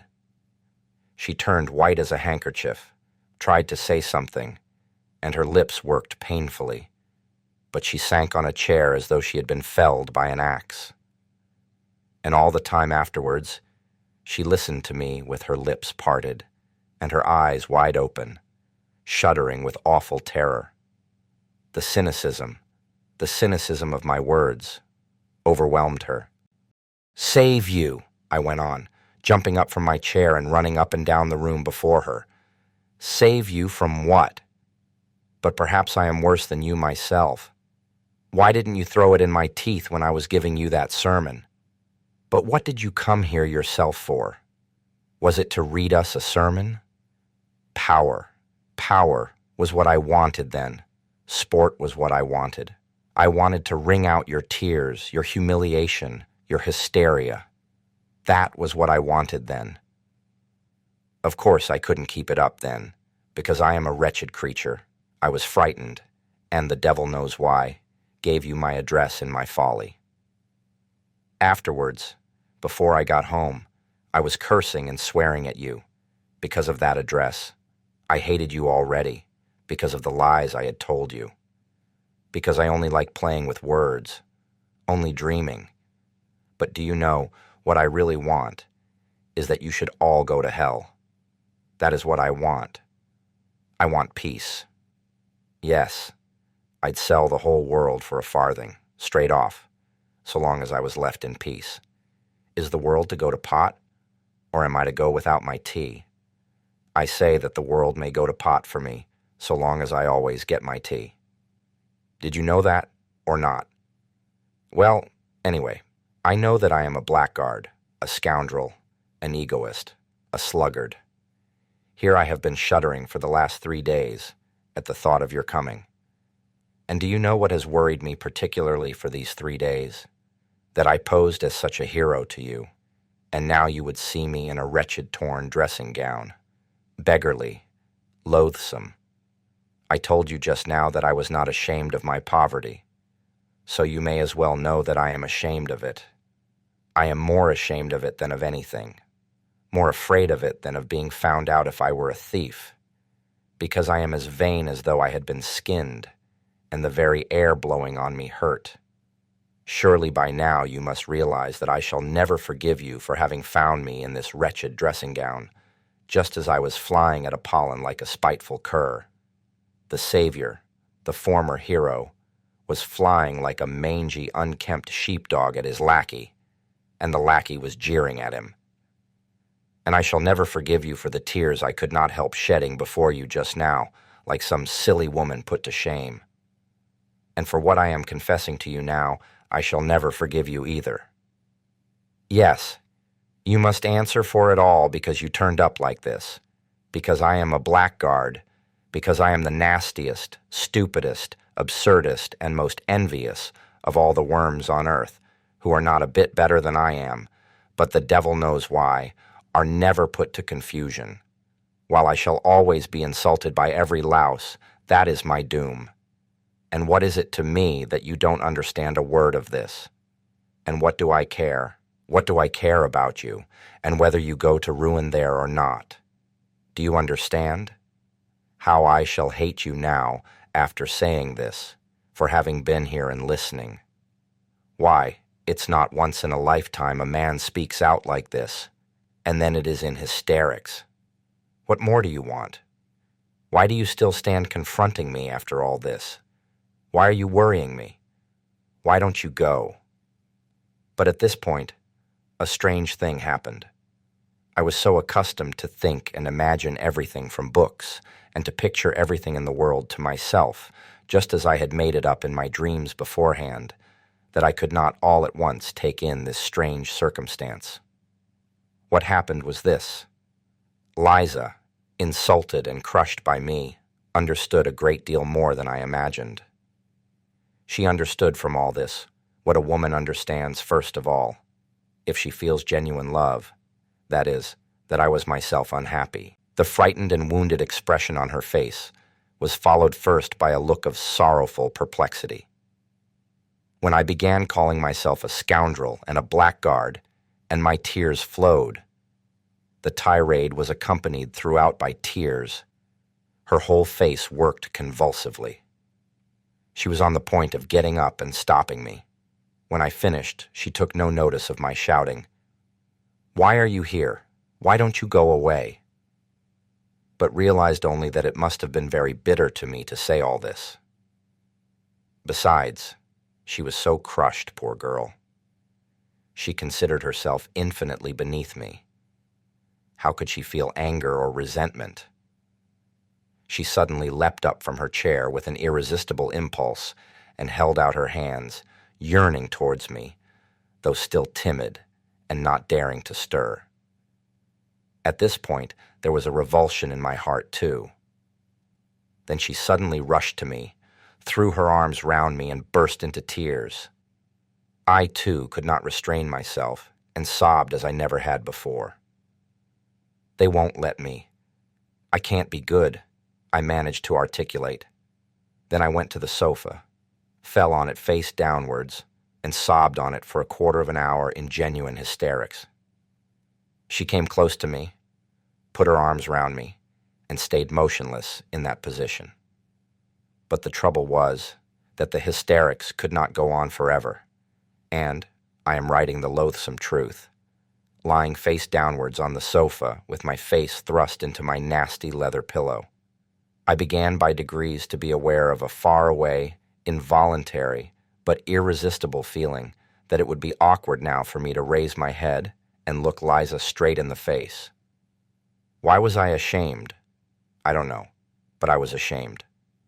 The thought, too, came into my overwrought brain that our parts now were completely changed, that she was now the heroine, while I was just a crushed and humiliated creature, as she had been before me that night, 4 days before. And all this came into my mind during the minutes I was lying on my face on the sofa. My God, surely I was not envious of her then. I don't know. To this day, I cannot decide. And at the time, of course, I was still less able to understand what I was feeling than now. I cannot get on without domineering and tyrannizing over someone. But there is no explaining anything by reasoning, and so it is useless to reason. I conquered myself, however, and raised my head. I had to do so sooner or later, and I am convinced to this day that it was just because I was ashamed to look at her that another feeling was suddenly kindled and flamed up in my heart, a feeling of mastery and possession. My eyes gleamed with passion, and I gripped her hands tightly. How I hated her, and how I was drawn to her at that minute. The one feeling intensified the other. It was almost like an act of vengeance. At first there was a look of amazement, even of terror on her face, but only for one instant. She warmly and rapturously embraced me. Part 2. Chapter 10. A quarter of an hour later, I was rushing up and down the room in frenzied impatience. From minute to minute, I went up to the screen and peeped through the crack at Liza. She was sitting on the ground with her head leaning against the bed and must have been crying. But she did not go away, and that irritated me. This time she understood it all. I had insulted her finally, but there's no need to describe it. She realized that my outburst of passion had been simply revenge, a fresh humiliation, and that to my earlier, almost causeless hatred was added now a personal hatred born of envy. Though I do not maintain positively that she understood all this distinctly, but she certainly did fully understand that I was a despicable man, and what was worse, incapable of loving her. I know I shall be told that this is incredible, but it is incredible to be as spiteful and stupid as I was. It may be added that it was strange I should not love her, or at any rate appreciate her love. Why is it strange? In the first place, by then I was incapable of love, for I repeat, with me loving meant tyrannizing and showing my moral superiority. I have never in my life been able to imagine any other sort of love, and have nowadays come to the point of sometimes thinking that love really consists in the right, freely given by the beloved object, to tyrannize over her. Even in my underground dreams, I did not imagine love except as a struggle. I began it always with hatred, and ended it with moral subjugation, and afterwards I never knew what to do with the subjugated object. And what is there to wonder at in that, since I had succeeded in so corrupting myself, since I was so out of touch with real life, as to have actually thought of reproaching her, and putting her to shame for having come to me to hear fine sentiments, and did not even guess that she had come not to hear fine sentiments, but to love me, because to a woman all reformation, all salvation from any sort of ruin, and all moral renewal is included in love, and can only show itself in that form. I did not hate her so much, however, when I was running about the room and peeping through the crack in the screen. I was only insufferably oppressed by her being here. I wanted her to disappear. I wanted peace, to be left alone in my underground world. Real life oppressed me with its novelty so much that I could hardly breathe. But several minutes passed and she still remained, without stirring, as though she were unconscious. I had the shamelessness to tap softly at the screen, as though to remind her. She started, sprang up, and flew to seek her kerchief, her hat, her coat, as though making her escape from me. 2 minutes later, she came from behind the screen and looked with heavy eyes at me. I gave a spiteful grin, which was forced, however, to keep up appearances, and I turned away from her eyes. "Goodbye," she said, going towards the door. I ran up to her, seized her hand, opened it, thrust something in it, and closed it again. Then I turned at once and dashed away in haste to the other corner of the room, to avoid seeing, anyway. I did mean a moment since to tell a lie, to write that I did this accidentally, not knowing what I was doing through foolishness, through losing my head. But I don't want to lie, and so I will say straight out that I opened her hand and put the money in it. From spite. It came into my head to do this while I was running up and down the room and she was sitting behind the screen. But this I can say for certain. Though I did that cruel thing purposely, it was not an impulse from the heart, but came from my evil brain. This cruelty was so affected, so purposely made up, so completely a product of the brain, of books, that I could not even keep it up a minute. First, I dashed away to avoid seeing her, and then in shame and despair rushed after Liza. I opened the door in the passage and began listening. "Liza!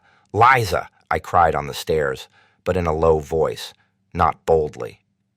There was no answer, but I fancied I heard her footsteps, lower down on the stairs. "Liza!" I cried, more loudly. No answer. But at that minute, I heard the stiff outer glass door open heavily with a creak and slam violently. The sound echoed up the stairs. She had gone. I went back to my room in hesitation. I felt horribly oppressed. I stood still at the table, beside the chair on which she had sat, and looked aimlessly before me. A minute passed. Suddenly I started. Straight before me on the table I saw... In short, I saw a crumpled blue 5-ruble note, the one I had thrust into her hand a minute before. It was the same note. It could be no other. There was no other in the flat. So she had managed to fling it from her hand on the table at the moment when I had dashed into the further corner. Well, I might have expected that she would do that, Might I have expected it? No. I was such an egoist, I was so lacking in respect for my fellow creatures, that I could not even imagine she would do so. I could not endure it. A minute later, I flew like a madman to dress, flinging on what I could at random, and ran headlong after her. She could not have got 200 paces away when I ran out into the street. It was a still night, and the snow was coming down in masses and falling almost perpendicularly, covering the pavement and the empty street, as though with a pillow. There was no one in the street. No sound was to be heard. The street lamps gave a disconsolate and useless glimmer. I ran 200 paces to the crossroads and stopped short. Where had she gone? And why was I running after her? Why? To fall down before her, to sob with remorse, to kiss her feet, to entreat her forgiveness. I longed for that. My whole breast was being rent to pieces, and never, never shall I recall that minute with indifference. But what for, I thought? Should I not begin to hate her perhaps even tomorrow, just because I had kissed her feet today? Should I give her happiness? Had I not recognized that day, for the 100th time, what I was worth? Should I not torture her? I stood in the snow, gazing into the troubled darkness, and pondered this. And will it not be better? I mused fantastically, afterwards at home, stifling the living pang of my heart with fantastic dreams. Will it not be better that she should keep the resentment of the insult forever? Resentment, why, it is purification. It is a most stinging and painful consciousness. Tomorrow I should have defiled her soul and have exhausted her heart, while now the feeling of insult will never die in her heart, and however loathsome the filth awaiting her, the feeling of insult will elevate and purify her by hatred, perhaps, too, by forgiveness. Will all that make things easier for her, though? And indeed, I will ask on my own account here an idle question. Which is better, cheap happiness or exalted sufferings? Well, which is better? So I dreamed as I sat at home that evening, almost dead with the pain in my soul. Never had I endured such suffering and remorse, yet could there have been the faintest doubt when I ran out from my lodging that I should turn back halfway? I never met Liza again, and I have heard nothing of her. I will add, too, that I remained for a long time afterwards, pleased with the phrase about the benefit from resentment and hatred, in spite of the fact that I almost fell ill from misery. Even now, so many years later, all this is somehow a very evil memory. I have many evil memories now, but hadn't I better end my notes here? I believe I made a mistake in beginning to write them. Anyway, I have felt ashamed all the time I've been writing this story, so it's hardly literature so much as a corrective punishment. Why?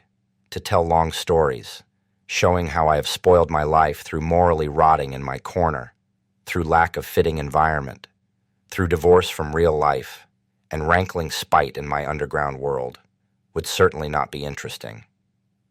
A novel needs a hero, and all the traits for an anti-hero are expressly gathered together here. And what matters most, it all produces an unpleasant impression. For we are all divorced from life. We are all cripples, every one of us more or less. We are so divorced from it that we feel at once a sort of loathing for real life, and so cannot bear to be reminded of it. Why? We have come almost to looking upon real life as an effort, almost as hard work, and we are all privately agreed that it is better in books. And why do we fuss and fume sometimes? Why are we perverse and ask for something else? We don't know what ourselves. It would be the worse for us if our petulant prayers were answered. Come, try. Give any one of us, for instance, a little more independence. Untie our hands. Widen the spheres of our activity. Relax the control, and yes, I assure you, we should be begging to be under control again at once. I know that you will very likely be angry with me for that, and will begin shouting and stamping. Speak for yourself, you will say, and for your miseries in your underground holes, and don't dare to say all of us. Excuse me, gentlemen, I am not justifying myself with that all of us.